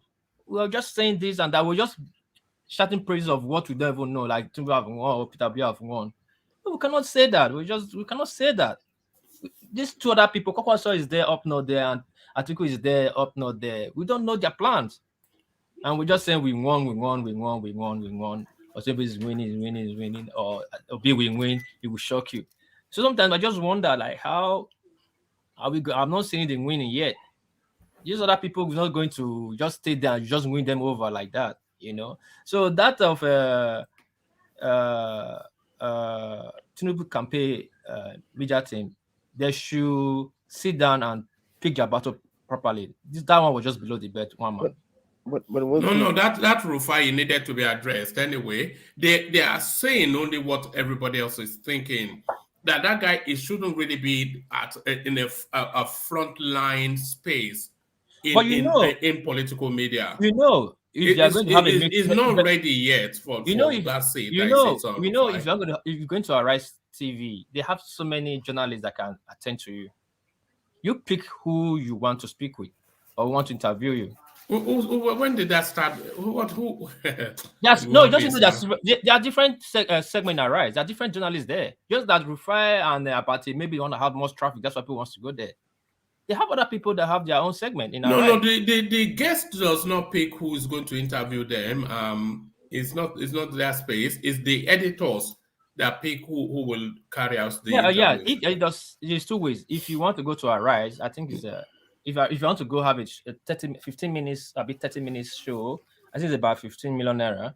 But if they send for you, that means you don't have to pay. That means they need you. Maybe the big editor need you because it's a national whatever. Except that, but you can say if they send for you, that means you're more of your right. You can dictate what you want. You can say, okay, I will come if Abati and this other guy. No, that's not how it works. That's not how it works. It's a symbiotic relationship. The politician and the media. The politician needs the media to get his message out, and the media they need the politician for the viewership. So nobody dictates anything to anybody. Okay. Anyway, the bottom line is, if Tinubu don't want to go to Arise, he doesn't have to bother himself about whatever they are doing there. He should go. No, he has to now. We've already discussed that. It's a national platform, and they are talking about national politics in the course of an electionary space. The question they are asking in Arise, or not that you have the question yet, not that they asked Tinubu directly, is the surrogate they are asking, and they are picking offense in it. I don't know why they are picking offense. No, they're not picking up. I'm not sure you are following the storyline, but they are somewhat miffed that RUFAI OSENI especially, he seems to be mounting a campaign of calumny against the APC electioneering chances. So he seems to be on a different journey and is showing what people are identifying as open partisanship. So whether Tinubu is there for an interview or not is a separate thing, and it's not obliged to. But it's a national platform, which should, and he are one of the lead faces. He should not be showing so much open bias. Maybe the reason why RUFAI knows the danger 2023. He's doing that for he knows the danger. What do you mean he knows the danger? He doesn't know anything. It's just what does he know? But he knows that 2020 is very important year for Nigeria as a country. Very important year in our history. We can't deny that. Very important year. No, we all know 2023 is an important year, but it's just an election. We all go south. It doesn't look. I don't believe in that doomsday narrative. I'm sorry. Okay. You know? I don't believe in all that. That's the phobian space right there. That's Radio Biafra. I ask all evil people. They believe in that. You people I I'm online. What's that? I ask all the evil people. I keep asking evil people. I ask all them the question, and I let them agree what Alexander said. I'm surprised. No, I won't be surprised because that's a narrative they've been painting. But they'll settle down quickly. The reason why Atiku is quiet, Atiku know he lost. That's what Atiku is quiet. Yeah, that's what I said. It's just fulfilling all righteousness. There's no way they can declare unless something significant changes between now and February. There's no way anybody can declare Atiku the president. It's just not feasible. One man, I have a question, please. Yeah, I'm battling with the comment section. Oh God. Are all Igbos are they not IPOB? All Igbos, are they not IPOB? Indirectly. I don't know if the Igbo can what is the meaning of IPOB? The indigenous people of the area. No, I'm just calm down. Let me answer you. Highlighting me. Calm down. Let me ask the question before you answer. Indigenous people of Biafra, are all Igbos not IPOB? I don't mean the IPOB that is killing people or doing stuff, but that name IPOB, is it not tagged to all Igbos? I just want to educate me. That because I've been battling some people on the comment section, they said, don't attribute IPOB to the Igbos. Yes, they are. They are not. You can't say yes, they are. No, they are not. It's the simple answer to What's that. Thomas saying? Is he saying that all Igbos are IPOB or what? Yeah, that's what he just said.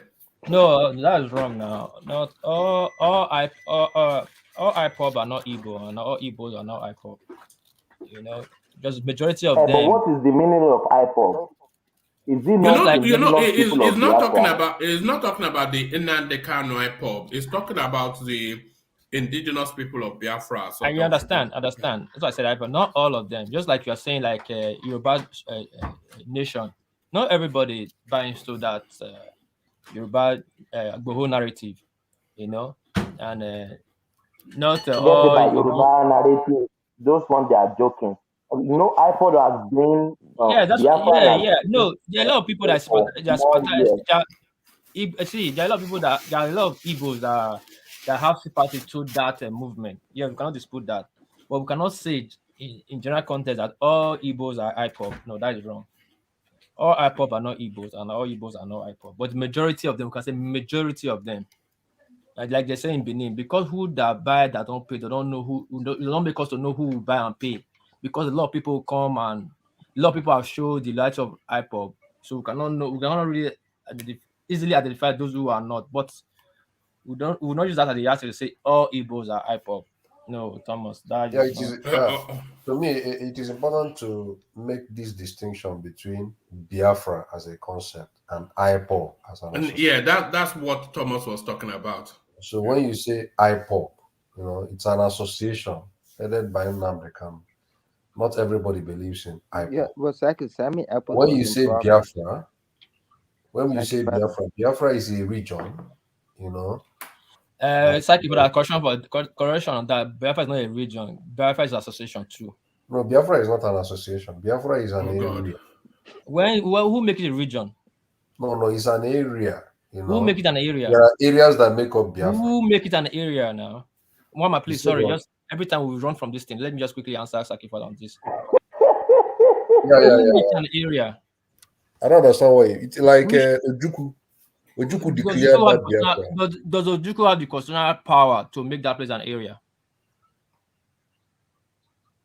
I don't understand what you mean. No. So sorry. What are you looking to establish? Are you saying that Biafra doesn't exist as a yes? Because the bite of Biafra, there is there was nothing like bite of Biafra. What do you mean? There was never anything like bite of Biafra. Jellico can answer to you people since they say we can allocate questions.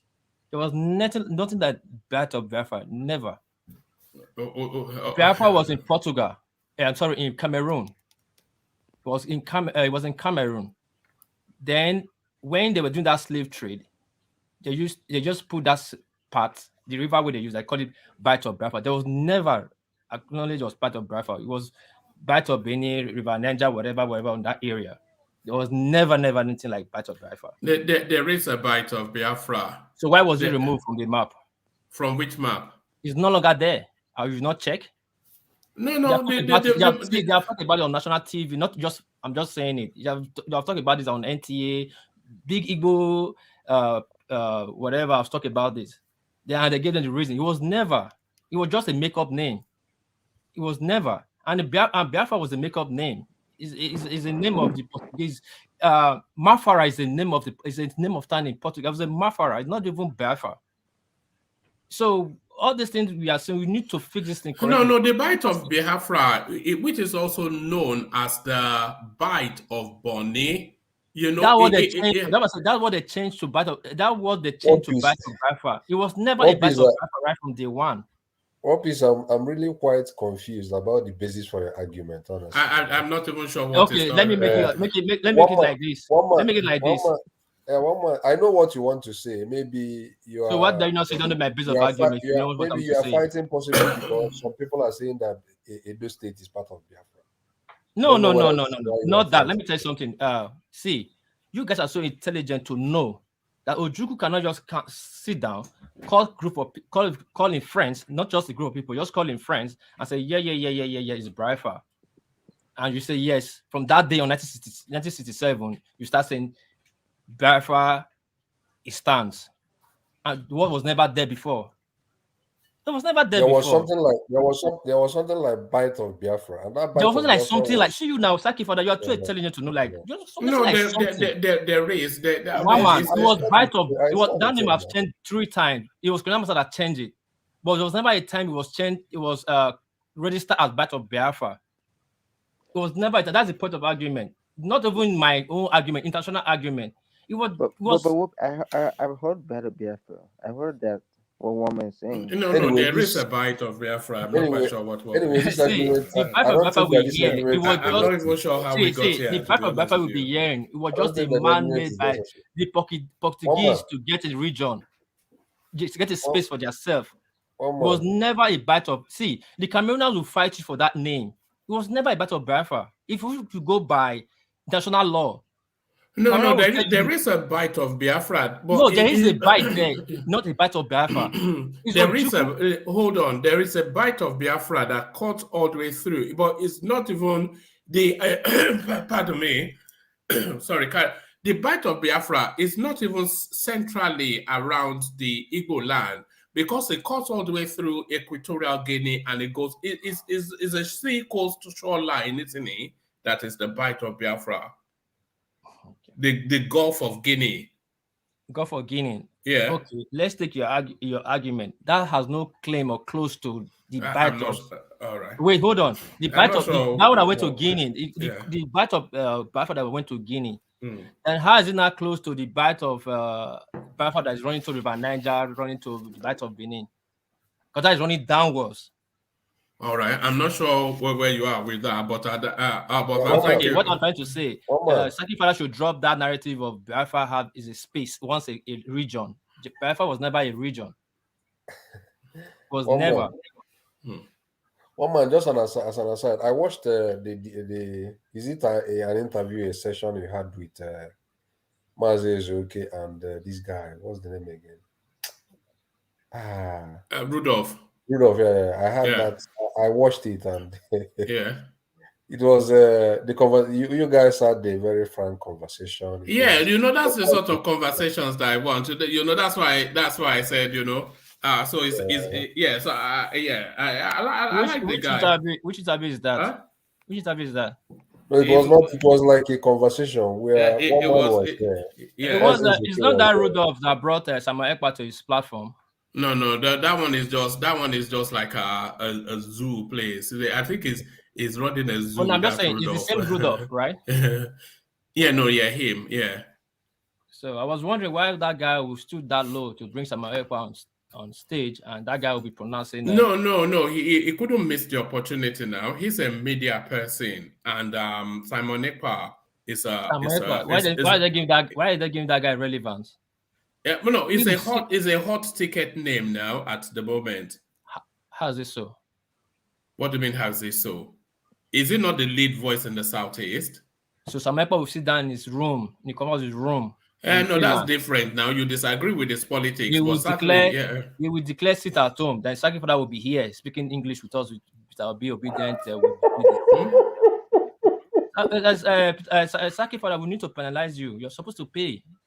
You send money to a Jalico account for us to allow you come back here. Because America cannot be No. Saki Father is above that sort of side. No, he's not above. No, he's above that. He knows that. Have you seen Saki Father? Saki Father is 6'4". He can beat America to death if he wants to. But he gets speaking English. No, Saki Father is only a tiny little. It's smaller than Thomas in frame. Anyway, I was just joking anyway. But what that guy is doing in fact it does not make sense. And what the leaders are allowing that guys to do is unbelievable. One guy will sit down in Finland. Actually, Simon Ekpa is up for conversation because it's one of the topics that we are looking to. Hold on. Simon Ekpa is actually up for conversation because it's one of the topics that we're looking to discuss. So the sit at home, OHANAEZE 6 arrest prosecution of Simon Ekpa over Southeast killing. So the OHANAEZE in Digbo, they've actually gone as far as to start conversations with the Finnish embassy for the extradition of Simon Ekpa to Nigeria to come and face prosecution for the things that he has ignited and the bloodshed now going on in the Southeast. So Saki Father, what's going on there? One man, 1 minute, please. One man. Yeah. Zaki Father, please. Yeah, 1 yeah. minute. Yeah. I just want to ask Zaki Father a question. Mm. Is Samuel Ekpa, is he an Igbo man or a Calabar man? Because that name sounds Calabar. It doesn't sound Igbo to me. I don't know. They say this from a boy state. I don't know. I don't even know his real name. Ekpa, is it an Igbo name? It sounds like from Cross River or Calabar or something. Yeah, you know that there is part of a boy state that is also linked to, like, you can go from there to connect Cross River. You know, so and again, there is also part of a boy state that I can't even understand their Igbo language. That was why I asked one man one day whether there are versions of Yoruba he cannot understand. So, like, it's from Ohuaku local government area, OHAUKWU local government area of Ebonyi State. Ohaku. I don't know. I don't even know the place. Okay. I don't know. Is that name Ekpa? That yes. From what I heard, that he stayed with somebody, like, you know, this Calabar. They say it's Calabar. I don't know if they say it's Calabar that stayed with the Igbo man that brought him up in that Ebonyi space. That nobody really knows his father's is Konze or whatever. He's just one person, a mystery person that's just there. But they're able to trace it to that name that is Samuel Ekpa. It's not even his name. They say something Ojugu. I don't know how they call it. He adopted that name to travel. That's the name he used for passport to travel out. You know, the estimate is wealth at $3.5 million. So from which day here? From when? No, it's just something I'm just saying now. All that time, the membership fees, now. My God. But Saki Father, can I ask you this question? Maybe I should start a revolution too. Saki Father, can I ask you this question? Yeah. I'm not going to direct it at the Igbo people or the Igbo elite. I'm just going to direct it to you and the government in that space. So Samuel Ekpa can just wake up. His father was a king. It's not his father. That was the person he stayed with. That person that was training. Well, no. He was Igbo. No. How do you know? Yeah, after you have said it somewhere. I know they dig him out. They dig out information. Anyway, that's rumor. I cannot stand to say no is yes or no. But the question is that, so can one man in the Igbo land, let me not use Samuel Ekpa now, who just wake up and give directive to the 5 Igbo states, and the governors will do nothing about it? I don't want to add the OHANAEZE or the Igbo elite now. I'm just asking you, Saki Father. Yeah, well, I'm not into, like, whatever Simon is doing is highly condemnable. I've always condemned it with every stretch of imaginations. I don't buy into that very idea. That is never the way to go. He's hurting our people seriously, and I cry when I hear that lives are being lost on a daily basis in Igbo land. Yeah,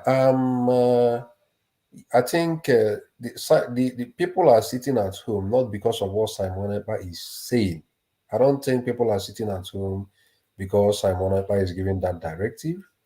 I think that people are sitting at home out of fear of the unknown. If they come out, there are a lot of bad elements that are called unknown gunmen that are parading out. I saw a clip on Arise when they were gunshots in open glare off the back of Simon Ekpa's directive. Yes. So I think those are unscrupulous elements that are going about, causing mayhem in Igbo land.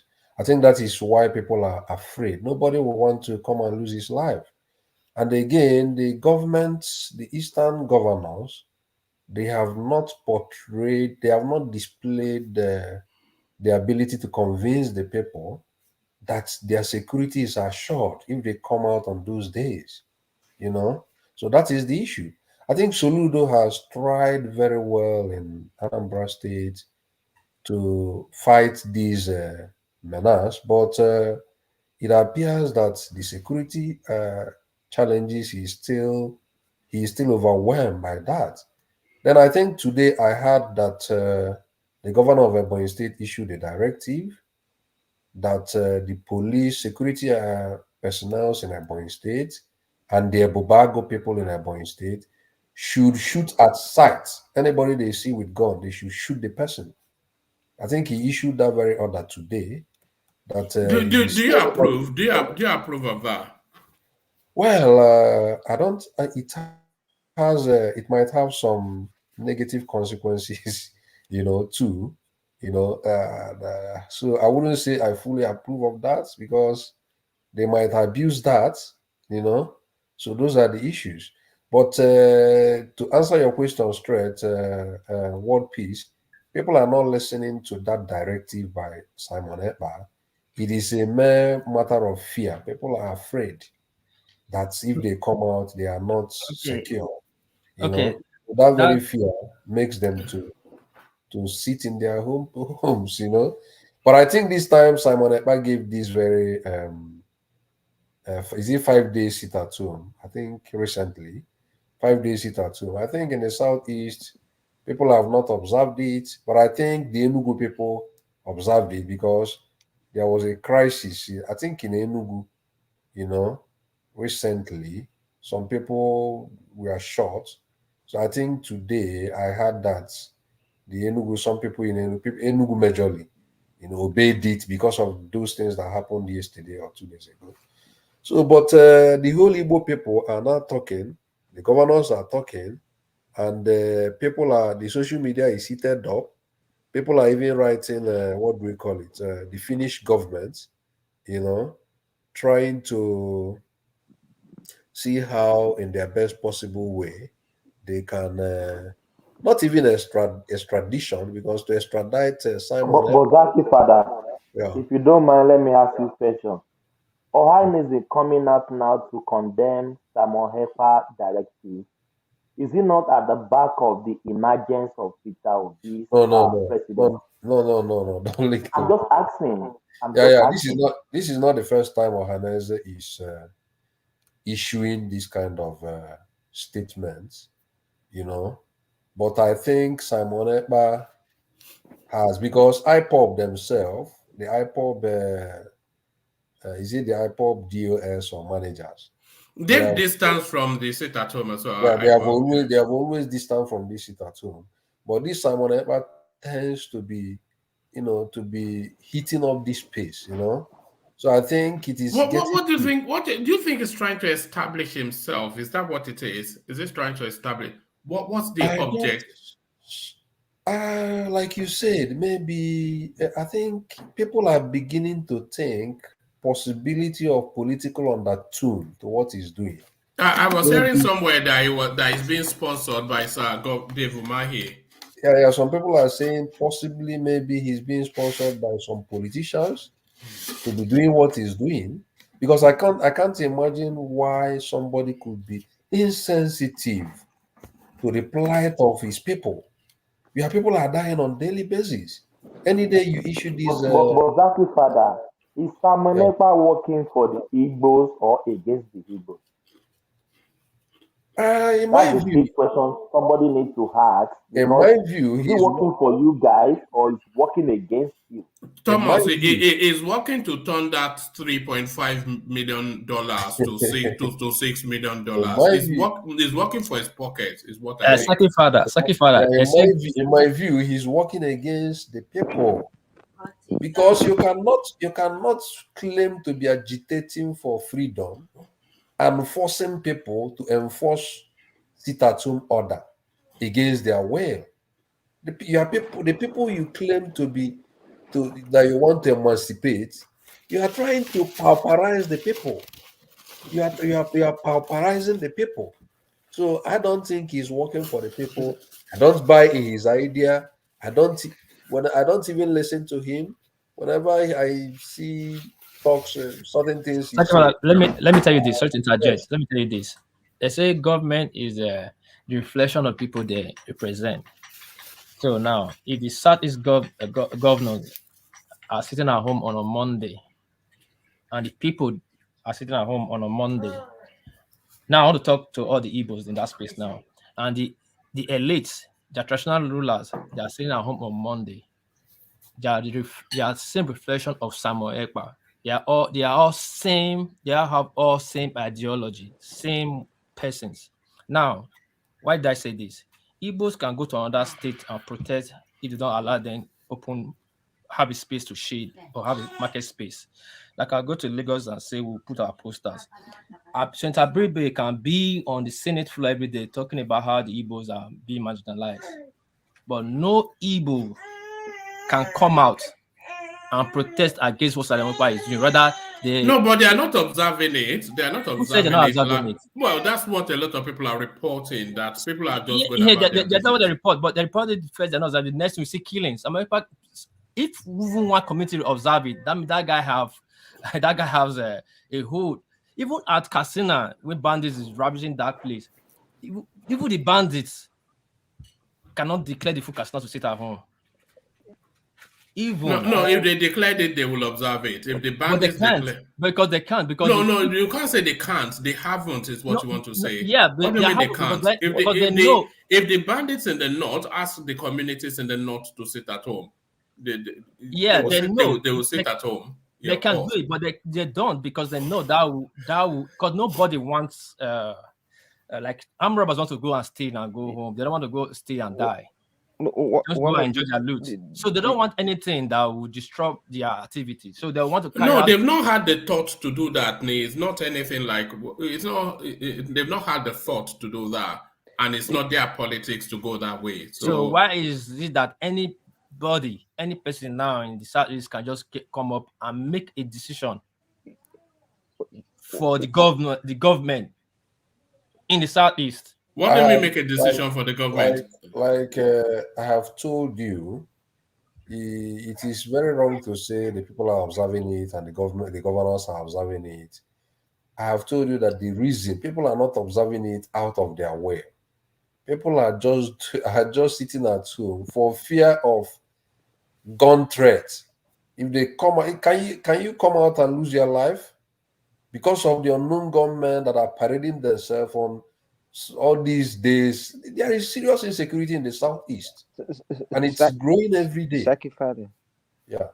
Did you? I saw a viral on TikTok about the pop say no Napcan, no December. They're threatening and saying Peter, but you're a killer. I was shocked when they said them bold.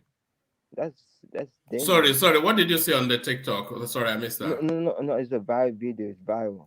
Yeah. I send you, but it's too graphic for YouTube. Very viral. They say no December. Oh yes, I saw that. Yes, I saw that. That's one of the things that that the OHANAEZEs are looking for to use to extradite Simon Ekpa. Hold on, what please? No Nandekano, no December, no Christmas. Have you heard that, Saki? I've not heard that, but that one is not going to be possible.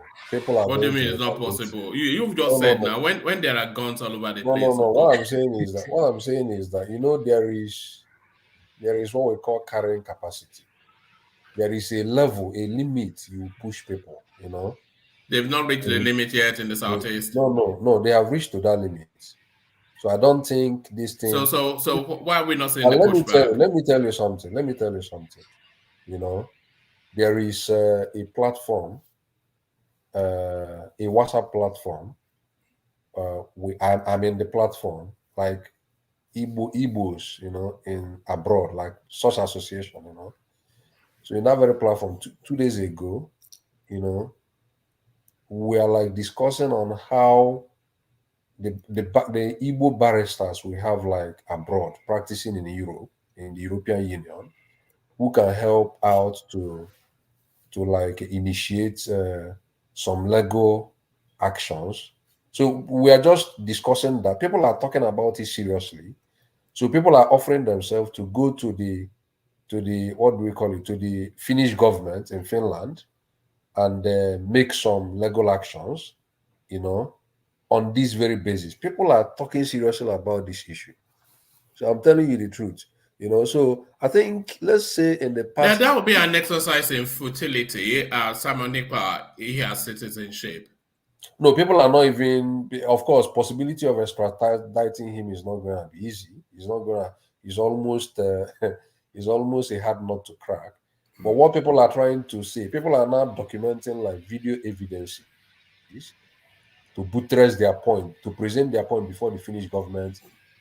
Because even if Simon the most you can get is to get him imprisoned in Finland. Yes, that's the yes, most, that is what that is the action people are going towards, to get him in prison in Finland, and to show to Finnish government that this guy is even committing like all these is it cyber terrorism, something like that, cyber something, because all this is he's saying via the internet, they are inciting statements, so I think people want to take those legal actions, against him. So it has really gone beyond the manageable extent. The video I saw when you were talking with him, one man, I was I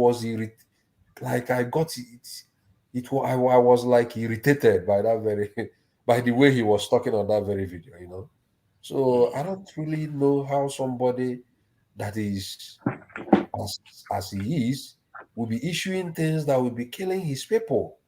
Yeah, people are dying, and you keep saying this and that on daily basis. I don't really understand. But that place.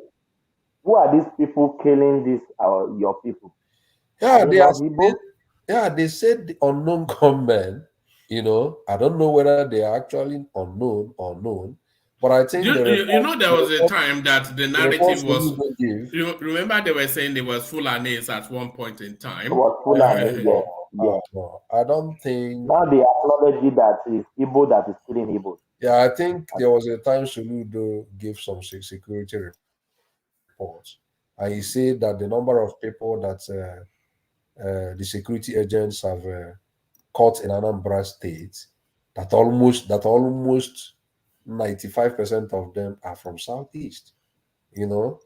So what I feel is that it is also possible that these unknown governments committing all these atrocities are not even the IPOB narrative. It might be that they are people that just saw this very space. No, they're criminal elements mainly. They are not agitating for anything. It's just an opportunity to lose. It's an opportunity to. So that is why one man. What is their end game? What is their end game? They're criminal elements. They're just here to profit off crime. They waylay people on the road and then they relieve them of their worldly goods for reasons of the people not sitting at home. They're just robbing people nowadays. Yeah, they are the people some people are using, the people they got out from the prison break in Imo, and I don't know about that though. No, that's the most of, they arrested most of them. They confess there's a double what they call the bushlight, whatever they call it. They are on social media, they're arresting them.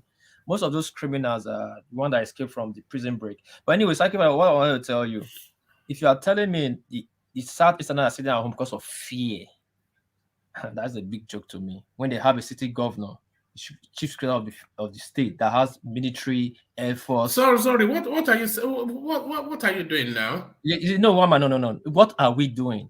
No, what are you doing? Please, I'm saying that's what are we doing by saying by giving the doing? By giving the we know Nigeria military, Nigerian police, Nigeria does not have the capacity, right, when it comes to military, but still the governor still have the military personnel, the security force to tame the state. Once you're not like this people came on a surprise visit, they put it out there 2 weeks before part of that time that 5 states in the Southeast do not sit at home. All right, thank you. Let me just move from there. I find that somewhat quite far-fetched. But let me move from there. It's just far-fetched. Unknown gunmen, people that are disguised, they just you're not getting my point. No, I get your point, but what's my point? You are trying to say that how can Simon EKPA make a pronouncement when the state has all of this apparatus to control the security of this space? That's not my point. All right, make the point and then we move on. How can this unknown government make a claim that 3 weeks to then they'll say sit at home And yet on that day, the government cannot even present a presence of security around the state to make the people feel secure. Even in the capital state. You not see my point? Well, not really, but you know, maybe I'm just not. Yes. Go back to that space, Sake Father. You were talking us through the attempts by the OHANAEZE in Digbo to effect the extradition of Simon EKPA to come and join his daddy at DSS facilities. I support the move, but I know it's not gonna be very, very difficult for Finnish government to extradite him. I think he's a citizen of Finland, and I think I've seen him publicly discarding his Nigerian passport, sort of. I don't know, but still, I think the OHANAEZE and even the southeastern governors should come together and maybe push the federal space, because the federal might can also be of help. Maybe the federal government should, that guy needs to be, to me, in my view, that guy needs to really answer for all these things he's doing.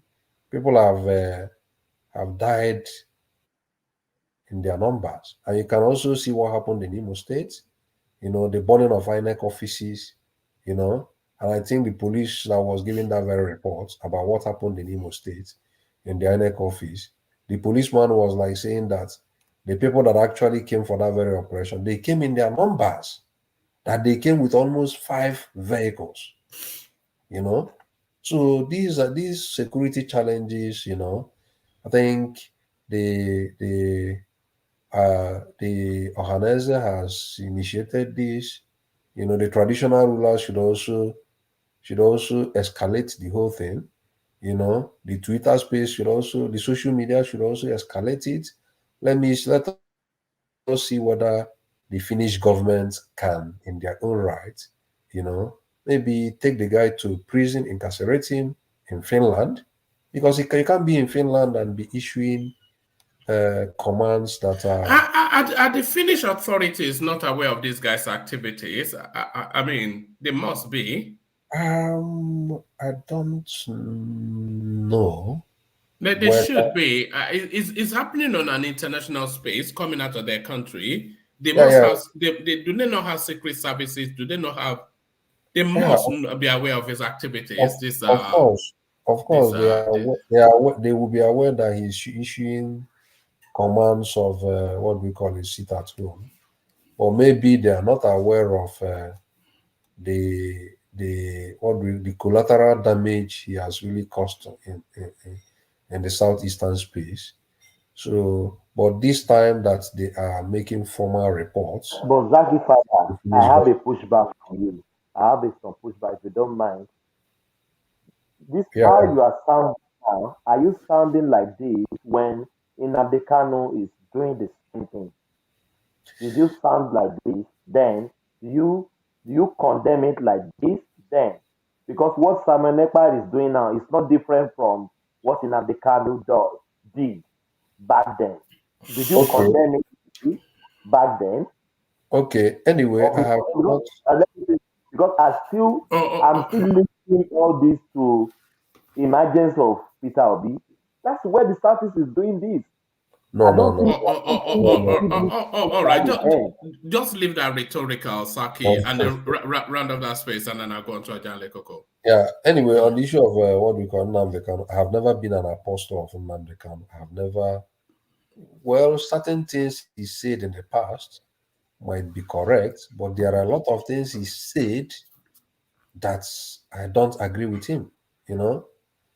During that 2020, I think 2020, during this ENSA space, I think there was some utterances from Nnamdi Kanu during that time. I didn't agree with him. I vehemently opposed it. When he started initially, people were buying into his narrative.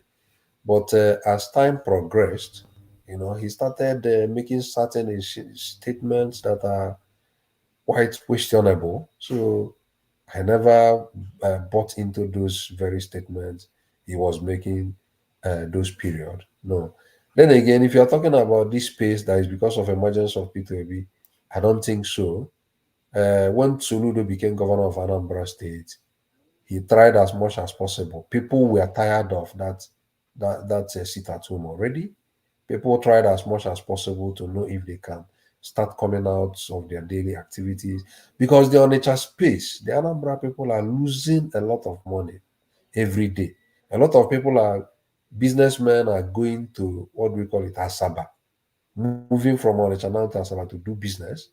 So people are losing their monetary value every day. Is affecting the people, So even right from the time Tinubu was ushered in as the governor, people were already tired of those sit at home.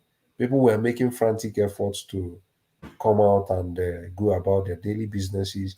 But every day we hear about shooting, People were shot here by unknown gunmen and some other things I don't really know.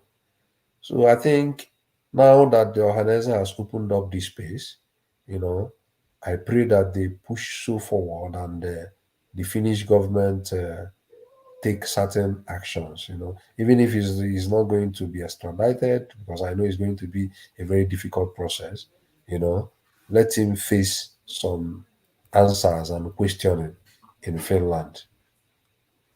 All right, brilliant. And that move must be made, because Finland is not in mass. I don't think that move will be made. To pressure the Finnish authority to go after Yes. him. Yes. Because for this is my opinion. My opinion, I feel what Sam Ekpa is doing is political, because there are some governors and Southeast politicians that benefit from what he's doing, and why some are on the other end on the receiving end. Because you actually look at what Sam Ekpa is doing, it's against some certain party, and why some people like Uzma tell you they're against his government. They're using Sam Ekpa as a political talk. No, but that move is not being made at a governmental level. It's being made at a concerned citizen. I know, but they usually take out how will I say, which word will I use now? The governorship aspirant, people who aspire to be governor, or people have allegiance to the certain governor they don't like.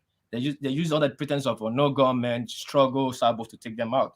Now and again. No. What Saki Father is saying is that there's a strong mass of diaspora professional Southeasterners. Yeah, hold on. Who have concerns about what this guy is doing, and they are trying to perfect a plan to get the Finnish authorities to rein him in.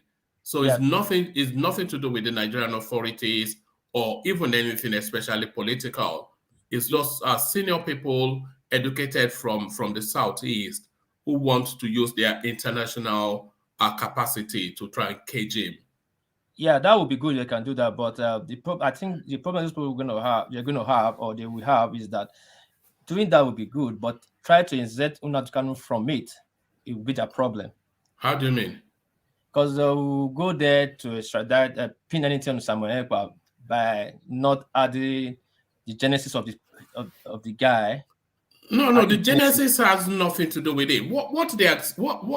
I mean, correct me, Saki Father, but my understanding is that these people who are hearing this guy making all these very insightful statements, which price is being paid in blood in Nigeria, are going to use the insightful statements that he has been making and the consequences of it, take it to the Finnish authorities and ask them to take action.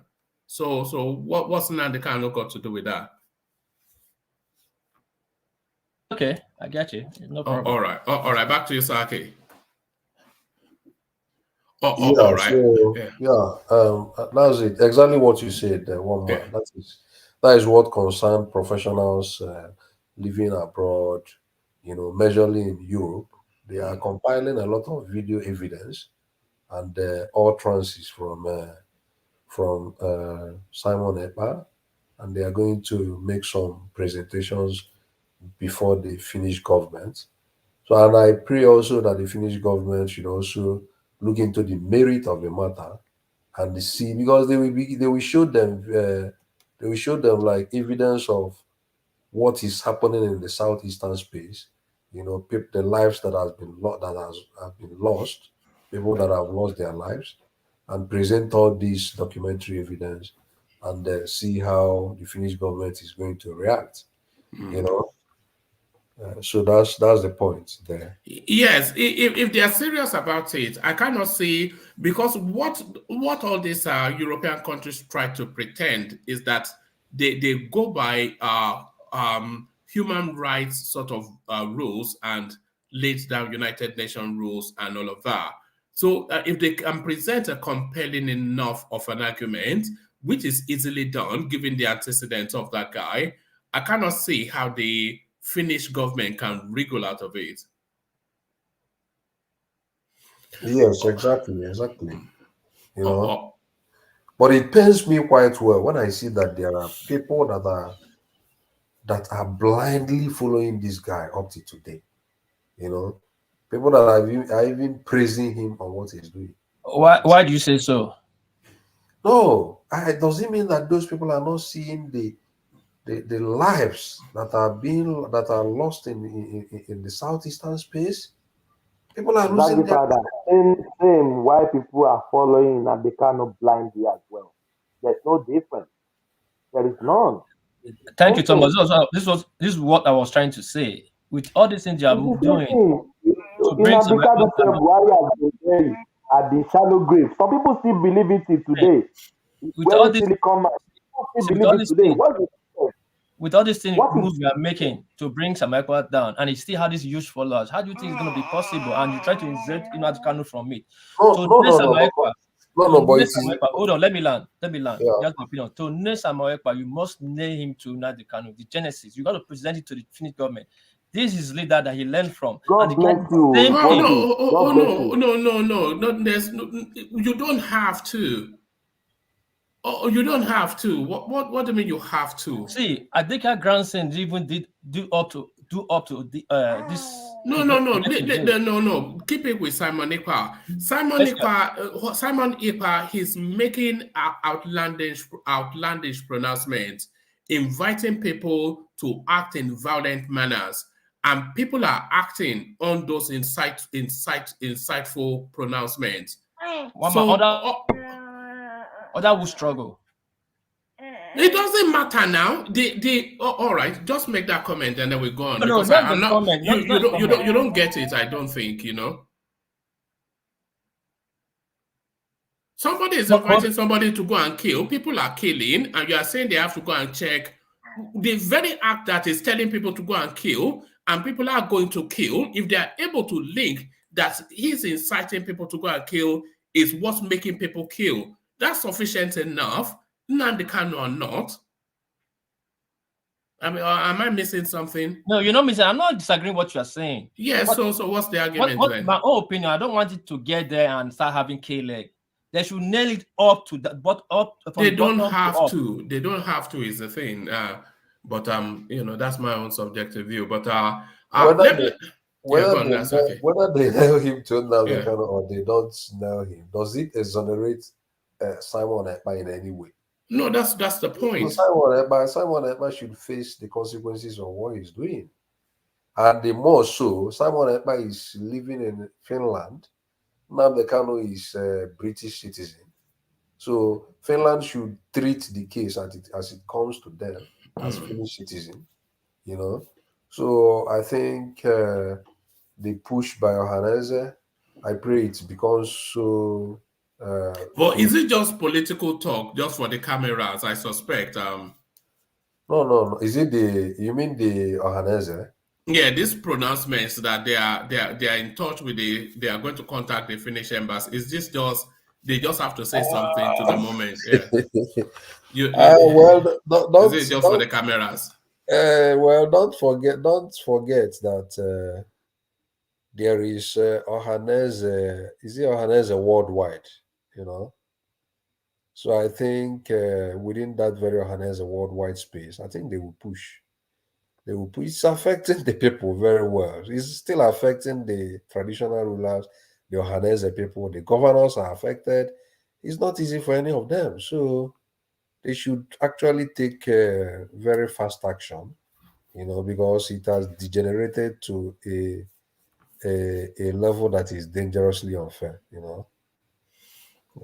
All right, brilliant. Thank you, Saki. So thank you, Saki. Let me move the conversation on Saki and take it in the direction of Ajanle Koko, who has been quiet, so I suspect he may not be available at the moment. But nevertheless, Ajanle Koko, only Peter Obi worries us. Atiku cannot win. This is Osita Okechukwu, one of the lead functionaries of the Tinubu movement. So what this is suggesting is that as much as they have tried to ignore the Obi space, it looks as though it cannot be ignored anymore, and it'll be foolhardy of anyone now to still continue to consider that Obi is not a quantity in this election. So the idea that they've abandoned Atiku to leave Peter Obi as their main proponent. Ajale Koko, can you see that? Thank you, woman. Our listeners around the world, please use this moment to click on the like button, share and subscribe if you haven't done so. Let me first of all make comment on the Samuel EKPA thing. Look, anybody thinking that Finland is going to act by arresting EKPA and bring it to Nigeria, that person is living in the past. It's not going to happen. It will never happen. Why I said it will never happen is because, look, these guys have a lot of documentation, evidences, and everything to prove that Nigerian state are killing Igbo people. They have filed several petitions with International Criminal Court of Justice, with United Nations, with all organizations around the world, international organizations around the world that handle issues of human rights, Transparency International, everybody, and they have all seen it. So, on that basis, coupled with the fact that Nnamdi Kanu, the way he was arrested, the way he was, what did they say? Rendition. Kidnap and rendition to Nigeria. And the kind of treatment he went through, the way he was denied his right, he was not allowed to see his family, was all those,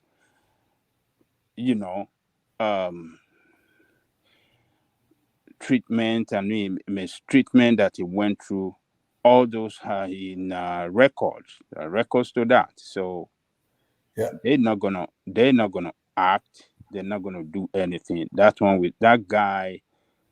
According to you, woman, you said Europeans like to when you pretend like they care about human rights. Human rights, thank you. Ajaleko, can I interject you a bit on that? That's right. Yeah, I think it is very important to separate Nnamdi Kanu's IPOB and the faction of Simon Ekpa. Are they not fighting for the same cause to get independence from the Biafra state? I think this time around it seems to be in another direction, sort of, because recently the barristers that are even fighting for Nnamdi Kanu are talking against Simon Ekpa recently. Barrister Aloy Ejimako complained yesterday because his hometown, Aloy's hometown, was set ablaze. Like there is a market in his hometown that was set ablaze yesterday. So Aloy even cried out. And when Simon Ekpa issued this sit-at-home order, I think 3 or 4 days ago, the lawyers, it was Ifeanyi Ejiofor, the lead barrister to Nnamdi Kanu. It was Ifeanyi Ejiofor that came to social media and told everybody to disregard that order from Simon Ekpa. That Nnamdi Kanu has warned against that is not part of it. That people should not listen to whatever Simon Ekpa is saying. So I think there appears to be a kind of difference from Simon Ekpa fashion and the Hypobian fashion. You know, that's my point there. Okay, so but the point remains that whether the Simon, I mean, whether the IPOB are against him or not, the main objective of who the lawyers are fighting for, Nnamdi Kanu, is to get Biafran line. The same with that of Simon Ekpa, to get Biafran line, you know, to secede from Nigeria. That is their main objective. So, and those that are championing that, you know, several of them have been exterminated by Nigerian state and all the rest. And so I don't think Europeans gonna pick up EKPA and send him down. Or Igbo people doesn't. But can he not be jailed in? Can he not be jailed in Finland? Though is the wider question. Igbo will not jail him. Why not? They will look at him. They will look at what is that. That's you know, United Nations Charter. You know, giving the right to agitate for to incite violence and mayhem. Incite violence. I don't know the way they're gonna consider that, but for the fact that he is agitating for their own land, which is which United Nations Charter, you know, it's a right given to every human being on earth, or you know, a group of people or some section of any country that want to leave that country to do. So they're not going to do anything to that guy or OHANAEZE. I mean, what do you call them? They can call for whatever they can call for, which to me I think is political. They loyal to what do you call Kanu, that are EJ statement. They want to make sure that they get Kanu released, and they don't want him to complicate his Kanu's case. That is why they are doing so. They are making image, public image to the government that, look, we oppose what this guy is doing. They want to appear relaxed. They want to appear going in the same direction. They want to appear peaceful to the government so that they can get their own man out. I want to guarantee you today, if Nnamdi Kanu is released today and that guy happened to find his way back to Britain, he will start the course again for Biafran homeland. It's not gonna back down. So EKPA, I don't think what do you call it? I don't think Finland is gonna do anything. As long as it remains in Finland, it doesn't travel anywhere outside Europe. I don't think anything will happen to him. I believe he has learned his lesson from that of Nnamdi Kanu.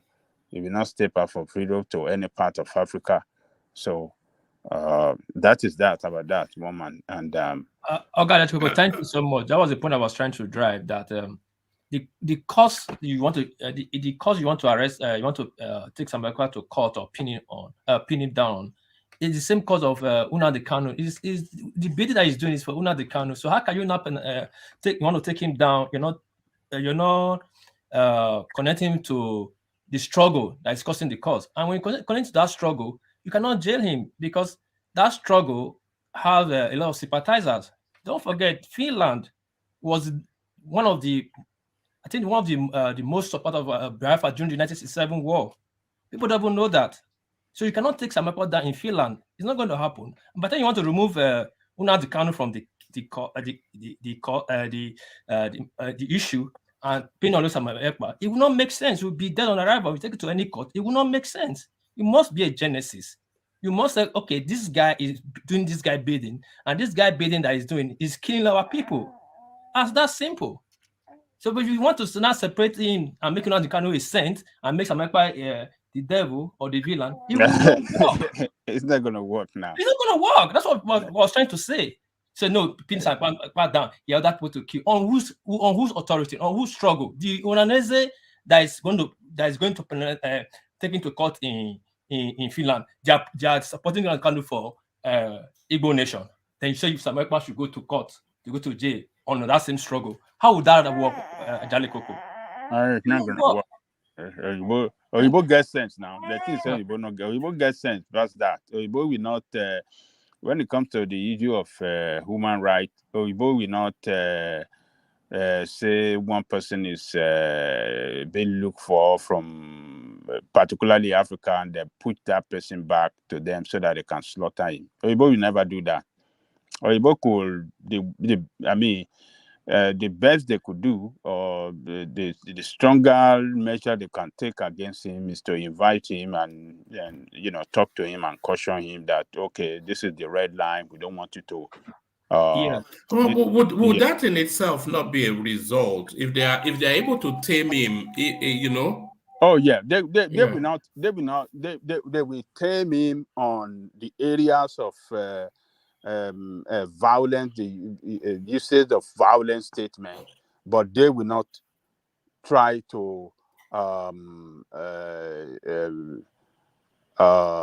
do I say? They will not. They won't make any effort, to stop him from exercising his human right, particularly in the expression of making free speech on what he believes in. The Oyibo will not stop him from doing that, because that will even violate their own law, because I believe they have freedom of speech in Finland and most of the countries. No, but not the freedom to incite violence, though. Freedom of speech they can caution him on that. They can say, this, you can't cross this line while you are doing your broadcast, but mindful of your language, this is what you cannot do. That is the best. But to grab him and send Nigerian requests for anything and then send it back to Nigeria, they will never. That will not work. That will never happen. On TV, on radio, that will not work either.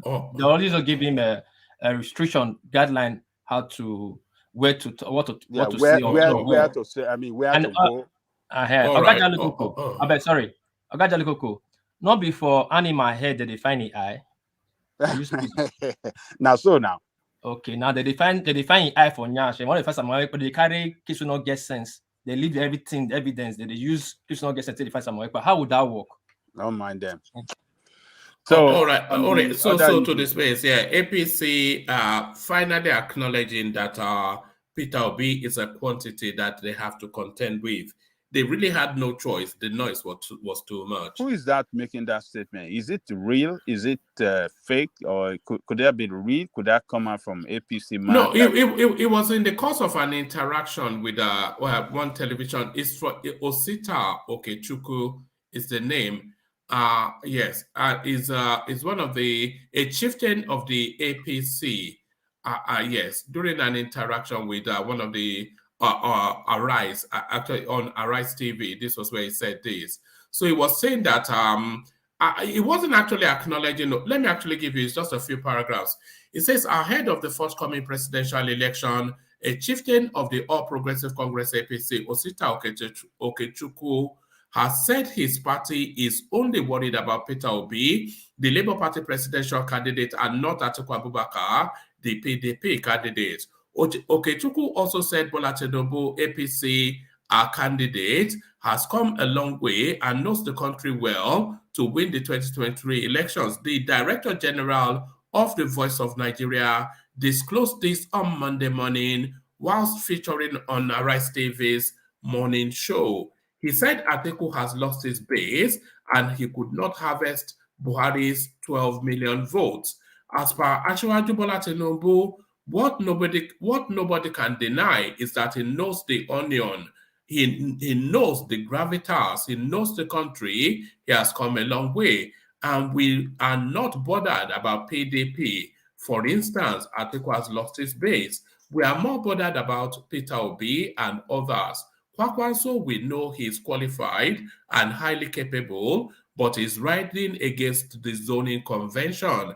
And so, if you tell us about Peter Obi, then we'll say, okay, that is where we are worried. but not about Atiku, who has lost his base. So he wasn't necessarily speaking to Peter Obi, but in the course of trying to put Atiku down, I think he had to acknowledge that there was another champion riding in from the east. Yes, I think he's right. If that statement is, I mean, considering the position of position of strength that Obi enjoy over other candidates in the East, I think that is what is referring to. Obi is the headache of APC in the East. I won't believe that he's saying that I mean, across the country, but you know, I think it's making that statement in reference to the political situation in the East and the popularity of Obi, this phenomenon. Is the person to beat in the East. It's not Tinubu and it's not Atiku. So that statement, I think that guy is right. The politician in the East, particularly on the APC side, they have to work 4 times harder than other party. They have to work 4 times, if not even 5 times harder than other party. Obi have the lesser job to do in the East because this election is a tribal election, and I believe majority of Easterners really want to prove a point, and they will prove it. They will vote overwhelmingly for Obi, except if the situation in the East deteriorates. If the situation in the East got so bad that people cannot come out to vote on election day, that is the only one that could prevent them from coming out en masse to give that block vote for Obi. So PDP will still perform,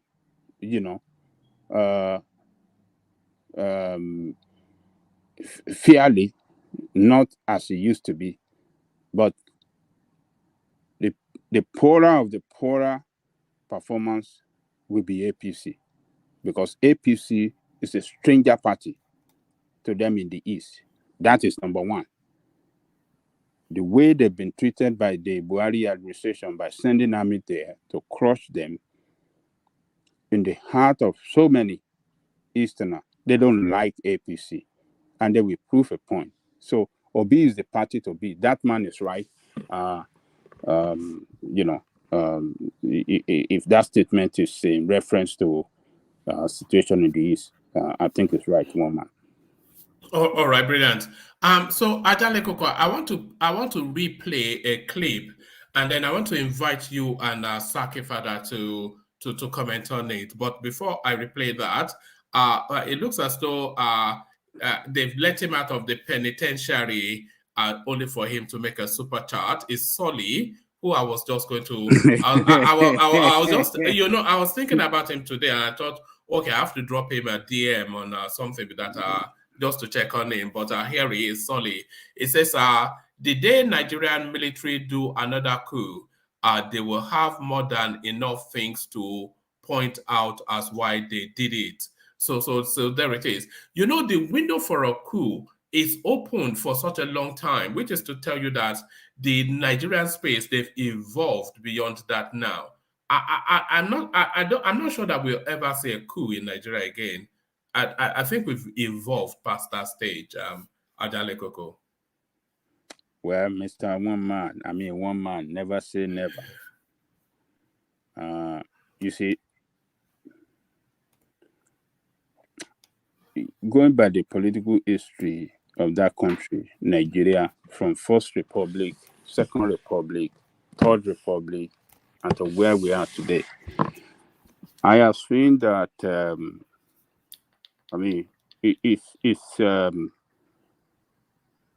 the fact that they are that when Nigeria state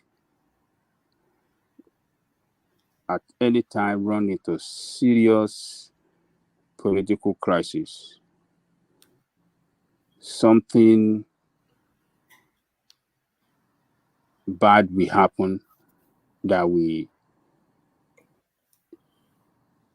change the direction of the political situation. In the First Republic, when there was that what do you call, when Awolowo was arrested, when the country ran into serious political crisis, the military struck. And then we had Unzegu failed. Then Unosi became the military head of state. Another coup, Gowon ran his time till Obasanjo. Obasanjo ran it, handed over to civilian. Then civilian again ran it 4 years. Then we are running into serious crisis. They didn't run it well. The military came. And from them, from military to Babangida, and then Babangida messed it up. Abacha took it. Serious crisis. Abacha died. Serious crisis. Serious political crisis. Then Abubakar gave it to civilian. Now civilian again, they are running it again. They are running into, it's a serious political crisis now. Something is going to happen, definitely. We cannot escape it. So for us to think that things will, this coming election, it is either we have election or after election, it is either election will not hold or we have election, and after election, we run into big crisis and then something will happen. So we are in a very serious political crisis now. And when it gets to a tipping point, that means we are doomed. That's what the scenario you just painted. Yes, when we run into serious political crisis, at a no, not crisis. It means we are doomed. We don't have any good option there. The two options, the two possibilities you put ahead of us, either of them is doomed. Oh yes, you are right. And then we might as well just be closing. So no country again. We don't know whether there will be country or there will not be country. But at this tipping point where we are, there is nobody can predict what is going to happen. It's very hard.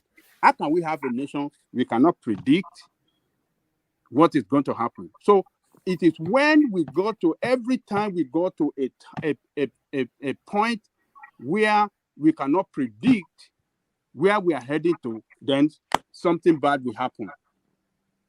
From the First Republic, Second Republic, because the Second Republic, I want you guys to go back, have a flashback. This is the same way the politicians were behaving then. They were buying jets, they were buying this, they were the NPN, and we are talking about the National Party, the party that was controlling the federal. There was corruption. You can see it. They were doing it openly. That's if nothing can happen. Jet, they were buying helicopter. They were buying plane everywhere. So the same thing they are demonstrating here. You see all those politicians, all of them have private jet. They are displaying, they are stealing. Maridiko was making statements, we have not seen a Nigerian eating from the dustbin. And they are saying that things are hard in Nigeria. You can see that arrogancy behavior in the way the federal government, I mean, the personnel in the APN, then the way they are lavishing money and doing things, and then something struck. The military came. So this time around, again, you see them with their arrogancy, their entitlement, a way of doing things, and uncare attitude, and as if they own us, as if we are nobody. They don't care. Poverty on the high side, economy on the downside, and what is it? Financially going bankrupt. No, something will happen. I agree with you that something killed the Second Republic, but I don't agree on what you said killed it. It wasn't corruption that killed Second Republic, because we have outlived that republic and we have seen how less corrupt Shagari is. Shagari was not a rich man. It is not Shagari that was the problem. It was No, I'm just starting with that now. Okay. Shagari was the president. You and I know from Shagari outlived that period, and we saw that he's not a corrupt man. Ekweme, the man didn't die a rich man. These people that will say, even Akinloye here, he didn't die a rich man. Akijide, those are the people, the Minister of Justice, he didn't die a rich man. Even this Umar Rudiko that you are talking about, he didn't die a rich man like that. What killed the First Republic, that Second Republic, is what we are doing now. We are thriving us on insinuations. We like the negativity of things. We say, they are useless, they are stoning all the money in the world, as if we are there. Now, when you keep trading those hatred and those negative things that you don't know the fact about, I'm not talking about you now, then the other people will continue to multiply it. And the hatred and the anger will continue to rise. Then there will be problem. Then all of us will know that we have contributed to destroying that country. Let's just put all our hands and destroy it together and be proud that we have done it. Let me tell you, I am not, it's not as if I'm not negative. I don't see negative. I don't enjoy this so much hatred, negativity, as if Nigeria is the worst country in the world. Woman, let me shock you one day. I was reading a discussion, and we just got, and there was a news that our military just got a very powerful helicopter from the US that was costing so much money. Do you know, I saw some guys saying, the plane will soon crash. Don't worry, the plane will soon, not caring about the people that are flying. That's the kind of hatred. Do you know why they would have said that, Patrick? Yeah. You know, because the Nigerian military space, they have a history of us claiming they have bought this new and fanciful something, then they'll go and buy some refurbished nonsense from Pakistan. Do you remember how the planes were dropping? How many military seniors have been killed of all these dropped planes? You know, we don't get to see the black box, so it's a military kind of thing. But in warfare, plane crash now. Even without, even when we are not fighting, people fly aircraft and crash. You understand what I'm saying?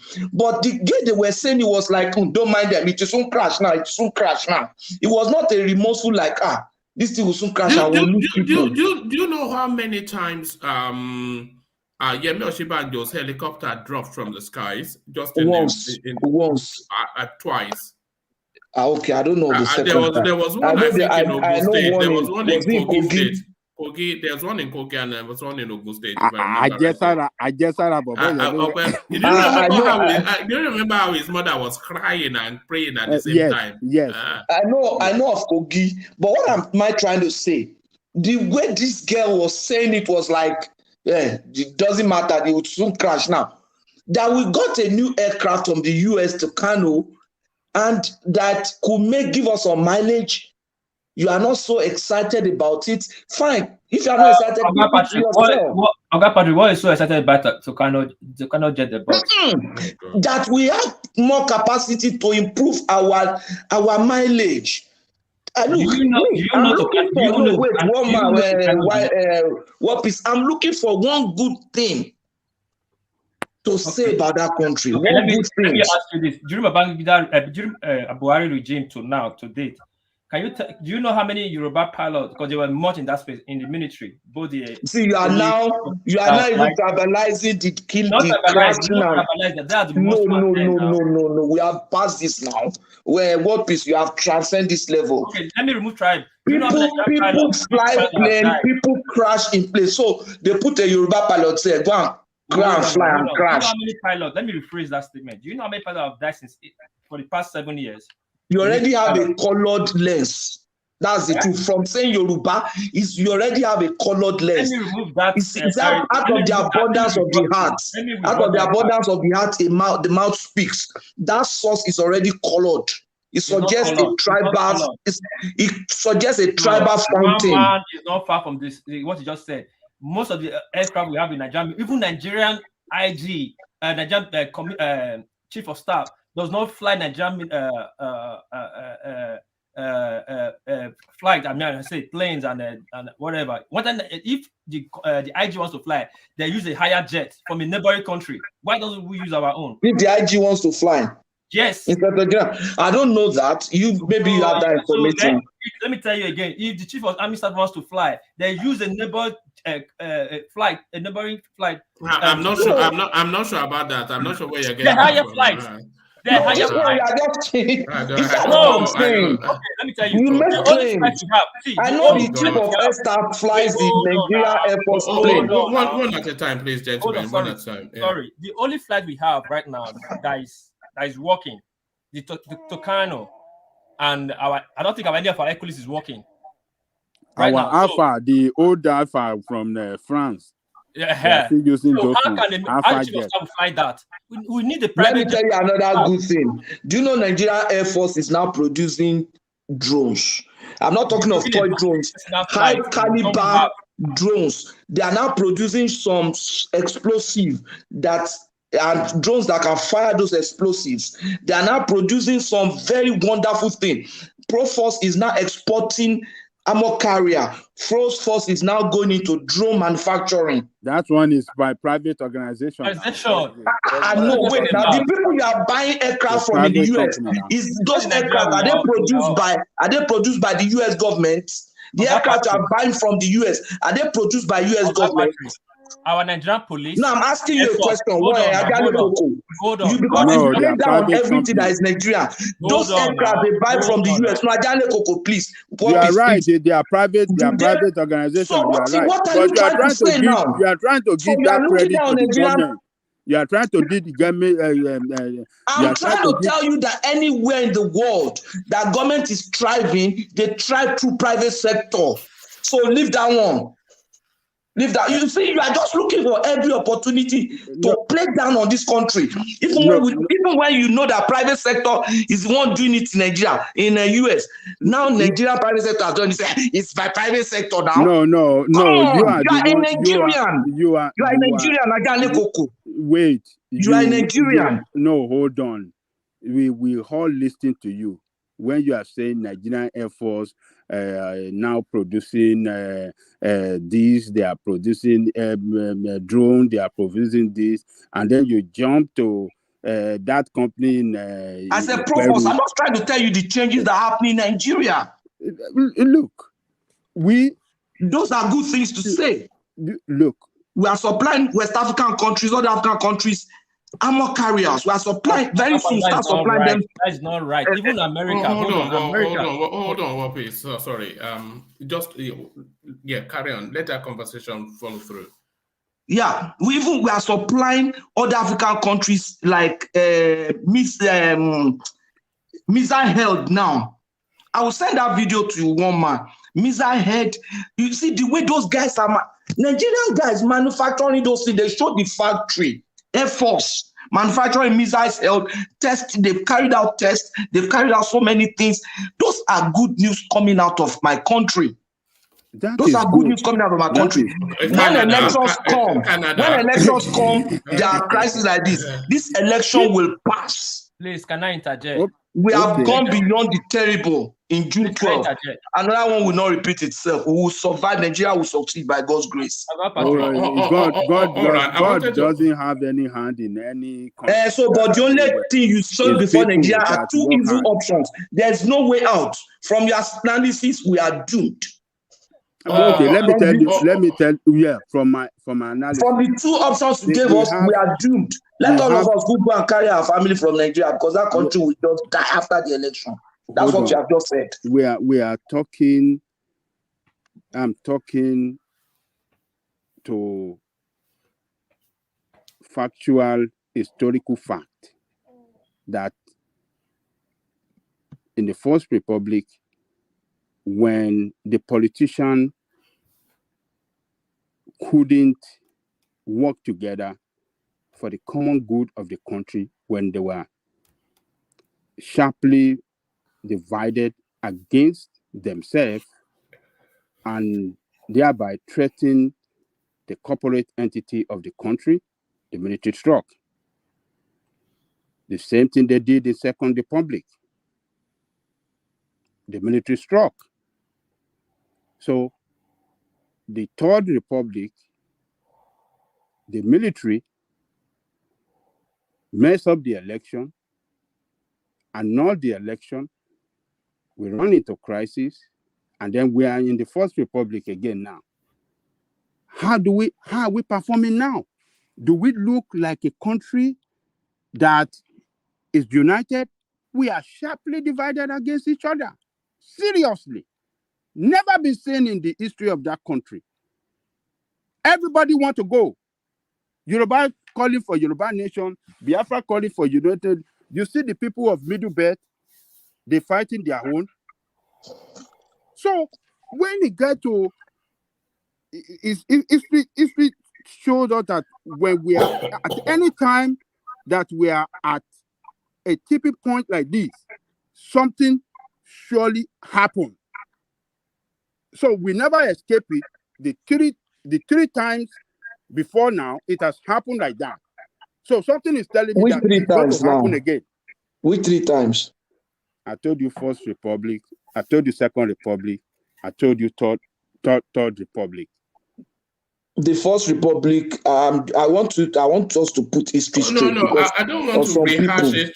So sorry, I don't want to rehash it so heavily. When Awolowo was jailed, when he was tried and jailed, what happened? No, I want sorry, Patrick. I'm going to move on. Let Ajale Koko land that point, and then I want to move on. So, but look, we are in a very serious crisis. Unity of the country is very, very shaky. Direction of the country is not clear. Some people are saying, hey, the president doesn't want Tinubu to win. Some people are saying, oh, he's behind Tinubu. Some people are saying, oh, he's supporting Atiku, being his Fulani man. So, where are we heading to?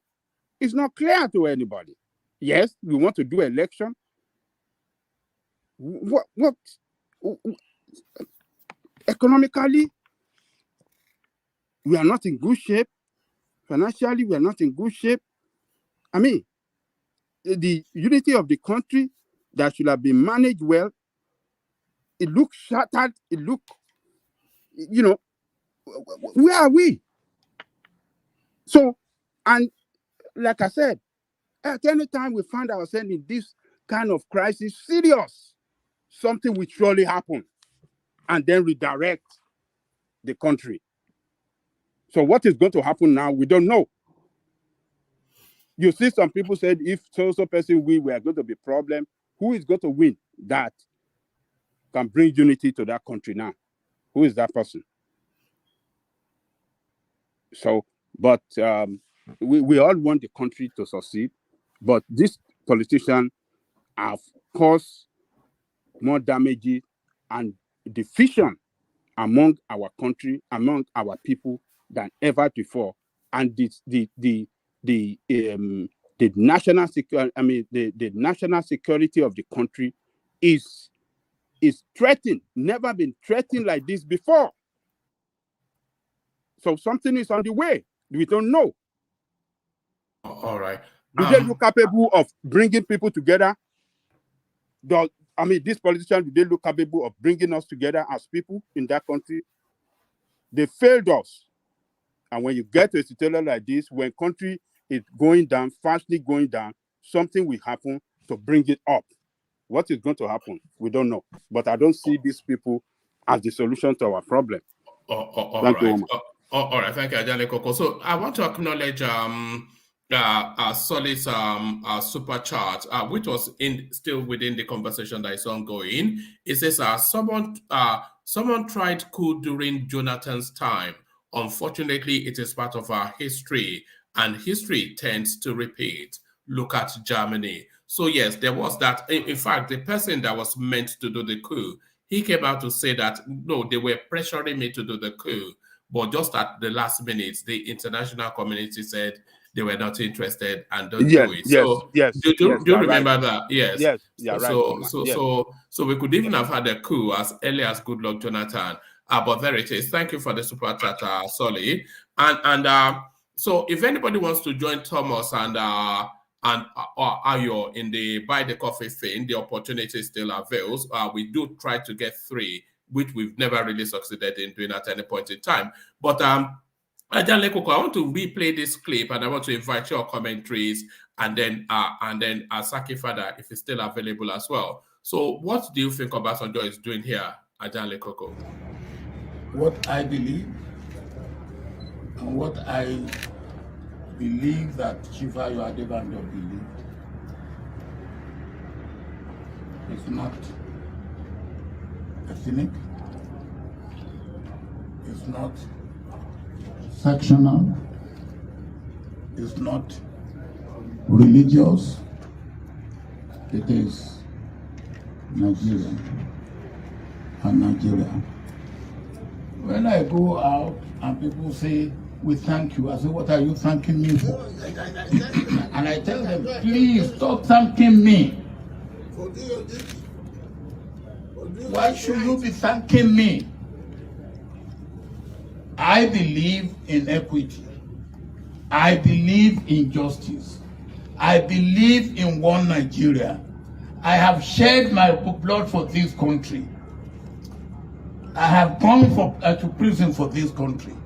So what are you going to frighten me or threaten me with?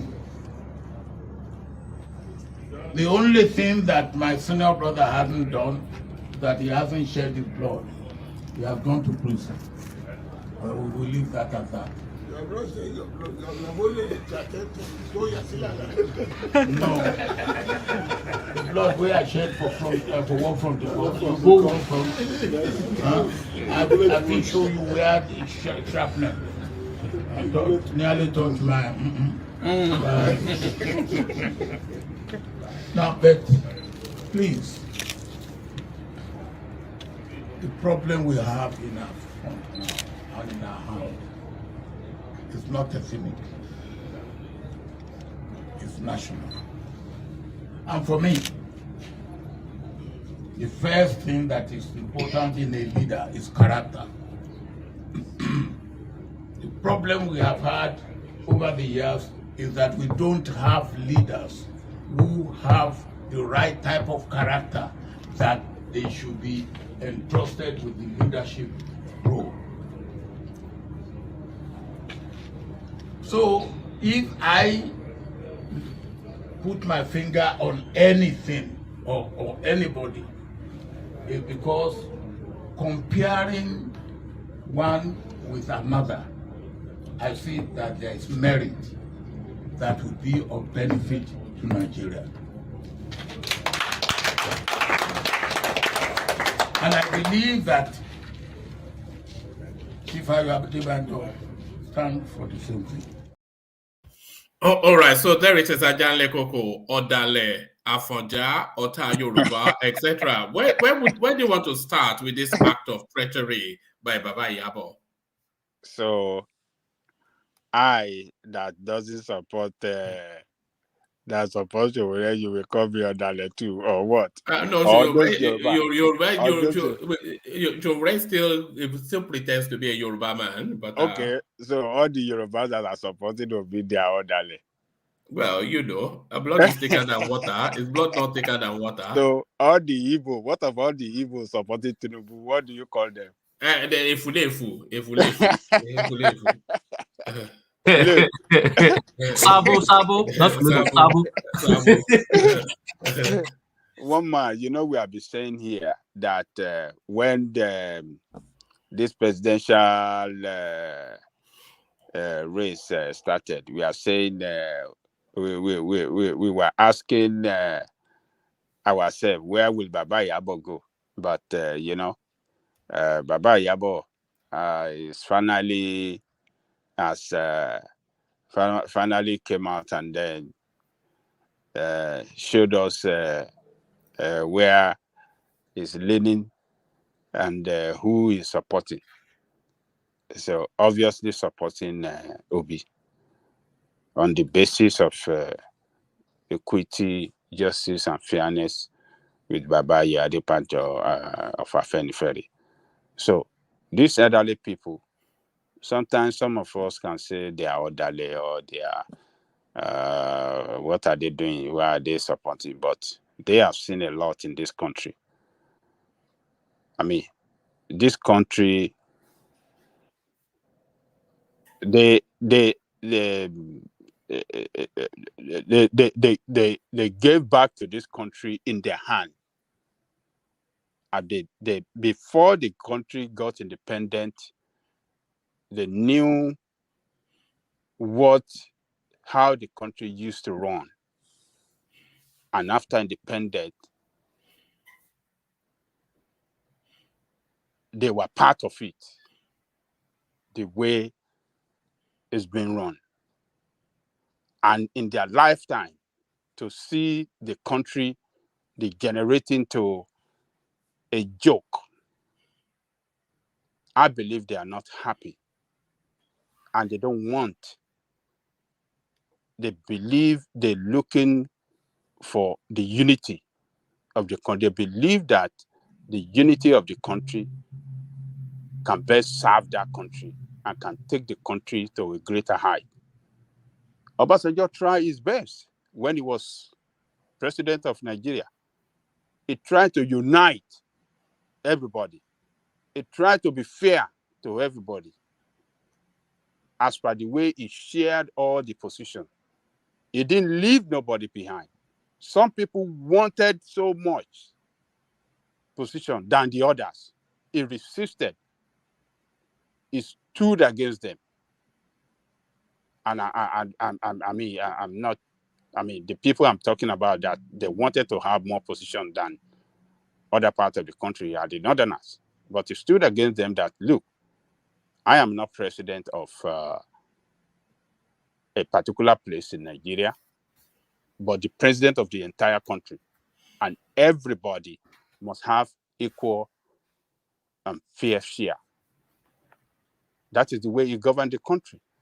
So he believed we should continue on that, on that template. And for Northerner to have run that country for 7 years, going to 8 years now, and for the power to go back to the north or be retained in the north, no, it is not fair. It could cause trouble. And what they are doing, they are Afenifere and they are trying to prevent the country from running into very, very serious crisis. We have to give kudos to these old men. What they could see, we cannot see it. We are outside. We are just jab mountain. But what they could see, we cannot see it. And for them to pitch tent with Obi, they believe these people, Easterner, they are part of us. Let us bring them in. Let us work together. Let us form a good a union, so that we can have the same sense of belonging as people of one country. So I think I know where they stand, and I don't have anything against it. I support it in totality. So, but election 2023 is in the hand of the people. Nigerian people will decide where they want to go. But Obasanjo, we have to condemn him a lot. We have to commend him a lot. He doesn't shy away from telling Nigerians that Atiku is not the man for the job. He wrote several publications. He wrote books. But in 2019, he supported him now. Well, he supported him, but now him and this Baba. No, hold on. He just realized that Atiku does not have character. Hold on. He could support him now because the power must come down to the South. Is that wrong? So who is going to get in the South now is between Obi and Tinubu. One of them must get it. It mustn't go to the North. So that is where, but between the two of them that are from the South, he has taken side that this is the person that I think. So sorry, look at Ayo's comment. Ajale Koko, he says Obasanjo likes control. He fought Goodluck Jonathan when he couldn't control him. Now he hates Buhari, making him support Atiku in 2019. Now he's supporting Peter Obi, who of course we know he can control. So is it just a control thing with Baba Yabo? A lot of people think that. Yeah, it's not control. It's not control. This is it's not control. No, why does he want to control anybody? Yeah, has he not tried to control everybody that sat in that seat after him? It doesn't control. This is Obasanjo doesn't control. It doesn't control. What it does is that he will speak in mind. He will write book against. No, he'll be writing open letters. He doesn't write. He'll be writing he'll be slamming every administration. He's always writing open letter to slam them. Okay. I will take you back right from the time of Buhari. I mean, Shagari. When Shagari was running that country on a wrong direction, he wrote open letter against him. He's the one that handed over to him, but he wrote open letter against Jonathan too. Yes, he wrote. It's only Yadra wasn't there long enough. He would have written open letter. He wrote it against Buhari as well. He said it in one interview. And it's not a control freak. It's what it's you're not saying. For control. No, it's not control. When he noticed you as a leader running the country, taking the country on the wrong direction, he doesn't shy away from expressing his own position. He will talk on the pages of a newspaper. He will talk. When you don't listen, then we go on the pages of newspaper to say his mind. That's a great leader. Even on Jonathan. He couldn't accept criticism. He's so intolerant of other people. He didn't say that. He himself personally, I mean Obasanjo himself. He said if anybody had written open letter to him, you would have seen what would happen. This is a man who was impeaching governors with how many House of Assembly? Impeach people. Well, and he's now seeing that he now knows how to write letter to people. Okay, let me say this. Even this problem we are having with petrol and this thing, it will have been solved.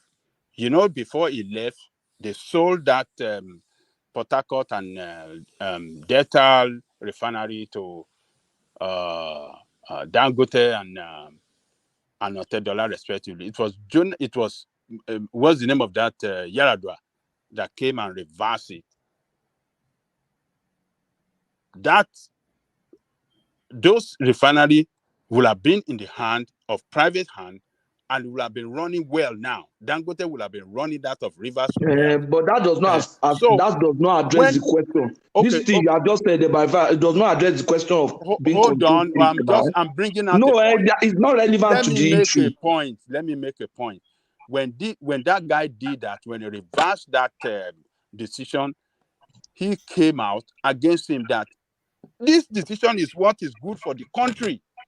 Why can you reverse it? You said because of some power that be that doesn't want it to happen.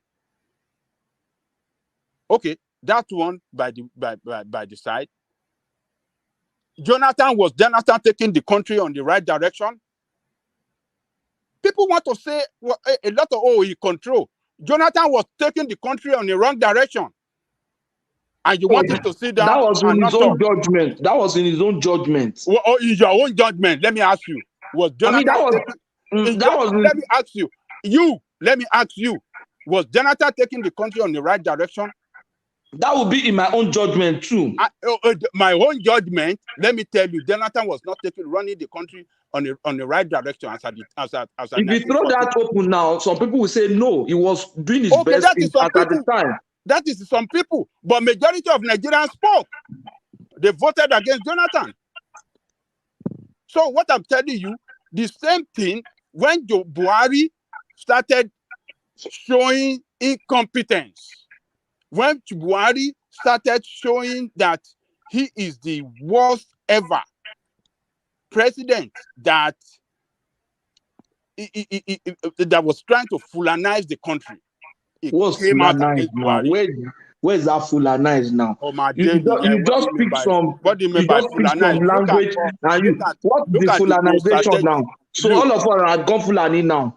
The man has ruled for 8 years. It was Islamized before. All of us have become Muslims, Abi. Now it's Fulanized. Oh, okay. I mean, we are tearing down that country. You don't with see this kind of thing you are saying, you are tearing down that country.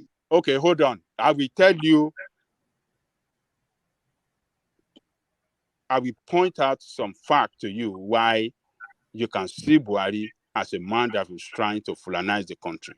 When that lady from Ogun State that was Minister of Finance was taken down, who did he replace her with? Is it not Fulani woman?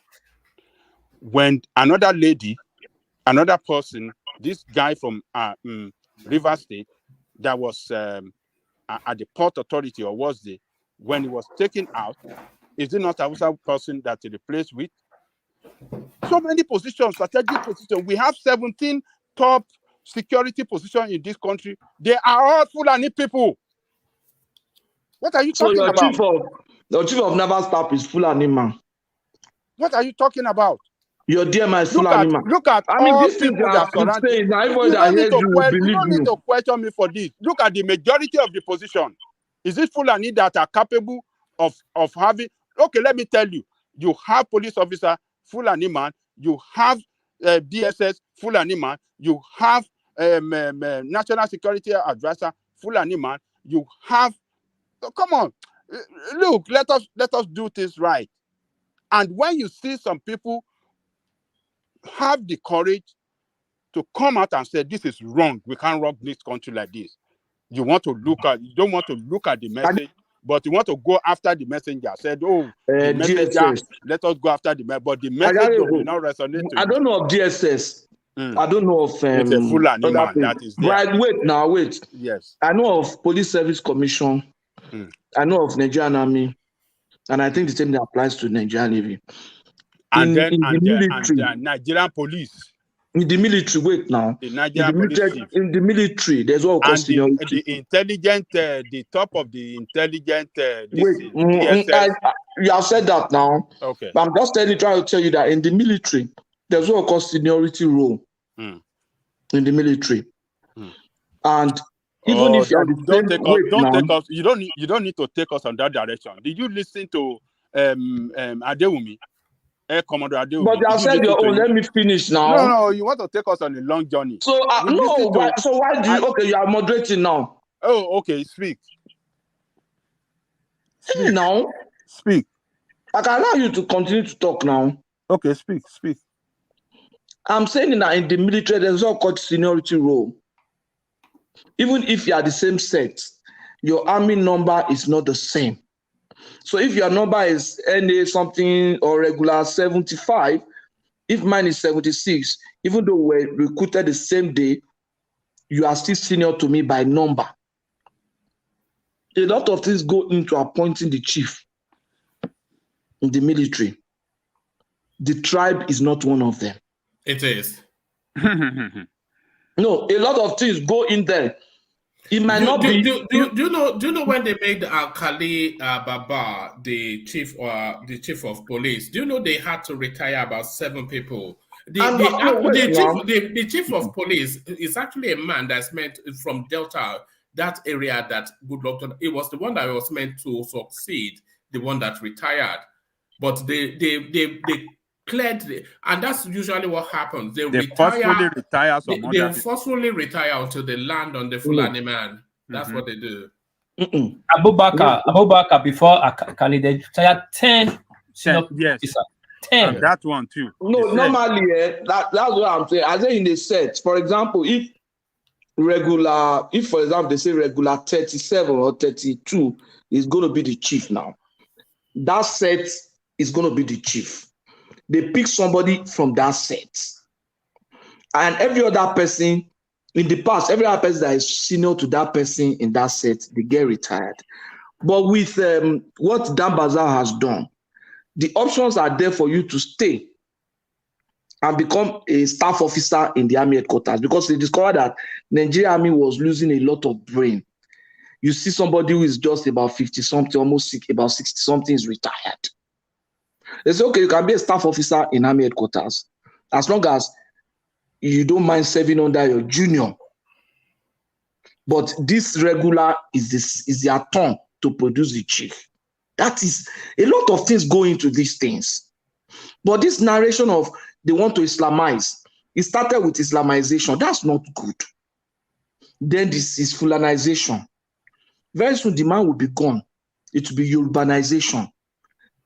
We cannot build a country like that. We've never had Yorubanization because... No, it will happen. Just wait. No. It won't happen because there will be no reason for anybody to be on okay, at that time, it will be Islamization because it's a Muslim ticket. No, because from what we saw under OBASANJO, it was an equitable, it was a meritorious administration that he ran. No, that time it will be Muslim ticket. So it's going to be, like it will be a Muslim ticket, and it's going to be Islamization. We cannot grow like that. We just make claims and we don't look at the sensitivity of those claims. There is no equivocation. It's a family and clansman administration that Buhari ran. I mean, it's just, Yusuf, what's it called? Lawal Daura or whatever, Maman Daura. He was a cousin of Buhari, who he made the chief of the DSS. He rolled out tankers against the state assembly, the Senate, which is an act of treason. That's a coup right there. And rather than arrest him, Oshibanjo sacked him, and then he appointed some Delta guy who was the most senior in that space as the DSS chief then. For awaiting confirmation, and as soon as Buhari came out from his hospital bed, he sacked that guy immediately, brought Yusuf Bichi, who was long retired from service, back to head that space. The chief of police, when Adamu retired, the next guy that was in line was from a guy from, I think, Edo Delta. That's very close to where Goodluck Jonathan came from. Every of the permutations, according to their service rules, indicated that guy was meant to be the chief of police. They sideswiped him to insert another Fulani man. Hamed Ali, a customs guy, everything Aboki all the way through. So there's no, it's too overwhelming. One man. We're talking about the head, the senior officer, the head appointee, like the number one. Have you talked about the junior officer inside that same appointment, inside that same office, like the secretary, the accountant, the position to be that controls? They are padding it out. Especially there's a sovereign wealth thing that Nigeria has. Every single person there is from the north. No wealth comes from the north. You know, the evidence is too overwhelming. Let me tell you this. My dad told me this when we were consulting. And they've embedded so deeply into the system that no administration can, at least it'll take a good 12 years to flush these people out of the system. Let me quickly tell you this. When my father was consulting for BBC London, this is far back as 1989. So he was sent to, BBC London had the Nigerian section, which they have, they speak outside Yoruba, make their news, they broadcast from there, right? So I don't know what my dad and his team, they sent there to do something in that department. My dad said at the third day, he got mad, so mad, he asked these people, why is it that this department is just only Northerners? And they told him to go and ask their boss in Nigeria. This is a space that's supposed to have everybody, different tribe. You are speaking. This is a radio station that projecting Nigerian, but it's run by Fulanis or Hamsa. I was there at that time. So he got mad and he walked out. So imagine from number one man there, the boss, maybe the boss there, the deputy, the controller, the accountant, the person in charge of recruitment, all Fulani. So what will the normal man do? My theory is that these people, they have one simple rule, which is to hold the South at gunpoint, and that is why they hold all the guns in their hands. We're hostages in that country, even if we may not know it. We're just overwhelmed. But this lady make that point, then I'll start to round up. Look at this lady that they were kicked out in finance. That lady. Yes, I happen to have friends that work in that that Minister of Finance. He said that when they put her there, they put under like 10 positions to checkmate her. Yeah, to surround her. Yeah, of course. Now that's the problem. We are getting all ministry. We all know it now. It's no, They'll put one person there from South. They'll put 10 to surround that person in the South. You cannot do anything. And one more quickly, sorry to tell you this. At the Korea service, they say your country is notoriously known for stealing package. Hope they don't steal your package by Monday. Well, hopefully they don't. But there it is. All right, so gentlemen, we've hit the 6-hour mark, and as you can tell from the tone of my voice, I'm still coming out of a flu. So with regret, with your permission, seek to start to round off to land on. Have we lost Ajahn Lekoko? Oh, I think we've lost Ajahn Lekoko. So we seek to start to round off then to land on Saki further. Are you still there, Saki? Oh, we've lost everybody.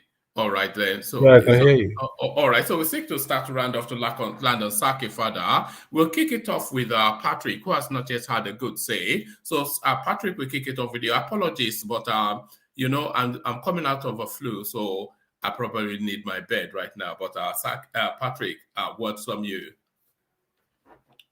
Yeah, thank you very much, one man. It's been a very, very thought-provoking session. We've had some serious back and forth, but I would just advise, let all us Nigerians let us stay positive about our country. We are not the worst country in the world. We are not the worst people. We might have some problems, but definitely Nigeria will come out stronger and better. So I wish all the best, and I hope to see you again tomorrow. Thank you. God bless. All right, brilliant. Brilliant. Thank you. So thank you, Patrick. You all know Patrick, of course, not a stranger to this place. I suspect that X0 has left us, but to fulfill all righteousness, you're up next, X0. No, there is X0. So thank you, X0. His muscles are not as big as that, of course. That looks more like who is that? Bartolomeo Nanji. He's the one that should be using that avatar, not you. So thank you, X0. So from X0, we go on to war peace, as we say. Konnichiwa. Konnichiwa, everybody. Let me quickly say this. I got Patrick, that your whatever you were making, sorry, not whatever, that your statement you were making about explanation about Nigerian military is not true. We're making missile. If a private company is making missile, doesn't mean Nigeria Air Force is making missile. Even America, Lockheed and other companies are private companies. The American government order from them. The question is, as Nigerian effort order from those Nigerian company in Nigeria is making missile, and Tucano jet is a dummy, practice jet that go up to 10,000 to I think at least at most 15,000 feet, which aircraft can bring down. So that's not a jet. A popular jet at the 21st century is a joke. So that said, let me first of all use my signature. We don't reach final hour today. People in the comment section, I agree to you all. Wanna click, like, shares, and thumb up. I mean. Wanna buy coffee. Wanna not forget to buy coffee. Do what I say, not what I do. You do I do my own. Booyaka. It go be. One man, thank you for today. It was a very nice section. Sad that Jericho left to give us the last fatherly speech, but all the same, Saki Father is capable of doing that with his nice voice. I will see you tomorrow, and you will see your consignment on Monday. Wait for it, one man. Peace. I'm out. All right, brilliant. Thank you, World Peace. So thank you, World Peace. So from World Peace, in the absence of the mighty one, a man of equal might, Saki Father. Yeah, thank you, one man. You have tried for today. It has been a very wonderful conversation. The environment was quite peaceful today. There is no much interjections and altercations. We have sound minds in this platform, and I also thank the people that have been contributing via the chats, the chat session. They are also trying. It is not easy. Everybody wants the good of Nigeria. One man, we have contributed to the political development of Nigeria because you have used your space to create awareness. People that come here are becoming political aware every day as the discussion goes on. Then quickly, just two things. Number one is we should pray against the possibility of what Solly said. I think I'm beginning to think towards such possibilities. We should pray against that so that it will never occur. Because as you said here, I think they tried doing that kind of thing during the time of Jonathan, but they didn't succeed. So I can't imagine witnessing a Nigeria under military rule. So I think it is a space to watch out for and also pray against. Then the last thing I will say is on the space of Buhari. Buhari might, as a person, have good intentions, but I think his administration is actually beclouded by nepotistic tendencies when it comes to appointments, and I think it is part of the factors that might have affected this administration in very negative ways. So we encourage next administration to mimic the Obasanjo model, make appointments on the basis of meritocracy. One man, thank you very much. We'll come back tomorrow to share in the discussion points of tomorrow. Of course, every day there must be discussion points. Nigeria is a country that keeps bringing out news on a daily basis. So we should face it squarely tomorrow. And let me leave you at this point. Thank you. All right, brilliant. Thank you. So that was Saki Father. So that's Saki Father. So that was Saki Father who steps in quite competently to deputize to Ajanle Koko. So that was Saki Father, and that was the session. So hopefully my voice would have improved by tomorrow, and then or later on today even. So bed rest for me from any moment from now. To the super chatters, the coffee buyers who are Ayo and Thomas in this instance, and the people in between, thank you one and all. Reconvene.